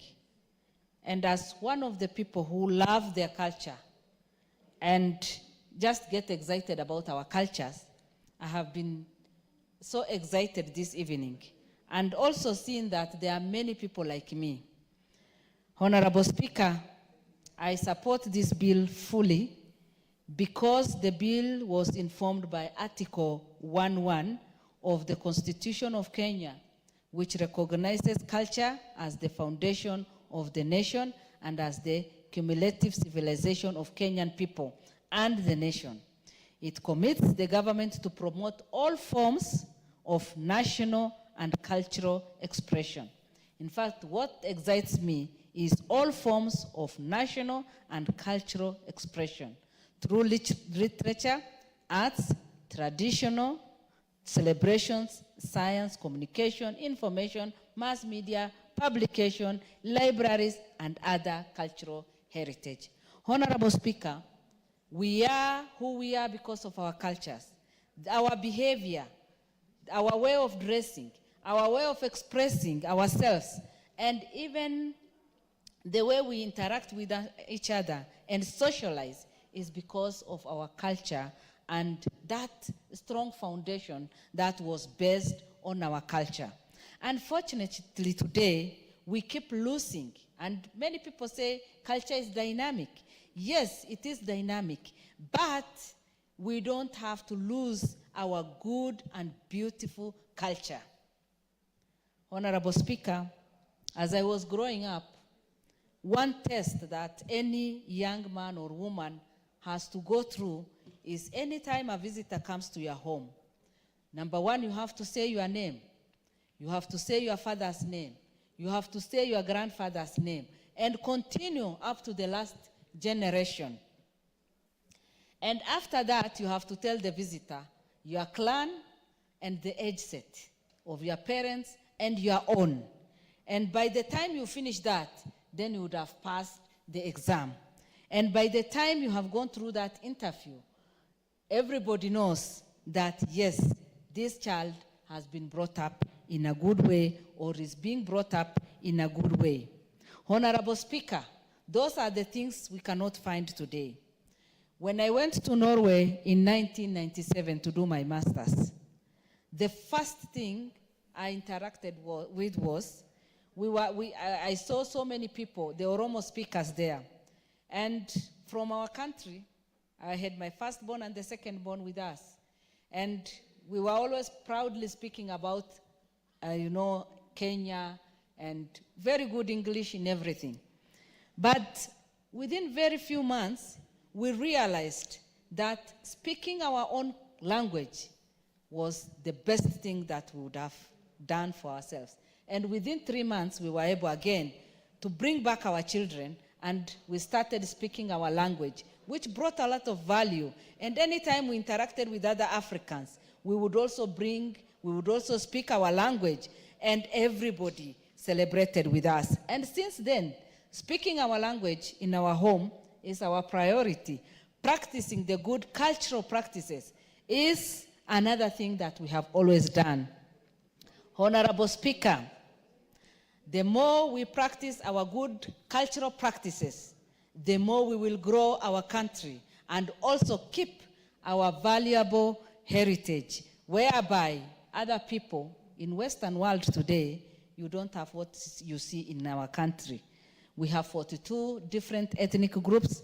We have, in my own country, we have 14 different ethnic groups, each group having their own unique and special cultural practices.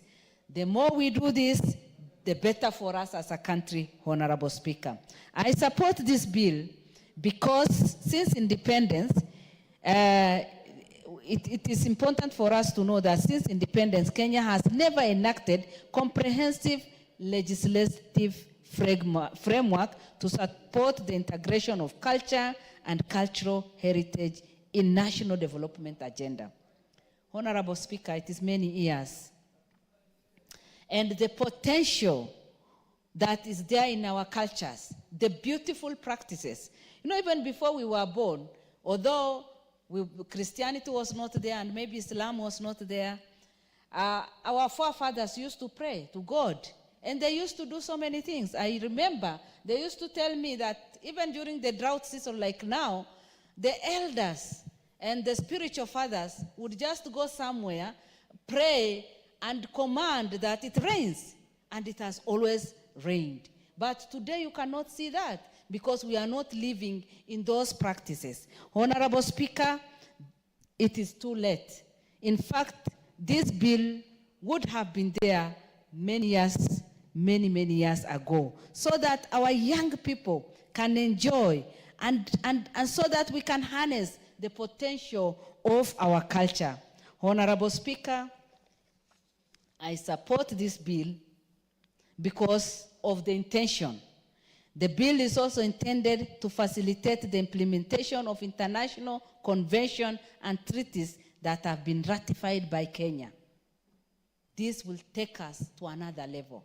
We will make our people proud of their culture, and we will also make use of those old people who are there among us now so that they can bring the beauty, they can tell us what they know.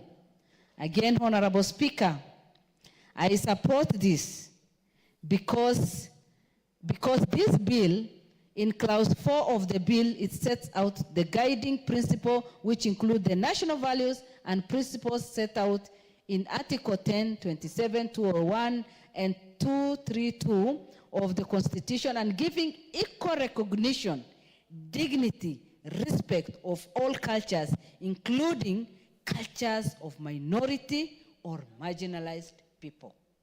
Honorable Speaker, this is where I belong. And for many years, we have been marginalized, we have remained minority, although we still uphold our beautiful cultures.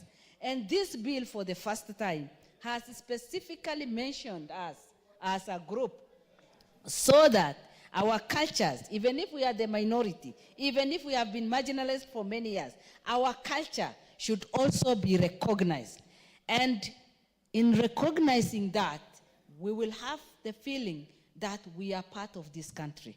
Honorable Speaker, for many years, those of us who live in northern Kenya have been referring to this part of the country as Kenya A, and those of us in Marsabit and beyond as people living in Kenya B.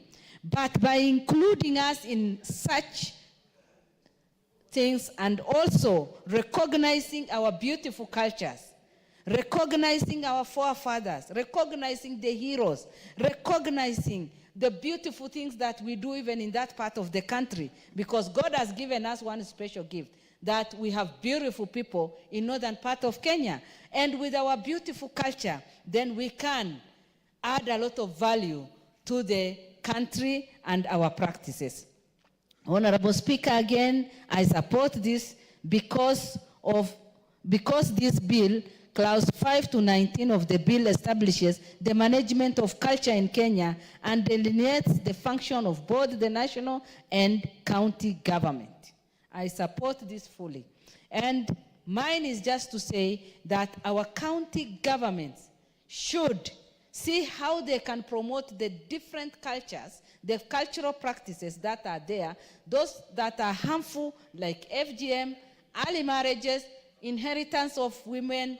We can put that aside. But those good cultural practices should be enhanced, should be promoted, so that even our young people can have somewhere they can go and see the value of our cultures. Honorable Speaker, we need to finish the debate on this and make sure that our president will sign so that it can be practiced. And as we do that, we should think of Cultural Week in Africa, Cultural Week in Kenya, our cultural outfit, so that even when we come to Parliament, for that 1 week, we can be practicing.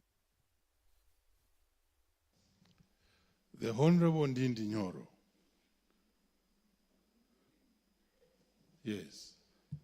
Thank you very much, Mr. Speaker, for this chance. Mr. Speaker, even on the onset, it's very important to discuss also the soft side of our country. The country we call Kenya, in the definition of it, Honorable Speaker, is just boundaries. And I'm saying so because many times we confuse between several things. One, what is the country, the republic, the nation, the government, and the state. Honorable Speaker, what we call a country is just by the boundaries that define where Kenya lies.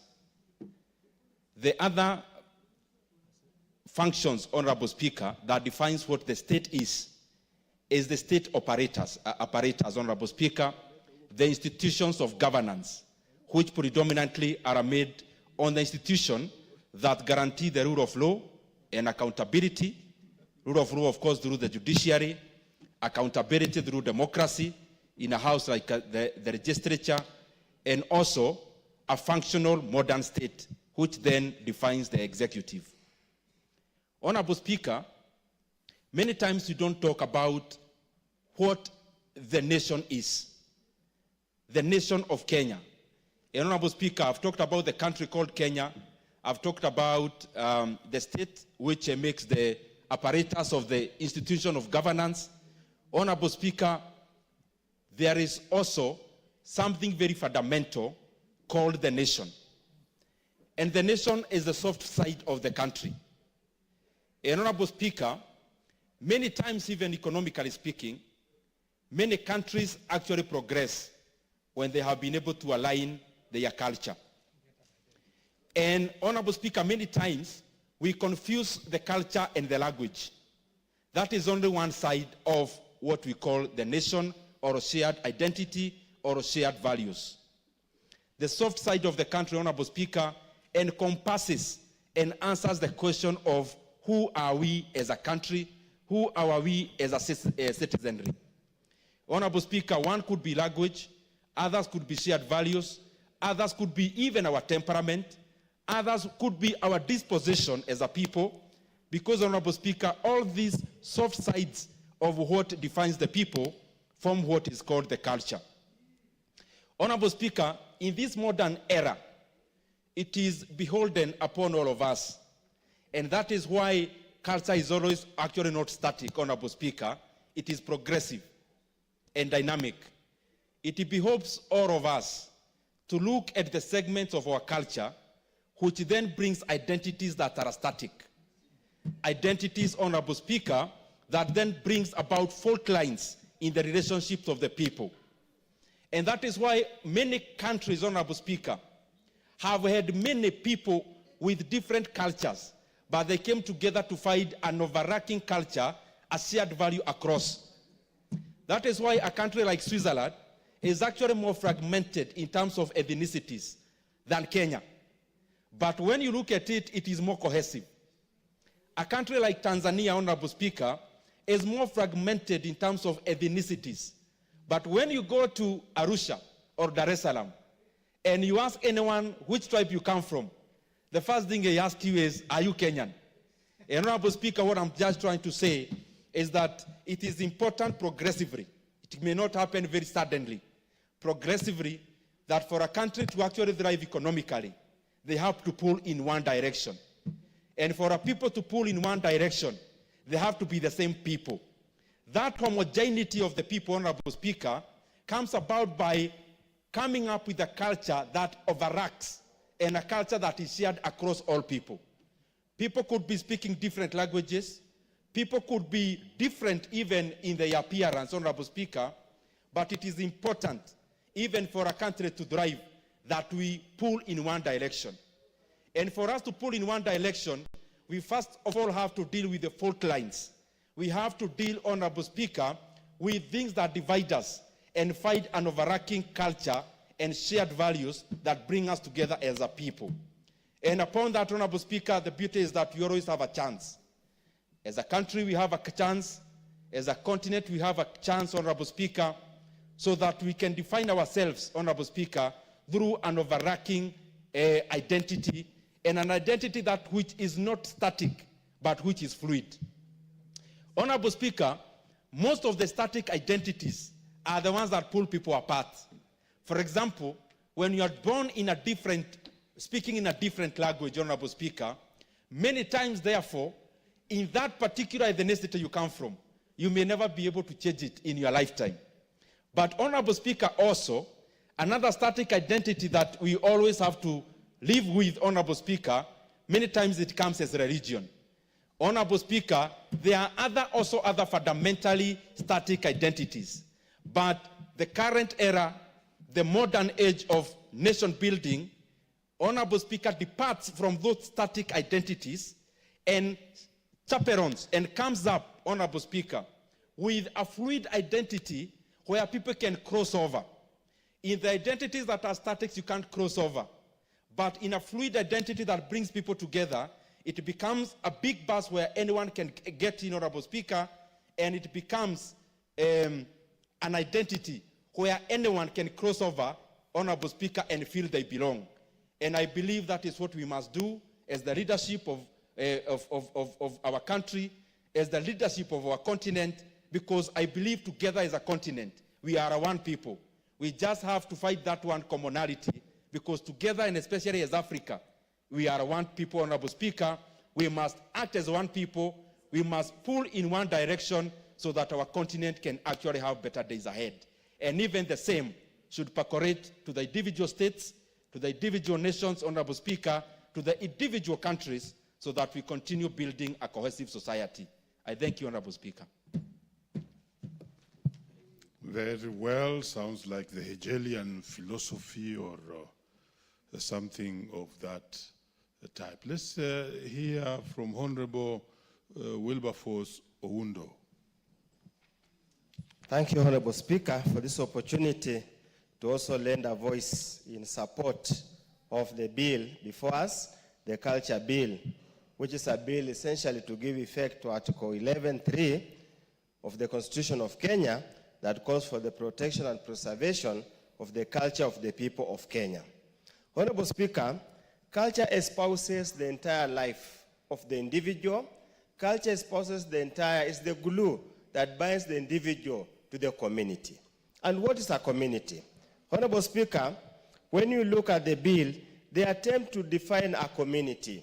And a community defines a culturally homogeneous and consciously distinct group of people who share any of the following attributes: common ancestry, similar cultural mode of livelihood or language, geographical space, ecological space, or community of interest.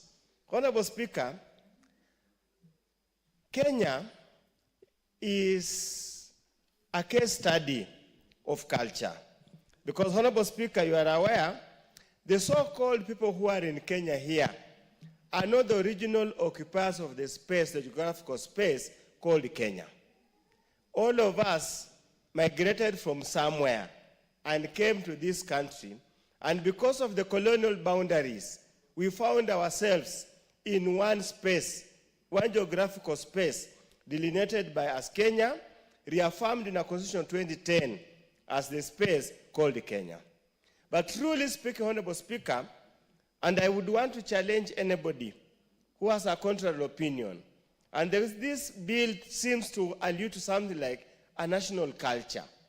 We can never have a national culture because we are completely different, but we can have a community of interest because we are bound together politically, we are bound together by the instruments of the state, we are bound together by the monopoly of violence that's normally bestowed on the state to ensure that we remain together. It's therefore important, as we live in this country, we must appreciate the diverse culture of the people of Kenya. I say so, Honorable Speaker, I am a Samia. and the Samia people strayed both Kenya and Uganda. We were simply separated by the colonial boundaries. So if you tell a Samia person to espouse the national culture of Kenya, what about the cultural integration that we have with our community, with our brothers and sisters, our cousins across the border? The same applies to the Somali community. If you tell them they must now discard the Somali culture and espouse the national culture, what happens to the Somalis in Somalia, Somalis in Djibouti, Somalians everywhere? The same applies to my neighbors, the Tesos. The same applies to Masais. Therefore, it is important in the drafting of this bill, and I want to echo the sentiments of KJ, when he says this bill is a generality. And even if you look at the drafting, Honorable Speaker, it would mean actually it will have almost 100 or so regulations, subsidiary legislation, to put into effect to implement this bill. This also brings now, I can understand the difficulties the drafters faced. What is culture? What is culture? Is such a fluid statement, is an ever-changing target. The culture that was there when we started migrating here is no longer culture that's tenable today. Some cultural practices have faded away, have to change by virtue of changing society. That's why, Honorable Speaker, as I'm not so sure to what extent amendments will be made to this bill to make sure that it fits. Again, if you look at the definition of culture, defines culture means the set of distinctive spiritual, material, intellectual, and emotional features of a community or a social group. Incapable of being precisely defined. So, Honorable Speaker, it is a good attempt in the right direction to preserve the culture. But the only saving grace I see in this bill is an attempt to give it to the county government to recognize and register. But again, Honorable Speaker, in a heterogeneous society, community, for example, like Busia County, to what extent can the county government record and preserve the cultures of Tesos, the cultures of Samias, the cultures of Marach, the cultures of Bahayos, the cultures of Banyalas, the cultures of the Luos who have come to stay with us, the culture of the Subas who have come to stay with us, Honorable Speaker. And then also, Honorable Speaker, it is basically, my fear is the way it's drafted. And normally the way the other side has got very intransigent views to any views expressed from this end. If we pass the way it is incapable of being implemented, Honorable Speaker. We must appreciate, I totally agree, mwacha mila ni mtumwa. But the mila, as the player says, is specific, localized, and left there. Honorable Speaker, there are some cultures that we are not willing to cede, to expose to other people, because it's our secret. Honorable Speaker, a herbalist will not allow to surrender his skill or her skill to anybody else so they can copyright, because that's their survival. So how do you register that kind of a culture and let it go out? Honorable Speaker, a night runner, that is culture, a night runner. How do you expect the night runner to go and register his innate skill to run at night and scare boys and girls, or those who roam, or even the skill of carrying some sand or gravel and throwing on top of the roof? How do you explain that, Honorable Speaker? How do you explain that? Undo, I thought that runners had earlier registered their own society. Proceed. Thank you. I hope they registered the society, but not the culture, not the skill. Honorable Speaker, I totally agree. So there are quite a number of very far-reaching issues, Honorable Speaker, and culture changes over time. So which culture are we registering? Honorable Speaker, let me draw to attention of the nation that in the Samia culture, women of a certain age were never allowed to eat chicken. Yes, they were never allowed to eat chicken or eggs or some type of fish.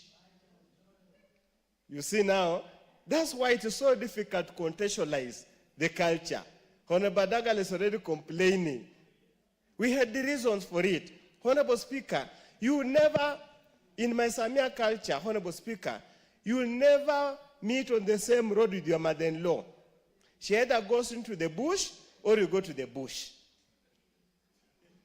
Now, with these open roads, with the bushes gone, how do you succeed? How do you ensure you register such a culture and preserve such a culture? We must be dynamic. And that's why for me, where I sit, the focus should be in the historical books, probably collecting the artifacts of the people. Honorable Speaker, in our culture, a girl who was now already an adolescent could never share the same toilet with the father. She had never. How? But now, Honorable Speaker, we come to Nairobi, we live in 10 by 10, there's only one toilet. The culture is gone. And that's why you find some of these two small things are starting to emerge. So, Honorable Speaker, and even the issues of wife inheritance, Honorable Speaker, the women's rights came and sensationalized the issue and made it look so bad. Yet it was merely protecting the lineage and the heritage of the family, because we do not want strangers to come into the family and sow some strange seeds, so that you have kids looking this way, they look like Aloro Mondi, some look like Ndindi Nyoro. We never allow that kind of an arrangement. We needed the purity of the family. So, Honorable Speaker, at the right time, we'll give the experts, the advisors, we'll attempt to make amendments. But I sincerely believe culture is dynamic, let it remain fluid and ever-changing. Thank you, Honorable Speaker. The Honorable Jamatia.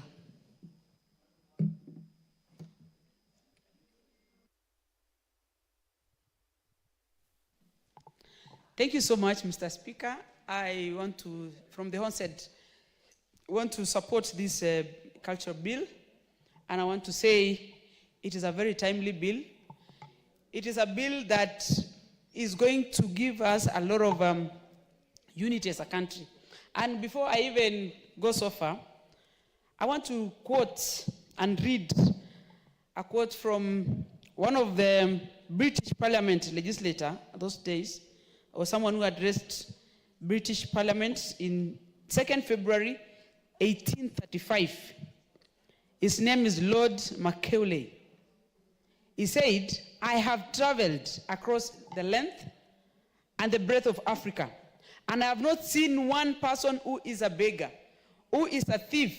Such a wealth I have seen in this country, such high moral values, people of such caliber, that I do not think we would ever conquer this country unless we break the very backbone of this nation, which is our spiritual, cultural heritage. And therefore, I propose that we replace our old and ancient education system, our culture. For if the African think that all that is foreign and English is good, the greater and greater than their own, they will lose their self-esteem, their native culture, and they will become what we want them. A truly dominant nation it is. This is the year 1835, Mr. Speaker.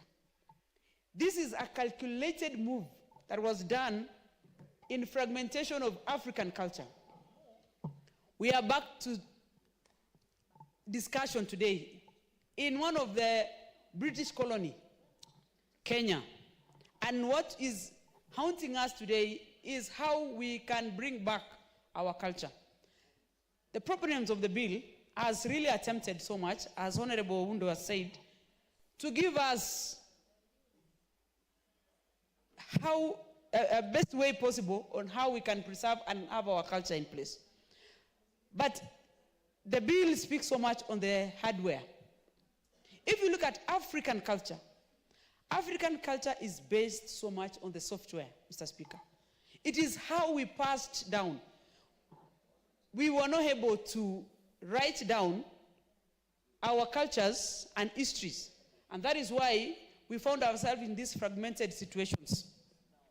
Mr. Speaker, I want to be very particular on many things. I am a believer of cultures, specifically my culture. I am a Tugen, a Kalenjin.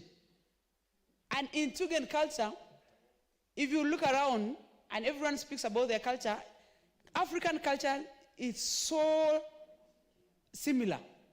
If you go to the Nilotic of the Luoland, you come all the way to Kisii, come all the way to the Kalenjin nation, it is whole basically African way of life. Today, we are faintly surviving because we were fragmented so much by the colonialism. From the borders, as Honorable Ndindi just put it, the sacrosanctity they gave us about the imaginary borders, that I should not be doing this because I am from the other country.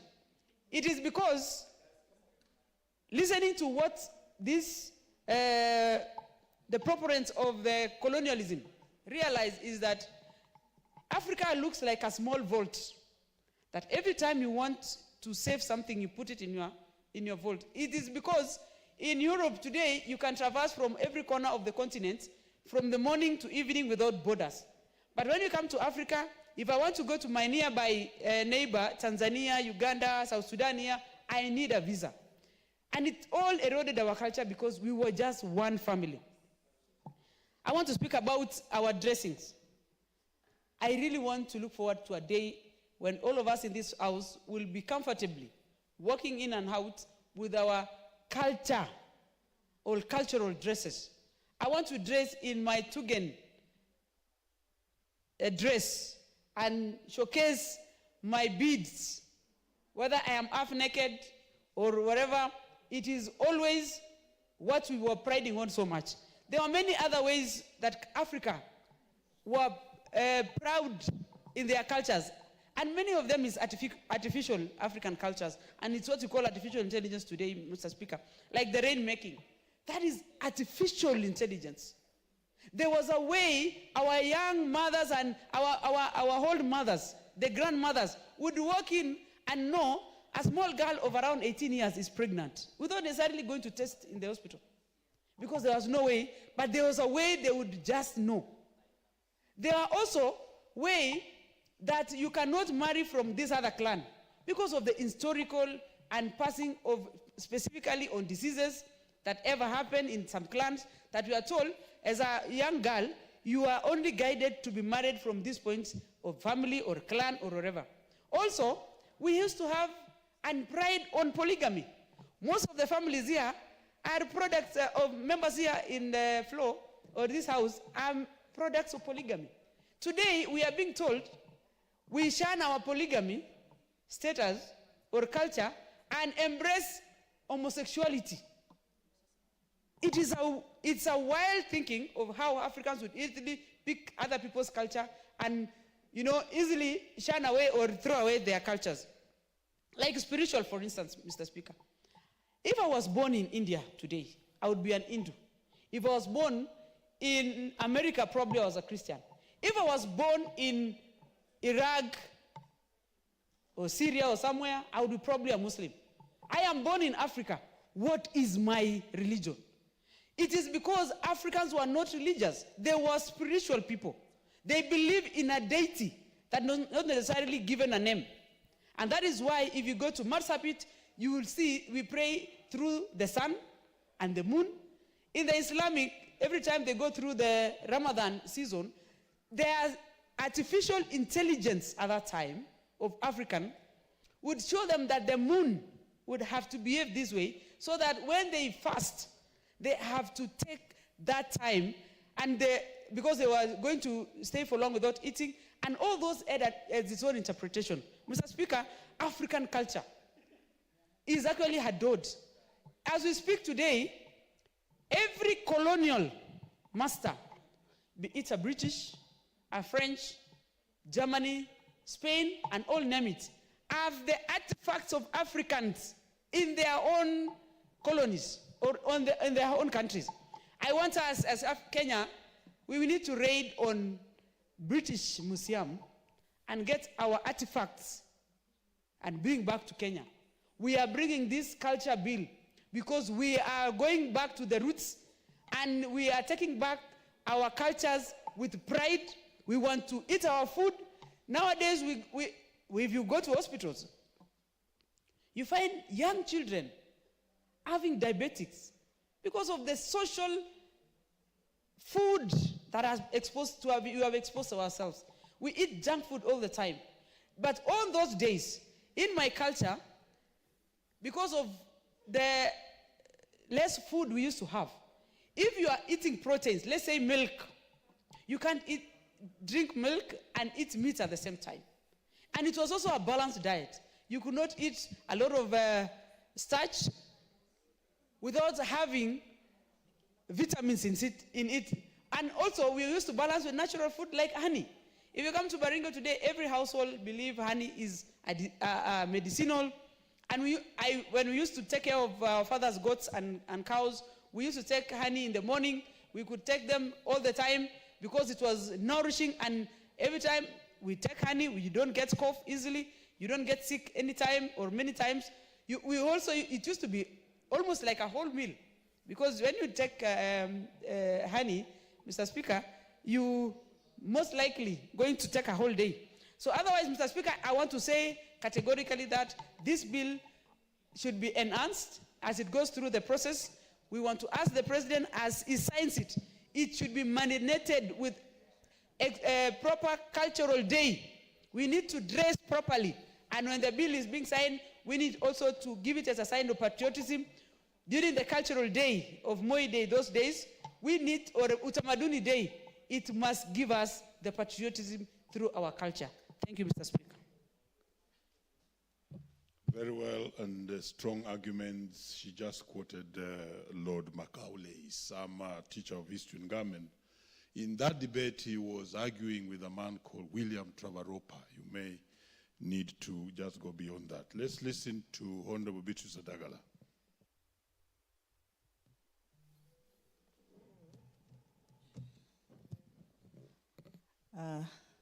Thank you, Mr. Speaker, for giving me this opportunity also to voice my concern on this bill. I think the bill has come at the right time, and it is encouraging and enriching on culture. Like in my place, there is this famous words, Mulimoyo Musangalile. That is our culture, and that is the greetings of the new year. So, Mulimoyo Musangalile. Mr. Speaker, I want to say thank you for this bill. Whoever has come up with it, our cultures are diverse. We are several people, like in my county.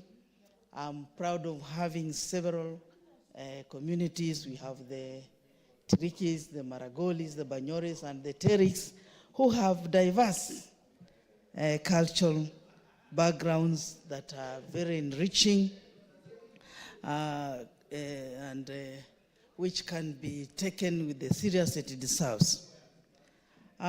People connect with each other at the time when they're doing their cultures. Culture is part of an identity. It makes somebody to identify himself with a particular group. The way I've said, like the Tirikis have a very rich culture, which if I can go by what Honorable Undo was saying, the women are not supposed to eat chicken in the Luya culture. They were not supposed to. That was just instilling discipline, and it was considered part of the culture, although it has been eroded at the moment. People eat although there were several parts that were meant for men. But now, with the present things, people are eating everything. Identity of communities is a very rich culture that we need to embrace. Communities were identified with the various activities, like in Vihiga, the Tirikis have a very rich cultural circumcision. The Bunyores are the rainmakers. They are known for that. The Teriks have theirs. And the Maragolis have a very rich Maragoli culture too. So these ones we need to encourage. We need to encourage them so that they don't get away. Some of them have very rich education values that they teach our children. We can be wondering where some of these things have gone. The children may not be knowing. Speaker, protect me from Oundo, Professor Oundo, and the Superman. They're making Professor a lot of noise. Oundo, calm down. Thank Yes. you. Proceed, Honorable Dagala. Thank you, Mr. Speaker, for protecting me. These men are shouting like it's a marketplace. In fact, I was actually explaining my rich culture because I'm a proud Tiriki girl and a proud Maragoli woman. So these are very rich cultures that we need to tap into it. We need to protect. We need them. We need our children to learn out of a lot of things from the elders, the culture, how things used to be done. Let us not just take culture like something that is backward, that it is looked at it. Our Ipusa, like we are going to have it in August, it's a very rich culture. We feel very nice in August when we shall be doing our thing in Hamisi. So let us not look at this bill. It has come at the right time. Every culture must be preserved. Every community, they have diverse. The Maasais have theirs, others have theirs. Okay, somebody has said we have people in Uganda and Tanzania. I know we have Maragolis in Kigumba. We have, and they still maintain that. Even the Subas are here. They are my uncles. And we share a lot of things with them. So let us not look at culture and think that we can dilute culture. Culture is one of the best things that brings us as communities together. Like in August, in December 26th, the Maragolis have a culture. You will get Maragolis who are in Uganda, Maragolis who are in Migori, Maragolis who are all over. Maragoli nation, they all come together. So therefore, this bill, it wants to cure some of these things that we have forgotten. We have made our children to look like you get a child who is supposed to say Goku, is saying something else, is saying Shosho. A child who is supposed to say this. We are bringing confusion to our children. I think this bill is going to cure some of these small things. If they have not been included in, I think we need to add more. Add more meat on it. We see where things can be changed here and there, and it becomes too low. This is a most best cultural bill that has ever come. And this one should also be encouraged in counties. Counties should also have theirs. Like my county, we should have, every community should have their day. The Tirikis should have their day. The Maragolis their day. The Teriks theirs. The Banyores theirs. So that we celebrate our culture, and then maybe once in a while we can have a particular one day where all these communities can come together and have one day that we do our culture. Therefore, culture promotes well-being so much. It promotes people, social cohesion. It makes people like boys who are growing up those days knowing very well, these are our sisters, these are our mothers. Right now, culture is being eroded. You get small boys raping old women. You get old men raping small kids. Where is the society heading to? I think this bill will cure all this social, it will promote well-being and social cohesion of our societies. Economic growth, this culture is very rich. Like the Maasai are known all over for their welcoming gestures and what they do. Let us promote this so that it will economically, we get so many tourists coming to see our diverse culture. Let us not ape the Europeans, the outsiders, the West world, what they do. Some of the things they do are very backward. We don't have to teach our children those kind of things. Let us teach our children our values of our communities. And when we actually, like we used to have an old man in Hamis who used to play the famous Isukuti. Well, let us put our regalias, our things together. We bring visitors. Tourists should come. When they come to see Ingonga Murui, or they come to see our 3 stones, our Mahiga, in Vihiga there, they will be seeing most of the things there, and it will be of an economic growth in our area. We shall get so many tourists visiting. We shall, hospitality industries will spring up. We shall have our children getting employment. Our youth who are jobless will get jobs. And this is just by encouraging our culture.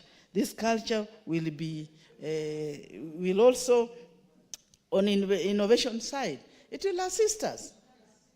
We will put our things together through the internet, through what, and people will be seeing outside there what is happening in Africa, and they will come and visit these countries. We'll visit our country, Kenya. They will visit even my village to see how those Tirikis make those masks, our beautiful masks during circumcision. This will bring a lot of money that side. You will get visitors flocking, so many of them, by using this innovation internet to market our tradition that is coming up in August. If it will be marketed very well, you will get a lot of tourists flocking to Hamisi to go and witness what is going on. So I think this bill has come at the right time. It will make us move. It is going to instill morals. It is going to make our people now embrace each other as a community. And this will be an economic value. It will make an economic value to our people. And again, as a country, we must have this culture, a culture day. We must have a uniform that we shall be putting on as Kenyans, so that we look like we belong to this country, Kenya. Not even on our cultural day, somebody is in a different color. This one is in a cow skin. Another one has a monkey on the head, a monkey skin on the head. I think we have to embrace this bill. This bill, it is really the best bill that has ever come, and it should be worked on very fast, Mr. Speaker, sir. It should be worked on very fast so that we finish up with it. It is signed into law so that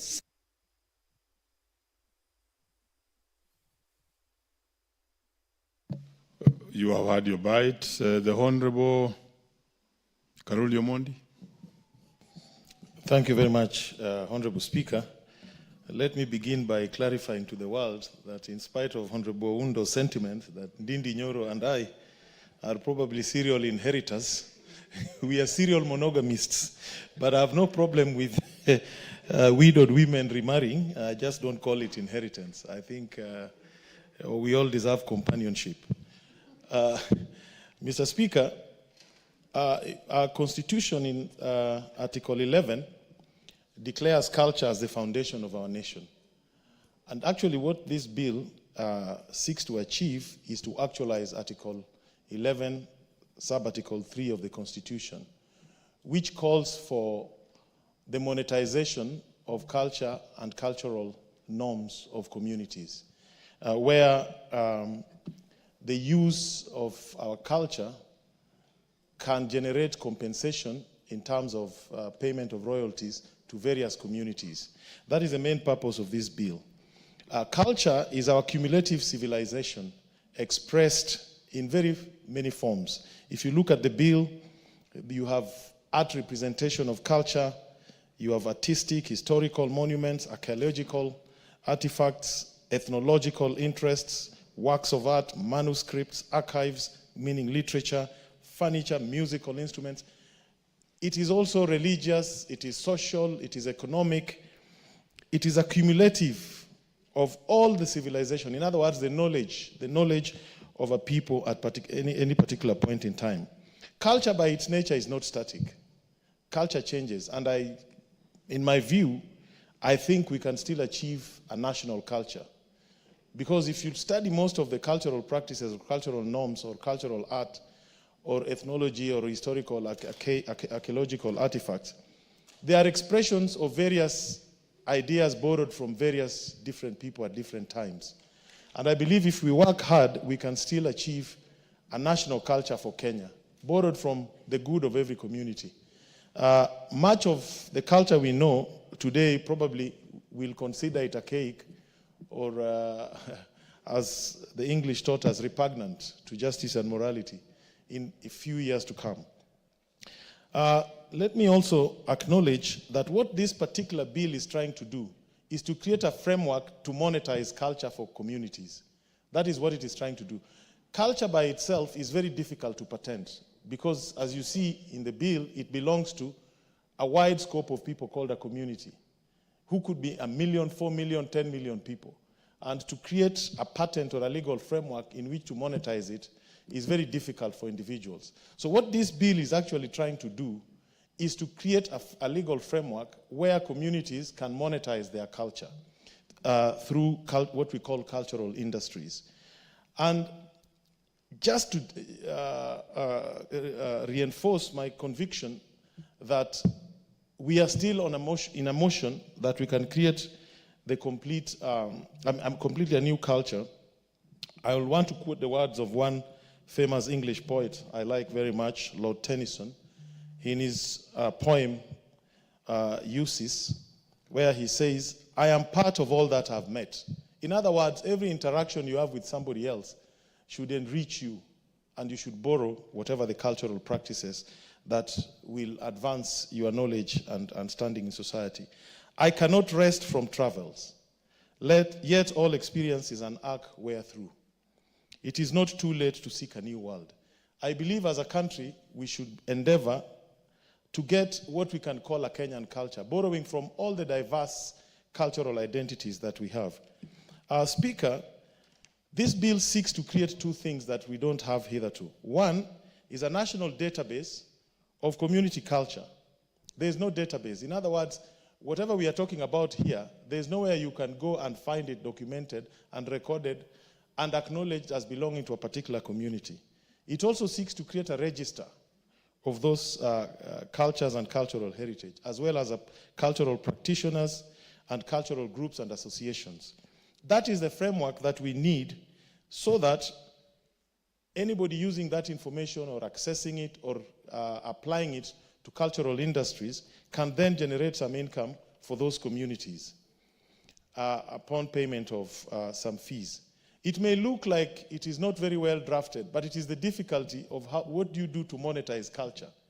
So the attempt here, and I'm speaking now as a member of the Sports, Arts and Culture Committee, is to create that legal framework of a register, a database, and a mechanism for collecting and recording our various cultural practices and norms.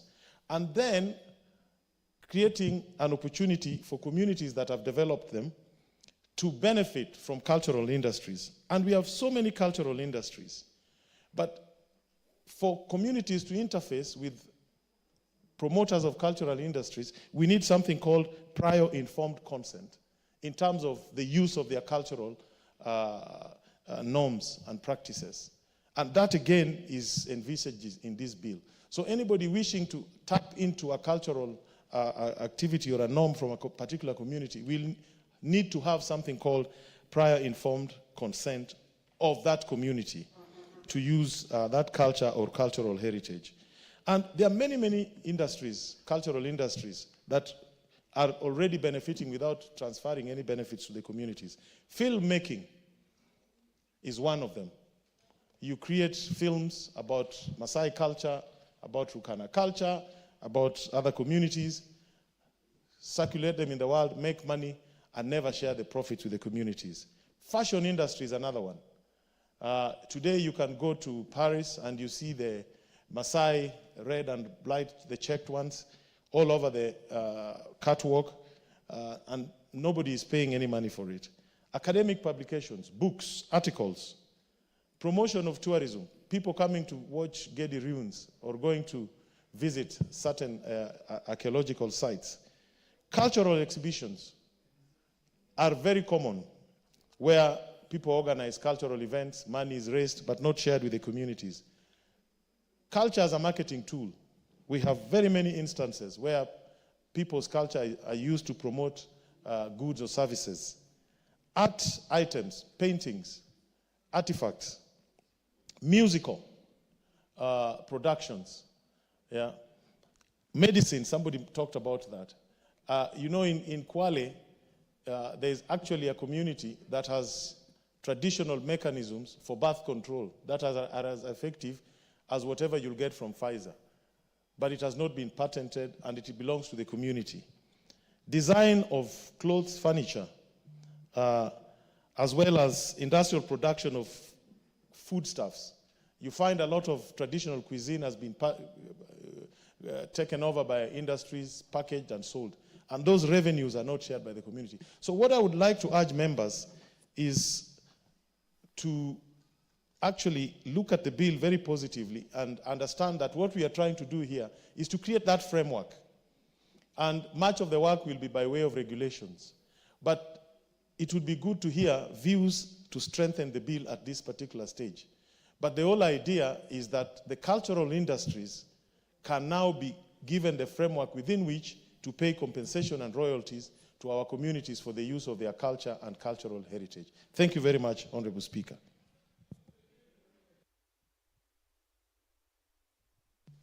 Cynthia Muge. Thank you, Honorable Speaker, for giving me an opportunity to add my voice to this bill. First, I want to appreciate the leader of majority and the drafters of this bill for the effort they have made in bringing to us a bill that tries to address the issues and the concerns that we've had for a very long time regarding culture. Honorable Speaker, I want to appreciate three aspects of this bill. The first aspect, Honorable Speaker, is that this bill is trying to operationalize an article in the Constitution that provides for the cultural heritage of this country, Honorable Speaker, and it is there for protecting it. The second aspect, Honorable Speaker, that I want to appreciate is that it has apportioned responsibility to the county governments, Honorable Speaker, that the county governments then are encouraged to be able to, one, own the cultures in their counties, and secondly, Honorable Speaker, they're supposed to then make an effort to make sure that they display those cultures. Honorable Speaker, we must appreciate that this country has diverse cultures. And there's a saying, Honorable Speaker, that says the strength lies in the differences. It does not lie in the similarities. And this is where our strength as a country, Honorable Speaker, and as a culture lies, that we have diversity in culture. We have a lot of different cultures in this country, and that is where we draw our strength from. Again, Honorable Speaker, I want to appreciate this committee also for trying to be able to sort out what I'd like to call the hardware. The hardware in this case, Honorable Speaker, is the items that are going to regulate, one, the item that most of the members have spoken to. How then are these counties, how then are the people who are custodians of this culture able to then leverage on that culture to make an income? It is a very progressive way of trying to see to it that that happens in this country. And I appreciate this bill for trying to put those items across.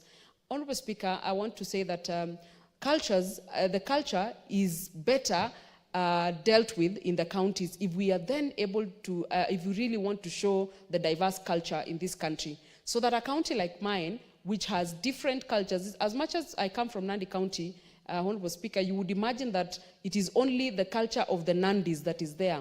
But Honorable Speaker, we have other people who live in Nandi. We have lawyers who live in Nandi. And we also celebrate their culture because they have different cultures regarding different matters. Honorable Speaker, we have how they undertake their cultural practices, like the ceremonies, be it marriage, be it circumcision. There's a way they do it. And in my county, Honorable Speaker, when it is time for the young men to be taken for that ceremony, we all come out to be able to spectate and see how the Luhya community that has a different culture in my county go about their own. The Nandi people also, Honorable Speaker, have a very good way that they do their own. And they even have sayings regarding it, Honorable Speaker, that they, and I quote, Honorable Speaker, Tumdanyo Manaiji, Honorable Speaker, so that there's a way that they do it in that same place. And Honorable Speaker, it is fair and it is good that the culture is preserved as it is for the future generations, so that when my young sons and daughters come of age, they can be able to appreciate how their people used to do things, how their people used to go about marriages, because many things have changed. In our culture, for instance, there used to be a lot of ceremonies regarding marriage. There used to be a lot of processes regarding it. But nowadays, Honorable Speaker, you just find it being done casually. And I think that is something that we must hold on to, because a people who do not have a culture do not have anything in their hearts and in their souls, Honorable Speaker. So I appreciate, Honorable Speaker, that this particular bill is trying to address the hardware of it.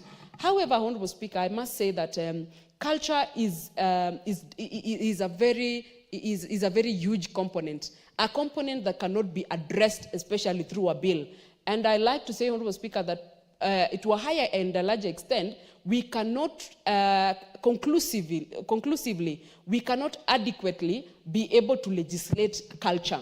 We cannot adequately do it. And therefore, Honorable Speaker, we should just endeavor to make sure that it is in the hearts and in the souls of the people, so that these people can be able to portray the culture, because culture really is a way of life. It is how we do things, it is how we relate, it is how we live, it is a lot of things that we cannot be able to put on paper and be able to do justice to it. What we want to do, Honorable Speaker, and this is my suggestion, is number one, the heading of the bill, I do not feel like the heading relates properly or does justice to the content that is in the bill. And when the Committee of the Whole House, Honorable Speaker, sits, I will be keen to be able to introduce an amendment so that, Honorable Speaker, we can customize the title of the bill so that it can speak to the matters that are actually in this bill, as opposed to what it has right now. Because, Honorable Speaker, justice to the word culture that is in this country, Kenya alone, has not received any kind of justice in the contents in this bill. And therefore, Honorable Speaker, that is why the bill comes to the House, so that all of us can be able to put our heads together, we can be able to put our thoughts together, we can be able to enrich the bill further and be able to make it more inclusive, Honorable Speaker.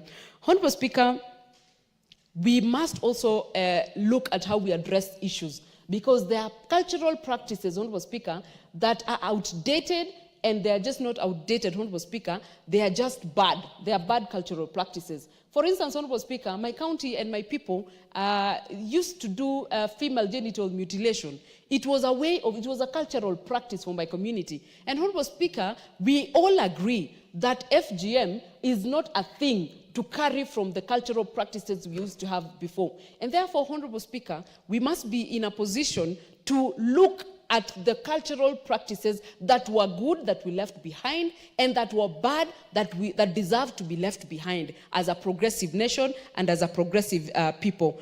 Honorable Speaker, the social behaviors is part of culture. And this is what we need to pay attention, Honorable Speaker, because even if we do the hardware of culture, and we do not have the software of culture, then we have nothing going on at all, Honorable Speaker. So that then we are able to speak to how then do we make sure that the generations that are coming are able to carry the culture that we used to have as a people, and even enrich it better, Honorable Speaker, because as much as we are protecting culture, as much as we are supporting the culture and saying we must be able to always remember it, we must also be progressive so that we are not left behind. I appreciate this bill, Honorable Speaker, because it has really attempted to be able to sort out the hardware of it, like I have said, and protect some of the items. You hear us in Nandi County, Honorable Speaker, we are still asking for the head of Koitalel Samoe to be brought back here. Why? Because Koitalel Samoe is a person that means a lot to the people of Nandi. And we therefore, Honorable Speaker, appreciate this bill because it actually criminalizes anyone who holds any of those artifacts, anyone who holds any of those items that we feel is part of our culture, are criminals. So we want to be able to support this bill so that can be able to sort that part of it, and then we can be able to have items like the head of our hero, Koitalel Samoe, back to our place, so that, Honorable Speaker, we can then be able to tell our story and give evidence of our story and where we came from. So, Honorable Speaker, I support this bill. Of course, we are going to enrich it, as it is the role of this House to be able to make it better and to be able to make it speak to the issues that we really want it to speak to. But all that said, Honorable Speaker, culture is something that resides in the heart and the souls of the people. And we should endeavor to cultivate it in the souls and in the hearts of every Kenyan. Then they can be able to showcase it, and we can be able to have a collective culture as a people differently, so that everyone has their own, and when we come together as a country, Kenya, we are proud of all the cultures that are presented or represented within the country. I support this bill, Honorable Speaker. When the time comes, we'll be able to make amendments to it so that I can be able to cover some of the issues that we feel have been left out. I support, Honorable Speaker. Honorable Jackson. Thank you, Honorable Speaker. I also want to support this bill. Mr. Speaker, this is a very important bill, and also it is a very complicated bill. Because, Mr. Speaker, if you look at the culture in our country, we have very many diverse cultures. And Mr. Speaker, culture is a way of life. And many of Africans, to say so, each and every community has its own culture. And I think, Mr. Speaker, what we should focus in this bill is the protection of those cultures and the artifacts from those culture in those communities.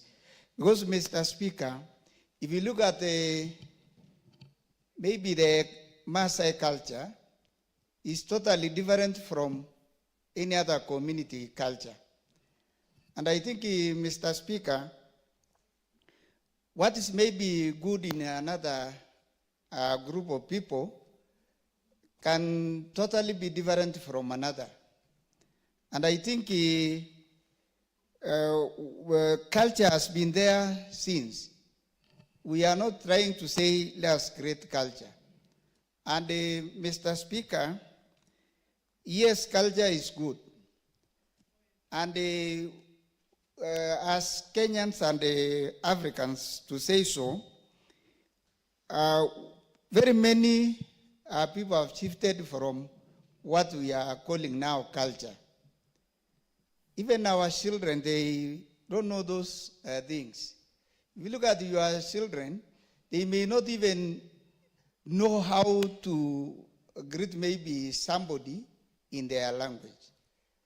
And I think, Mr. Speaker, this is a good bill, but it is very important we focus on the protection of the material things belonging to our cultural groups. I think that is the very important thing we want to look at. And I think, Mr. Speaker, I visited a country sometimes back last year, and what I saw in that country, in our hotel, is a photograph of Maasai Mran put there so that maybe it can attract people. People will see that is a good thing. And those are the things, Mr. Speaker, we just have to make this bill to protect such things. And you see, Mr. Speaker, even to implement, by the way, if you look at maybe our mode of dressing, I know sometimes back when Senator Ladama was trying to address like a Maasai, but the parliament has a problem. The speaker fight hard to chase even Ladama, but at least he insisted that he was addressing in the right way.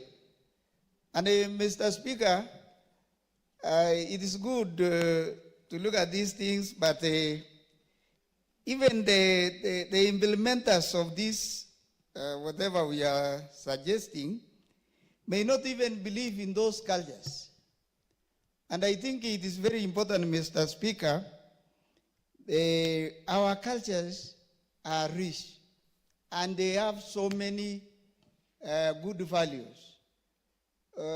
I totally agree with the members that there are very bad practices in our cultures. And I think those bad practices has been given maybe the law to manage that. So what is remaining, because we can not have a culture, so to say, Kenyan culture. I know maybe you ask anybody how Kenyans behave. It is different from what we are saying culture. The Kenyan culture is different from maybe our community's culture, because we have copied the white man culture, and that is it. So I think, Mr. Speaker, this is a good bill, but it is not taking all this, what we are saying about culture. Let us focus how to protect our artifacts. Let us focus how maybe to go about all those very important things in a certain culture. And I think, Mr. Speaker, we really need to polish what maybe is not okay, because culture is an identity to somebody. If you see maybe, Mr. Speaker, sometimes when I walk in town, anybody meeting me greets me super, without even knowing who is this, but they know this is a Maasai. And I think that's very important, Mr. Speaker. But some people, when you walk, maybe nobody will know you are a Maasai or you are whatever. But me, I have an identity that anybody, any Kenyan who knows the Maasai will greet me super. And I am very proud of Mr. Speaker. I'm very proud because I cannot get lost, by the way. If somebody gets me lost somewhere, he will trace me back to Maasai land. And that is very, very good. So I think, Mr. Speaker, what we can be able to manage, let us manage it. The point of order, Honorable Undo. Thank you, Honorable Speaker. I just want my colleague to assist us. Maasais are in Kenya and in Tanzania. So where will they take you? To Tanzania or to Kenya? Thank you, Honorable Speaker. Yeah, thank you, Mr. Speaker. I think the Honorable Member is right, but the widely known Maasai are Maasais in Kenya. And Kenya, you cannot talk about Kenya without talking about Maasai. So, Mr. Speaker, it is even in Kenya, at least Maasais are known. And whatever they take me, even if they take me to Tanzania, I'll shoot to the Maasai in Tanzania. So, Mr. Speaker, that is very important. And we just have to pass this bill so that we can protect our artifacts, that they cannot be taken away from us, and even to preserve them. I think that is very important, Mr. Speaker, and I just want to stop at that point. I support the bill. Okay, very lastly, because of interest, is the Honorable Beatrice Kimei? Yes, that's what's appearing on my screen. Not, you are not anywhere on my screen. Proceed, Honorable. Thank you, Honorable Speaker, for giving me this opportunity to add my voice to this Culture Bill 2024. I want to appreciate the drafters of the bill and the majority leader for bringing it forth. Honorable Speaker, this is a very, very important bill. with the objective and the purpose of giving an effect to Article 11(3)(a) of the Constitution, which provide for the protection and promotion of culture and the cultural heritage of communities and for connected purposes. Honorable Speaker, it is very important that our Constitution is given effect. And this is one of the areas where this part, Constitution, is actually given the real effect that it deserves. Honorable Speaker, Kenya is rich in culture. Kenya is diverse in culture. Culture is dynamic. And culture in this country, every community has their own cultural practices, cultural beliefs, cultural norms. However, with all this diversity in culture, every community will have a sense of belonging because of the culture. And even with that, different cultures, I want to appreciate that us as Kenyans, we admire and appreciate the different communities with their culture. That is why when we talk of the national days, some of these communities are given opportunity to perform, be it in dancing, be it in maybe the plays that we normally watch. And that is to tell us that to some extent, we've been appreciating culture as a country, but we've not done to the best of our ability. Honorable Speaker, I come from a Kalenjin community, the sub-tribe that is called Kipsigis, and mainly in the south part as the Southern Rift. We are very rich in culture, but I want to let us know that there are areas or part of the culture has been eroded. And I'm sure it is not only in the Kipsigis community, but many other communities in this country. Just to let us understand this, in the Kipsigis community, the stages of life are taken seriously. To start with birth, we give names to children according to the place of birth, according to the time when they are born, and according even to the situation.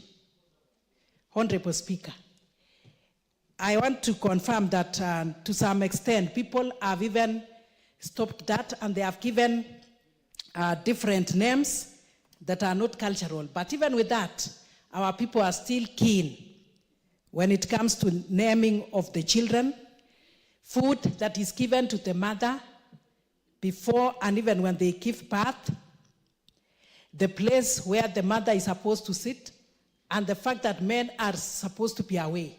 Unlike today, Honorable Speaker, you see a lady goes to, or a mother goes to the labor ward and the husband is following.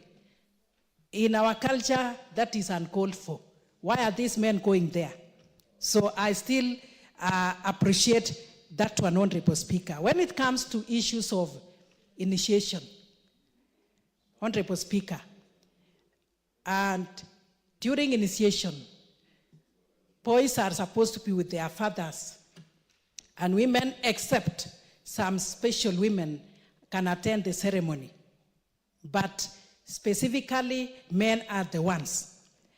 And when it comes to the side of women, I want to say one of the areas that I will not support this culture, maybe some cultural practices which are outdated, one of them is FGM.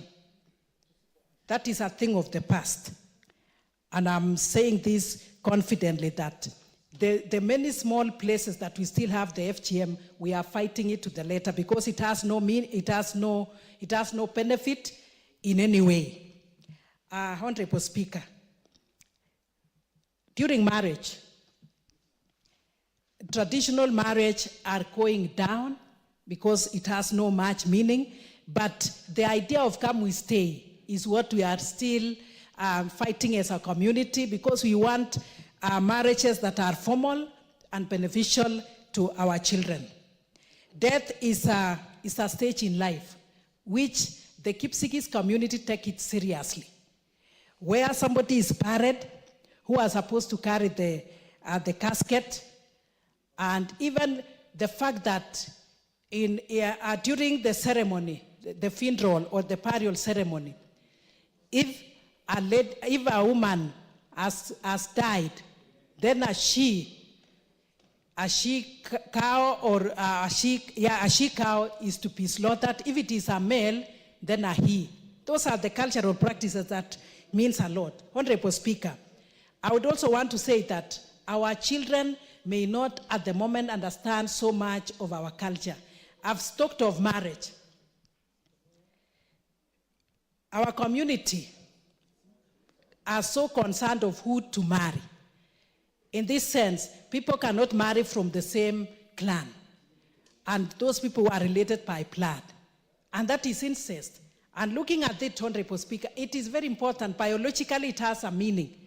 But if we look at kindly, intermarriage, marrying with other tribes was not keen. So with this appeal, Honorable Speaker, I don't know where intermarriage will come in, because now it is going to dilute it in a way. But with that, Honorable Speaker, I would say that the coming of Christianity to some extent has affected our culture. But one thing that I want to put across is that the use of instruments in church should be appreciated. The use of drums and those traditional instruments should be appreciated. And that is to say, Christianity to some extent should not demonize our culture, and especially maybe the instruments that we use in church, and even places of worship still, that it has to be a very big church or something like that. There are people who actually pray under a tree. There are some shrines that should be appreciated, some cultural places of worship that should be appreciated. If it is not a church, then it should, is that a place that is a right for worship? But as I've said, polygamy in Christianity is not appreciated. And I appreciate the same when it comes to culture. So some of these cultural practices, like the FGM, like maybe this one of polygamy, I had one of my members, our members, saying that they appreciate polygamy, which to me, and I appreciate in the side of Christianity, that polygamy should not actually be embraced. Yes. A member is asking if I'm sure. Yes, I'm very sure, Honorable Speaker.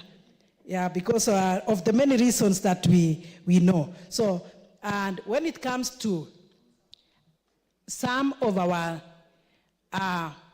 artifacts, Honorable Speaker, they are very, very important.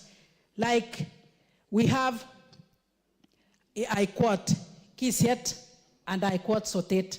Those are very, very, very important items that we own, and it means a lot to us. Like, as I quote, Kisiet is actually a container, is an item that we use to put food, ukali in particular, and it saves a lot.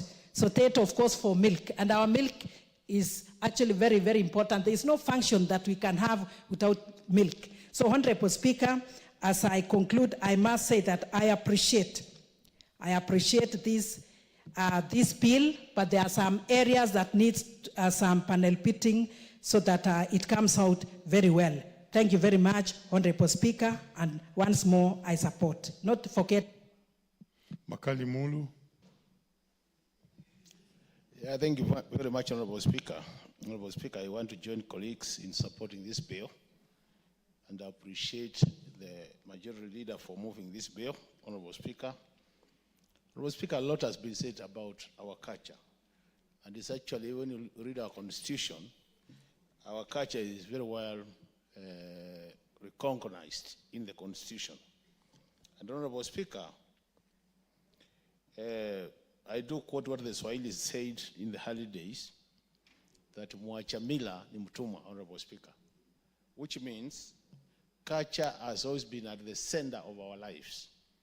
I just want to pick 3 or 4 items, Honorable Speaker, very briefly. Honorable Speaker, anytime I sit in this house, and at times when it's quite extremely hot, Honorable Speaker, like now we've just come from out there, it's extremely hot out there. And you come here, you're in your suit, you're in your tie, and when you look at our own rules, matters dressing, we say you can't get to this chamber without a suit and a tie. And I always wonder, Honorable Speaker, why can't we have our own dressing code? Use one of our culture, like the Maasais have mastered their own culture, and have our national dress, which is suitable for our own climate and weather conditions. So, Honorable Speaker, to me, we take our culture seriously. These are some of the things we'll be benefiting from. The other thing, Honorable Speaker, is our food. If you visit any part of this country, they have their own, what you used to call traditional foods. And Honorable Speaker, you'll be surprised. Diseases like blood pressure, diseases like blood sugar, diseases like heart-related diseases, Honorable Speaker, actual diseases